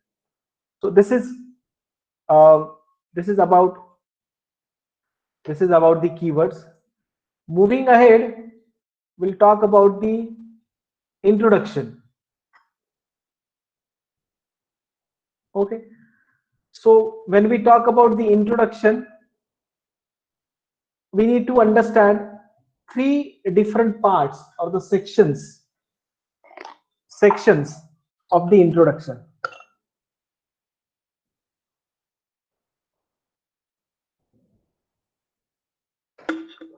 Okay, just one moment.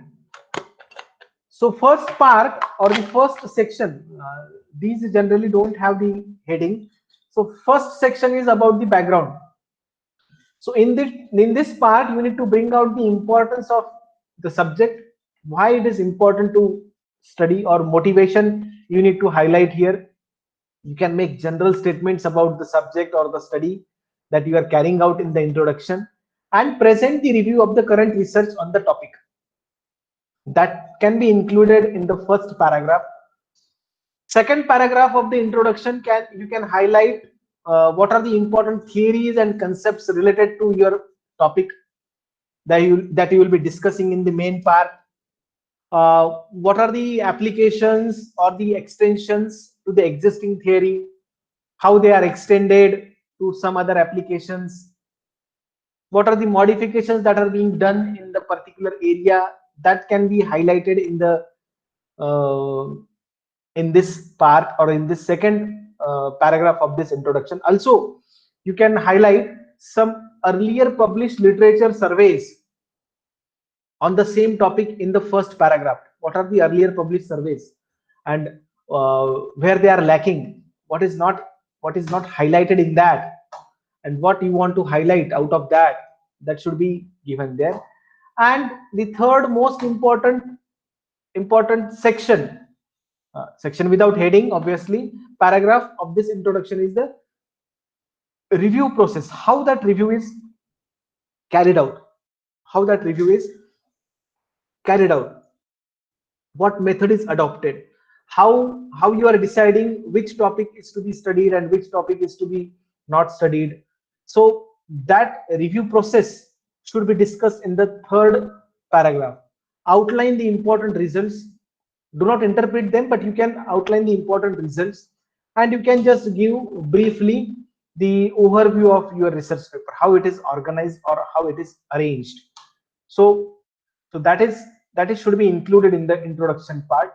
So first you talk about the background, second you talk about the important theories and concepts, and third you talk about the review process and the outline of your paper. That is about the introduction. Then we have the main body of the paper, survey paper or review paper. Now here we will talk about two aspects. What should be the structure of the body, and what should be the way of writing the body? Structure means what should be included section wise or subsection. It can have different sections and subsections as it is being said earlier. So body of a research paper can have different sections. So generally the first subsection of this body is about the theory, concept, about the problem that is being reviewed or surveyed, what theory you are going to survey? Related theory, mathematical interpretation, concepts that are required that you can highlight in the first subsection of this body. Second you can go secondly you can go for the literature review or survey of each and every aspect there separately. Here also you can have subsections like if I talk about developing some algorithm, machine learning algorithm for fault diagnosis.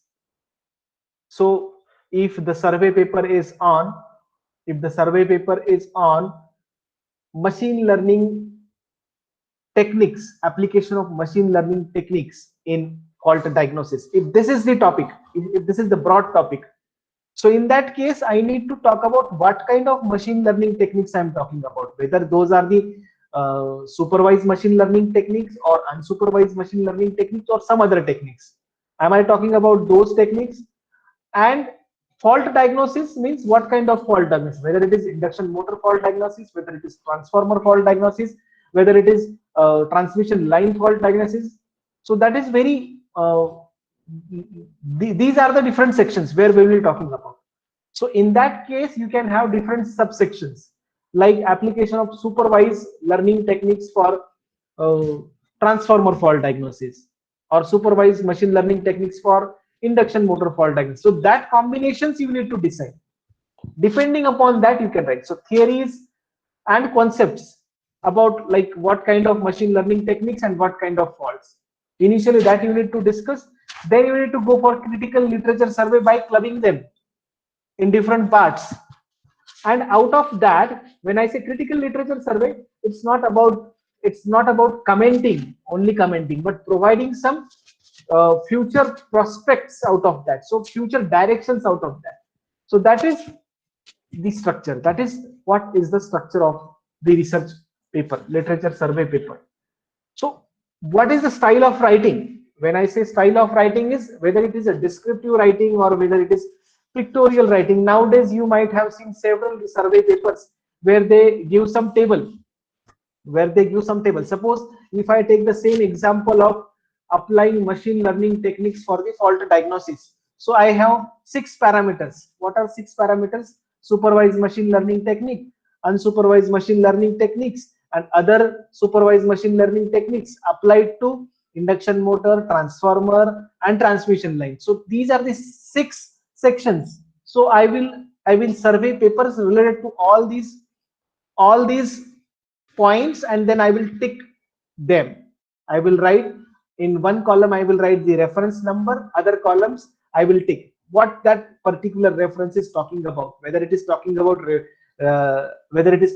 the machine learning technique applied to induction motor or something like that. So depending upon that I will tick. So such a table will be developed, and in the last column, in the remark column, you can write the particular comments about it. So that is a pictorial representation. In earlier few papers, if you talk about the literature survey, those are descriptive. They are providing the critical survey in a descriptive manner for particular paper. So in this particular paper, this is given, but this is not given, but this has to be given in another paper, something like descriptive paper.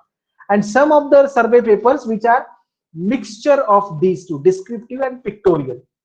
So that way you can write it. After all, it totally depends upon the creativity of individual author, how he is highlighting it, how he is generating curiosity in the mind of readers. That is very important. So ultimately your aim is to communicate your own ideas to the readers, and readers should also be motivated to read it. So it depends upon how you are creating the suspense. It's like a movie. We are very curious about what will happen in the next. So in the same manner, the curiosity should be generated in the mind of reader. Then only they will read the paper. So this is the general or typical style of writing the literature survey paper or the review paper: descriptive, pictorial, or mixed. If time permit, I will show you some examples where I can demonstrate how they have written their surveys.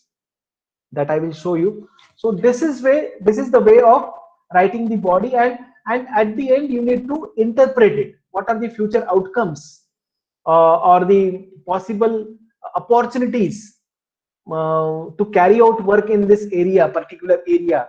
So that you need to highlight, because after all the purpose of survey paper is to give future direction. So in this body, in this research paper body, the last subsection should be future directions, future prospects in this area, and point wise you can highlight there particularly to this area. So too much work is done in fault diagnosis of the induction motor, but there is some scope to go for transformer or some other electrical equipment, something like that you need to point out. So accuracy can be improved or increased, something like that you need to point out, so that other researchers can read that and they can go as per your given direction. So that is one of the purpose of survey paper, to shape the future research. So that should be accomplished by this. It should not be merely the literature survey as we write in thesis. That has to be very critical. Then only it will be published by some peer review journal. So that is all about the body. Then moving to next slide. Conclusion is, after all, you need to restate your research topic, your research problem, summarize the main points. So how you have carried out literature survey and what are the significant points that you need to highlight out of that literature survey. So literature survey is carried out on transformer machine learning application, then induction motor machine learning application, and some other. And what are your important points that that you need to highlight here? So significance of your studies, and conclude your thoughts. So how or what way these identified areas or future areas will help to add value to the existing research in the particular area, that you need to write or conclude through this conclusion. So conclusion, it is always different from the abstract. It is not the replication of the abstract. You talk more about the approach, and conclusion, you talk more about the significance of your studies and impact of your studies. So you need to clearly understand the difference between the abstract and conclusion. Abstract, again I repeat, is more about the approach and the novelty, and conclusion is more about the results, interpretations, significance, and impact of your work. So that you need to identify. If you write like this, restate your problem, 1 or 2 statements, state the problem, restate your research topic, 1 or 2 statements, restate your problem, again 1 or 2 statements, summarize the main points.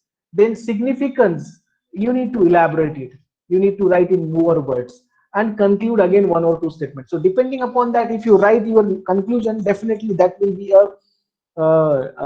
be appealing conclusion. Because again I tell you, when we are writing, when somebody is referring our paper, that time he will refer to the title, he will refer to the abstract, and immediately he will read to the conclusion. If he feels that abstract is relevant, then he will read to the conclusion again. If he feels that both are relevant, both are meaningful to him or her, then he or she will go for the complete reading of the paper. So that is very important. Here we need to understand difference between the conclusion and the abstract. So moving next, we need to write references. So there are many points about references, but I will not discuss all of them. There are many very minute points that we need to consider. But again I say, if you are writing survey paper or review paper for a conference, you can write on the basis of 15 papers, at least 15 papers. For journal, if you want to write, you can refer to almost 50 papers, more than 50 papers. And if you wish to write it for high impact journals, then definitely you need to go for more number of papers. So that you need to understand. Again, there are some important points we need to consider here. That cite only the significant and published references. Do not cite unpublished work.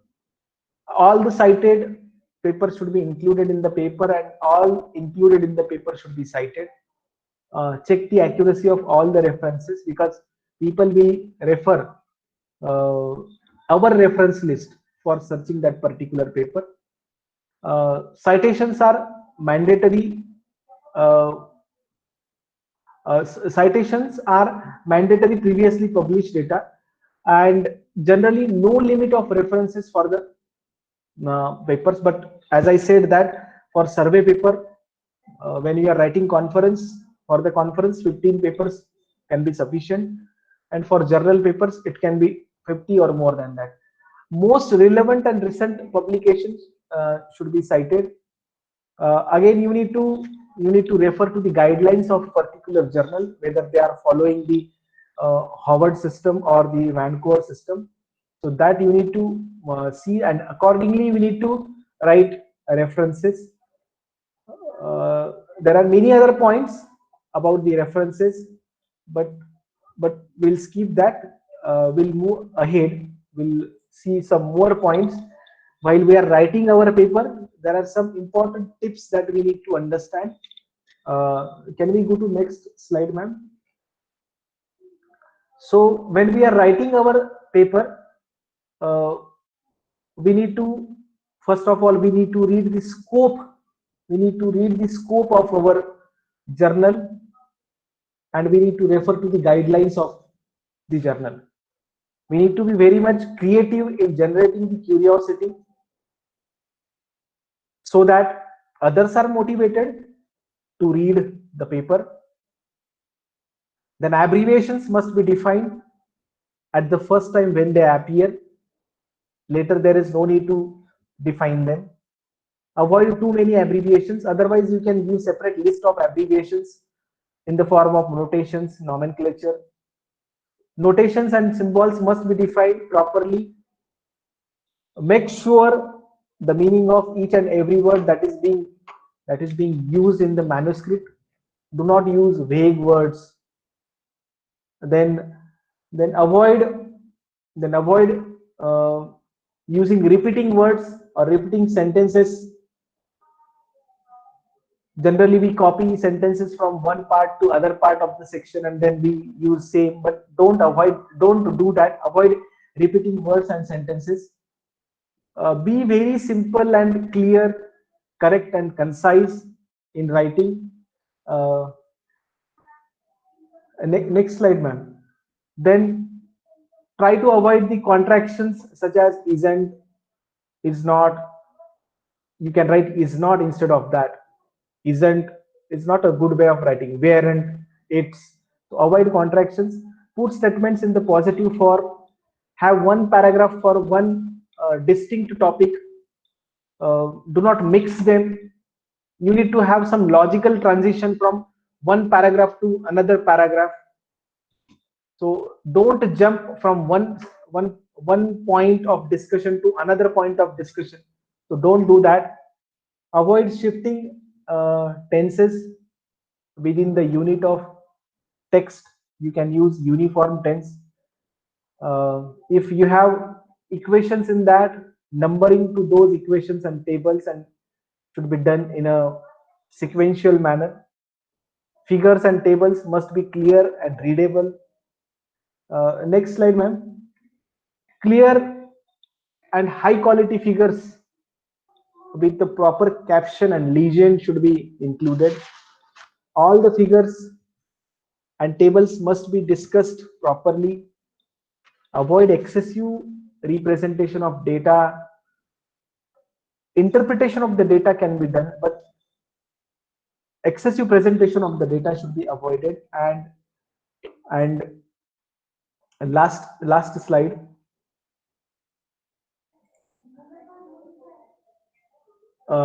Slide number 24. Yeah, that's it. Thank you.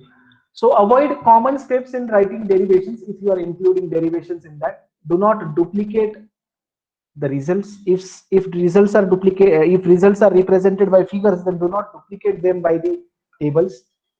Use appropriate colors if you are representing graphs in one figure. And finally, give your paper others to read, because you know others are very others are very expert in identifying the mistakes of others. In fact, we are also very expert in identifying the mistakes of others. So definitely, if you give your papers to expert or others, they can find out some mistakes and they can help us. In fact, the other way, they can help us to improve the quality of our paper. Revise, revise, and revise. That is the final rule for writing any paper, survey paper, or any other scientific paper. And do not give up. If you believe in your work, you can definitely publish your work. So do not give up. You can publish it. So these are some of the tips that I have. Finally, these are some of the references which I have referred for preparing this presentation. There is a huge material available on writing and publishing scientific papers or survey papers, but these are selective or representative references.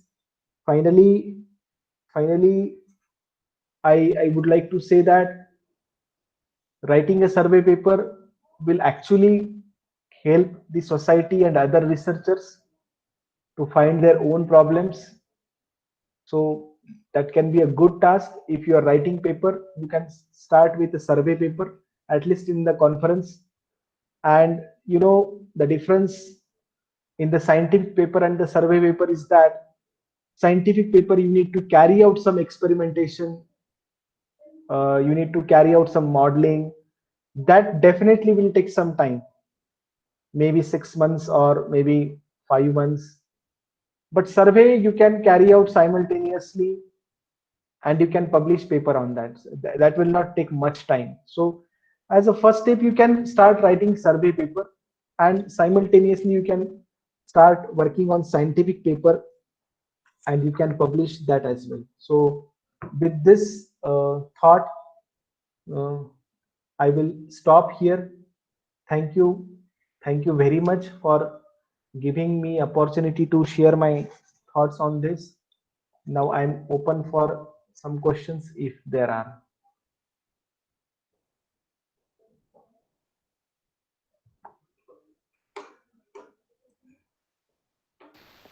I welcome the participants for any kind of queries.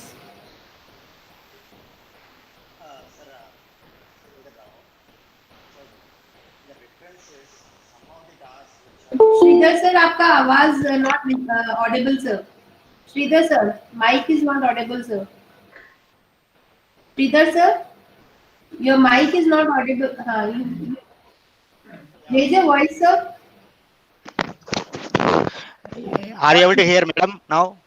Yes sir, yes sir. Okay. Some of the works being done by the people, they must be in the PhD thesis. So in the references we are, when we are doing this survey, we may not be having access to them, but it will not indicate the current state of art. So how we will cope up with that one? Actually, I haven't understood your question, sir. Okay. Can you just... Some of the PhD thesis, they may be representing the current state of art also, but they may not be accessible to us. So when we are writing survey paper, how we can get that information? He means to say the literature review for survey paper. How can he get the literature review done for survey paper? Because see, for writing survey paper, obviously we need to search some papers. What you are saying is that already some work is done and the thesis is available or thesis is written, and in that thesis the particular researcher has given the survey, but that is not accessible to us. That is what you are asking. So how we can do that? But we can search papers on our own in some publications like IEEE elsewhere, or Science Direct, or ASME, or Taylor Francis. And what you are saying is again that may be written 2-3 years before, or maybe 5 years before, but by that time technology might have changed. Some new papers have been there on that particular topic. For that you need to for that you need to search papers. That is a difficult task, I understand, but you can use some proper search engines and you can get some papers related to that particular topic and you can write survey.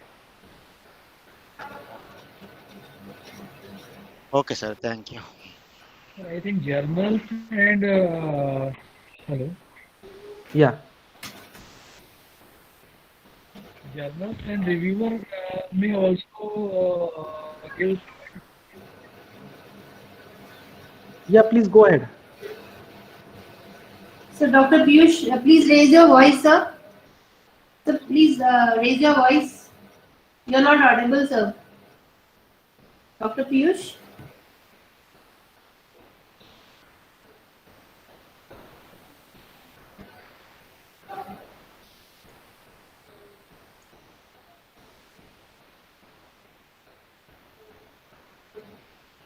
Dr. Piyush, are you audible?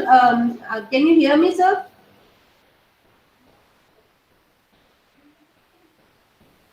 Network issue, okay. You can type in chat box, sir. You can type in chat box. If you can hear me, please type your question in the chat box. Yes, sir. Sir, is there any other query from any of the other participants?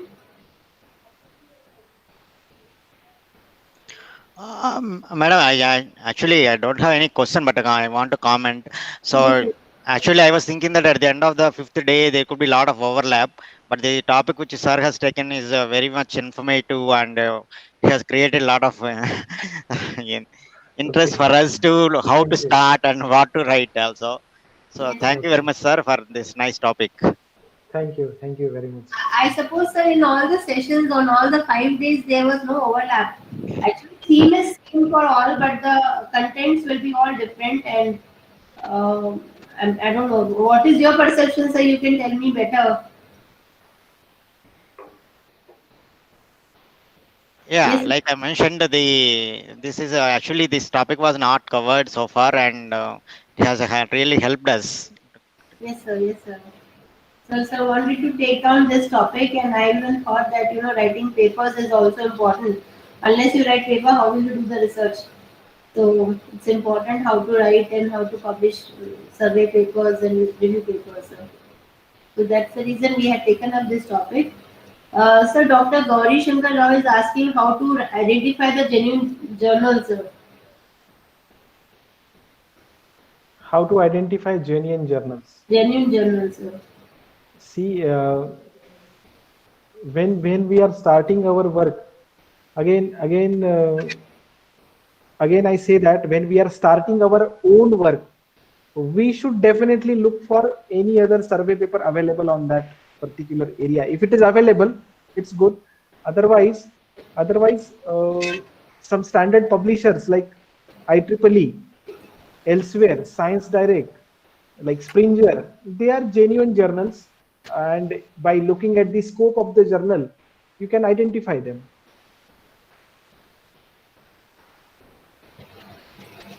So, yes, sir. Yeah. So, they are also saying that some journal in Scopus also seems not to be good. Even IEEE, some of them are not indexed. See, that I cannot comment why those papers are not indexed, but we should generally aim for the journals which are indexed, which are non-commercial, which are having good impact factor, which are having wide visibility among the readers. Those journals we should aim at writing the paper. I don't know why those are not indexed and what's the problem with that. But as a researcher, I would suggest that we should go for the non-commercial journals. Some of the journals are there, they ask for some money, but we should go for non-commercial journals and we should publish papers in those journals.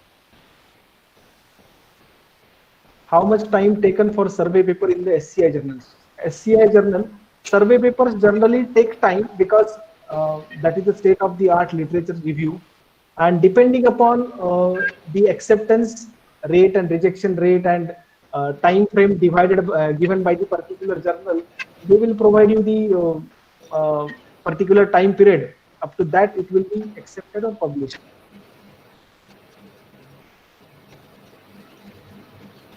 It is generally mentioned on the journal page how much time is required for that, for the first decision.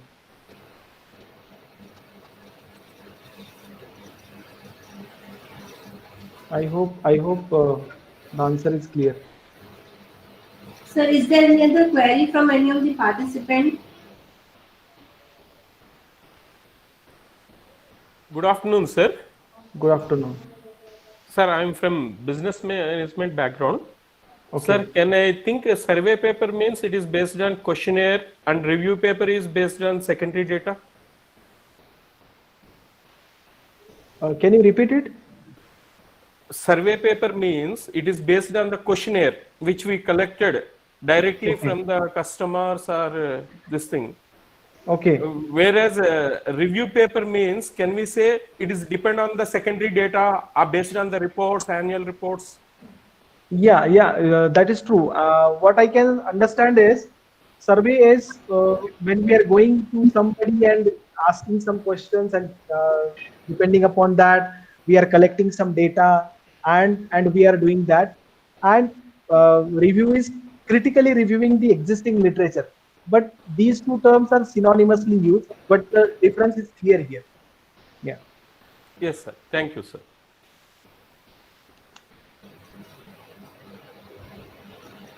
Sir, what can make a difference between a normal paper and a survey paper, sir? Like, how do you define this survey paper, sir? Normal paper or a regular paper or the scientific paper is based upon one particular aspect, experimentation on that particular area, or the what we call it as modeling or analysis of particular system. It's not like you are analyzing all that and you are giving some output of that. You are just doing one problem. You are solving one problem and you are interpreting the data on that. Whereas survey or review paper is where you are analyzing all the literature and you are giving some critical comments on that and you are giving future directions. Then it is a survey or review paper. No, but when we carry out some research, we normally do literature review on that particular topic. And after the literature review has been done, then only the further research work is conducted. So you have a background of research papers with you. So scientific paper generally, or every time they have the introduction part and there we write the literature survey. For every scientific paper, we write literature survey and then we point out the problem and how that particular problem is solved. That is highlighted in the scientific or the regular paper. But whereas in the survey paper or the review paper, only the survey is given. Only the literature review is conducted. Only the literature review is given. Like IEEE is actually publishing this bibliography paper. They are saying you can just a bibliographic paper only they are publishing. If you can just collect the papers and write their bibliographic paper. Yes. Hello. So yeah, again, it can be a comparative paper. The title can also be a comparative study on so and so. That is also the survey paper. Yes. So you don't do any new work in that. You just do the review. Yes, comparative. Yeah. Comparative study. Hello. Yeah. So what content should be incorporated or include in a review paper? What content? Can you repeat what content? What content should be include or incorporated in a review paper, sir? What content? What content should be included in a review paper? See, what content means, suppose we are writing a review paper or survey paper. In that case, if I am referring to some papers, then what exactly the contribution of that particular paper, that you can write. But at the same time, you need to highlight what are the problems or the drawbacks associated with that, and how those are overcome by some other. Or if those are not overcome, then that can be a future scope. So that way you can write in that. I hope it is clear. Thank you.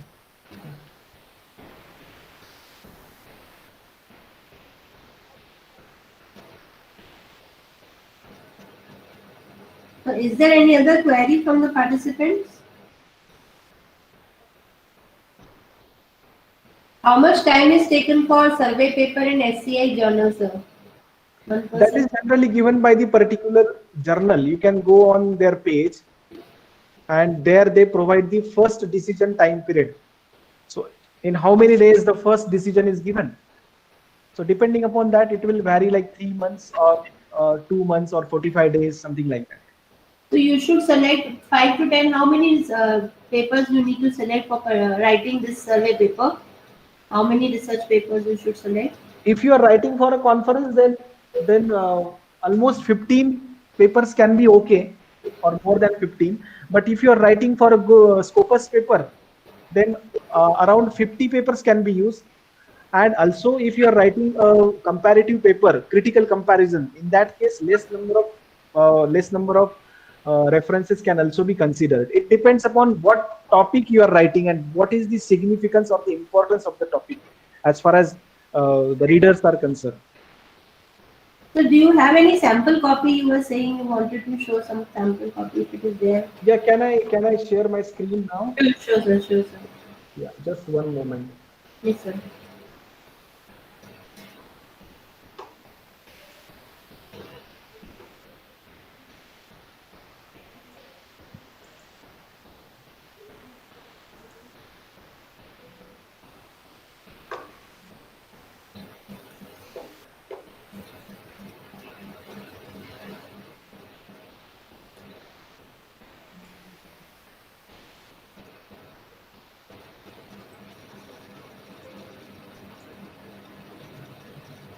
Can you see my screen? Yes, sir. Okay. This is one survey, Vehicles of Future, a survey of research on safety issues. So now here you see that this is the title, Vehicles of Future, a survey of research on safety issues. So if we look at the title, it indicates what is there. That is vehicles. That is the main point here, and the main other important point is safety issue, vehicles and safety issue. So that is highlighted here, and survey on this. Then if you read the abstract, the information and communication technologies have a profound impact on the current state and envisioned future of automobiles. So this is the motivation for that. This paper presents an overview of the research on ICT-based support and assistance services for safety of future connected vehicles. So this is what is given in the paper. So when I say why, what, and how it is given, that part is discussed here. So general classification and a brief description of the focus area for research and development in this direction are given under the title of vehicle detection. So they are talking about these points: vehicle detection, road detection, lane detection, pedestrian detection, drowsiness detection, and collision avoidance. So these points they are discussing with reference to this survey. Following an overview and taxonomy of the reviewed research articles, a categorized literature survey of safety critical applications is presented in detail, and this is the final implication here. So if we talk about the abstract, here is the motivation, that is why, here is the what, here is the how, these are the results, and this is the implication. So everything is highlighted properly here. It's very perfect abstract as far as this paper is concerned. These are the keywords here. You see that keywords are also different from the title here, because these are also used for searching the paper. These are written alphabetically, right? So index terms are also very important. This is the introduction part. So introduction part, if you read here, this will be a brief background about it. Then they are talking about the main points which are highlighted here, like vehicle detection, road detection, lane detection, pedestrian detection, drowsiness detection, and collision avoidance. So brief concepts are given here about these topics, and then how this literature survey is carried out. This part is given here. So here you can see very effectively they have given it on the basis of measurement, execution, and analysis. So as far as measurement is concerned, how these 5 topics are segregated.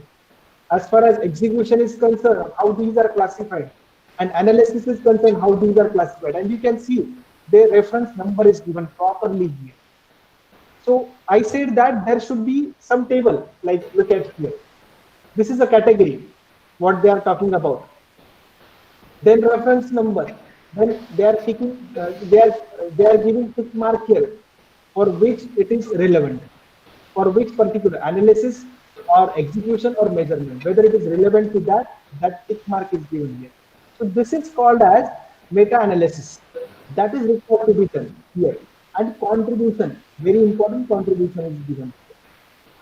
Finally, they are critically giving here in the description. Here they are giving the complete description of that. But this meta-analysis is also very important for readers like us. We don't go directly here, but we can see here, which is very important. So after that, I will not go in details of that. After going through this, they are giving here the future scope or challenges. Just one moment. They are going here for the future research directions. So in this, they are giving the future research directions. Each paragraph is giving one direction. If you read it carefully, you will get that idea. Each paragraph is giving one future direction, what will happen or what is to be done in the future. So if I read here, when it comes to pedestrian detection in future, one can envision that the roads may be shared by not only the vehicle, bicycle, motorbikes and pedestrians, but also the mobile users with the advanced gadgets like motorized shoes or skates. So when we say that we have a smart watch, there can be a smart shoe in future, and that can also be detected by the vehicles, and that will help in avoiding the collision. So this is what is the future direction. So someone can go for developing smart shoes or smart skates, right? So this is one future direction. So this is given here, and this is very important contribution of the survey report. That should come out of the survey report. It is not just the survey, it is giving some future direction. And conclusion, again, if you talk about, it is given in 3 different paragraphs. So I will not go in reading all this, but there is a growing trend towards fully autonomous vehicles, which will clearly continue to be one of the popular research fields within the next decade. Apart from safety, critical applications, energy efficiency and informant applications are also indispensable for vehicles of future, which we plan to address in the future work. So this is the future work that they are planning, but this will also provide you the exact idea of the work. If you refer to my slide, you can map those words, you can map those statements here, and you can see that conclusion is also very effectively done. And you can see how many papers they have referred. It's 74 around papers they have referred. So this is one example I would like to quote here. I hope it is clear to you. Depending upon that, you can categorize your subsections in the main body. Yeah. So this is what I wanted to show you. Basically, you can say it is kind of a literature review work that you have done on the previous papers. Yes, yes. Yes. So how many reviews passed to publish a paper in journal? One Dr. Raju is asking. See, that depends on the journal. We cannot say it. And also it depends upon the quality of your paper. If your paper is of very high quality, then maybe it is accepted as it is, or it can be accepted with some minor revision, or it can be accepted with major revision. Major revision can go for 1 or 2 revisions. So it depends upon the quality or the creativity or the novelty in your paper, and it depends upon the journal. Is there any other? I request the participants to kindly switch on their cameras so that we can have a group photograph. All the participants kindly switch on their cameras. All the participants kindly switch on their cameras. Sir, we are very thankful to you on behalf of Poornima College of Engineering and Poornima Foundation. I, Dr. Himani Goyal Sharma from Electrical Department, thank you a lot for giving this informative talk. I think we had missed it out in our previous sessions because our previous sessions were more focused on the other themes. So it is good that you have taken up this different topic. And now our participants too must have got the knowledge of how to write a survey paper and how to distinguish it from a regular scientific paper, and they can all contribute in the research and development process now. So if there are no further queries, will I wind up for this session now? Is there any other query from the participants? Sir, in this session, we had around 500 registrations and more than 100 participants in every session. So, and we have faculty members from all corners of India and abroad, sir. So, a lot of faculty members are there from Maharashtra also. Yeah. Maharashtra and Gujarat. So, we have got huge participation, sir. So, thank you, sir. Thanks a lot for all of us From here. Nasik also. From Nasik, Maharashtra, mein Nasik, sir, Maharashtra, Nasik comes from Maharashtra, right? And from South India also, we have a lot of participants. Yes, yes. Yes, sir. So we have members from Punjab also. Punjab, almost all the states are covered, right? Gujarat, Punjab, Maharashtra, southern part of India. So, and that too in a very short span of time. So thank you all, sir. Thanks a lot for the wonderful informative session. And I'm sure all the participants too must have been benefited with this workshop, which was organized in a very short span of time. Thank you so much, sir. Thank you. I also thank the organizing committee, convener, coordinator, and co-coordinators of this event, and Dr. Himani for giving me opportunity to share my views on these topics. Also, I thank Professor Sonone and other members, those who are involved, involved in this STTP. Thank you very much. Thank you so much, sir. Thank you. Thank you. Thank you. All the participants may kindly fill up their attendance sheet so that before we close it at 4 o'clock. Thank you. Yeah, so please fill up the attendance sheet and as well as the feedback form. And tomorrow we meet again with Dr. Arun Kumar sir from MNIT Jaipur. He will be joining us for morning session at 10 o'clock. So, and in the last session we'll have the small test, quiz type of a test, multi-objective type. And all the PPTs have been shared and the recordings are already given. The link has already been shared on WhatsApp. So I suppose you don't have any problem in this.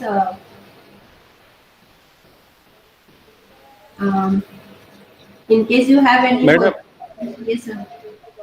Madam, this class PPT also please kindly post in the WhatsApp group, madam. WhatsApp group I have shared, sir, everything. All the PPTs have been shared. In the Google class. This class also I have shared, sir. It was shared earlier. Yes, sir. Yes, sir. Thank you, ma'am. Thank you. Madam, how many questions are there? Sir, I'm just preparing the paper, so don't worry. Don't worry. Yeah. It's a multi-objective only. Do you want to write it or do you want to make it a multi-objective type? Multi-objective type, MCQ. No, madam. Actually, descriptive is better because any close answer you can make it as correct. Because MCQ means it has to be perfectly right. Okay, so we'll have a mixture of both, sir. Okay, sir. Thank you so much, sir. Okay. Okay. So how was the session, sir, for today? Was it good? Because we had our dynamic leader, Dr. DP Kothari, inaugurating it, and later on. So I suppose you had a good session. Yes, ma'am. Yes. It Yes, was sir. very good, very nice. Okay, Both sir. sessions are very useful, actually. Yes, sir. Thank you so much, sir. Thank you so much.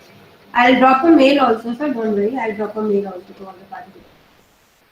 Okay, sir. Thank you so much. I am Dr. Raju from Tamil Nadu, madam. It's a wonderful session handled by the Ravindra Manchu. Yes. It's very useful to the young researchers for writing the Yes. survey paper. So Yes, sir. excellent session, madam. Thanks for the organizer. Thanks for the resource person.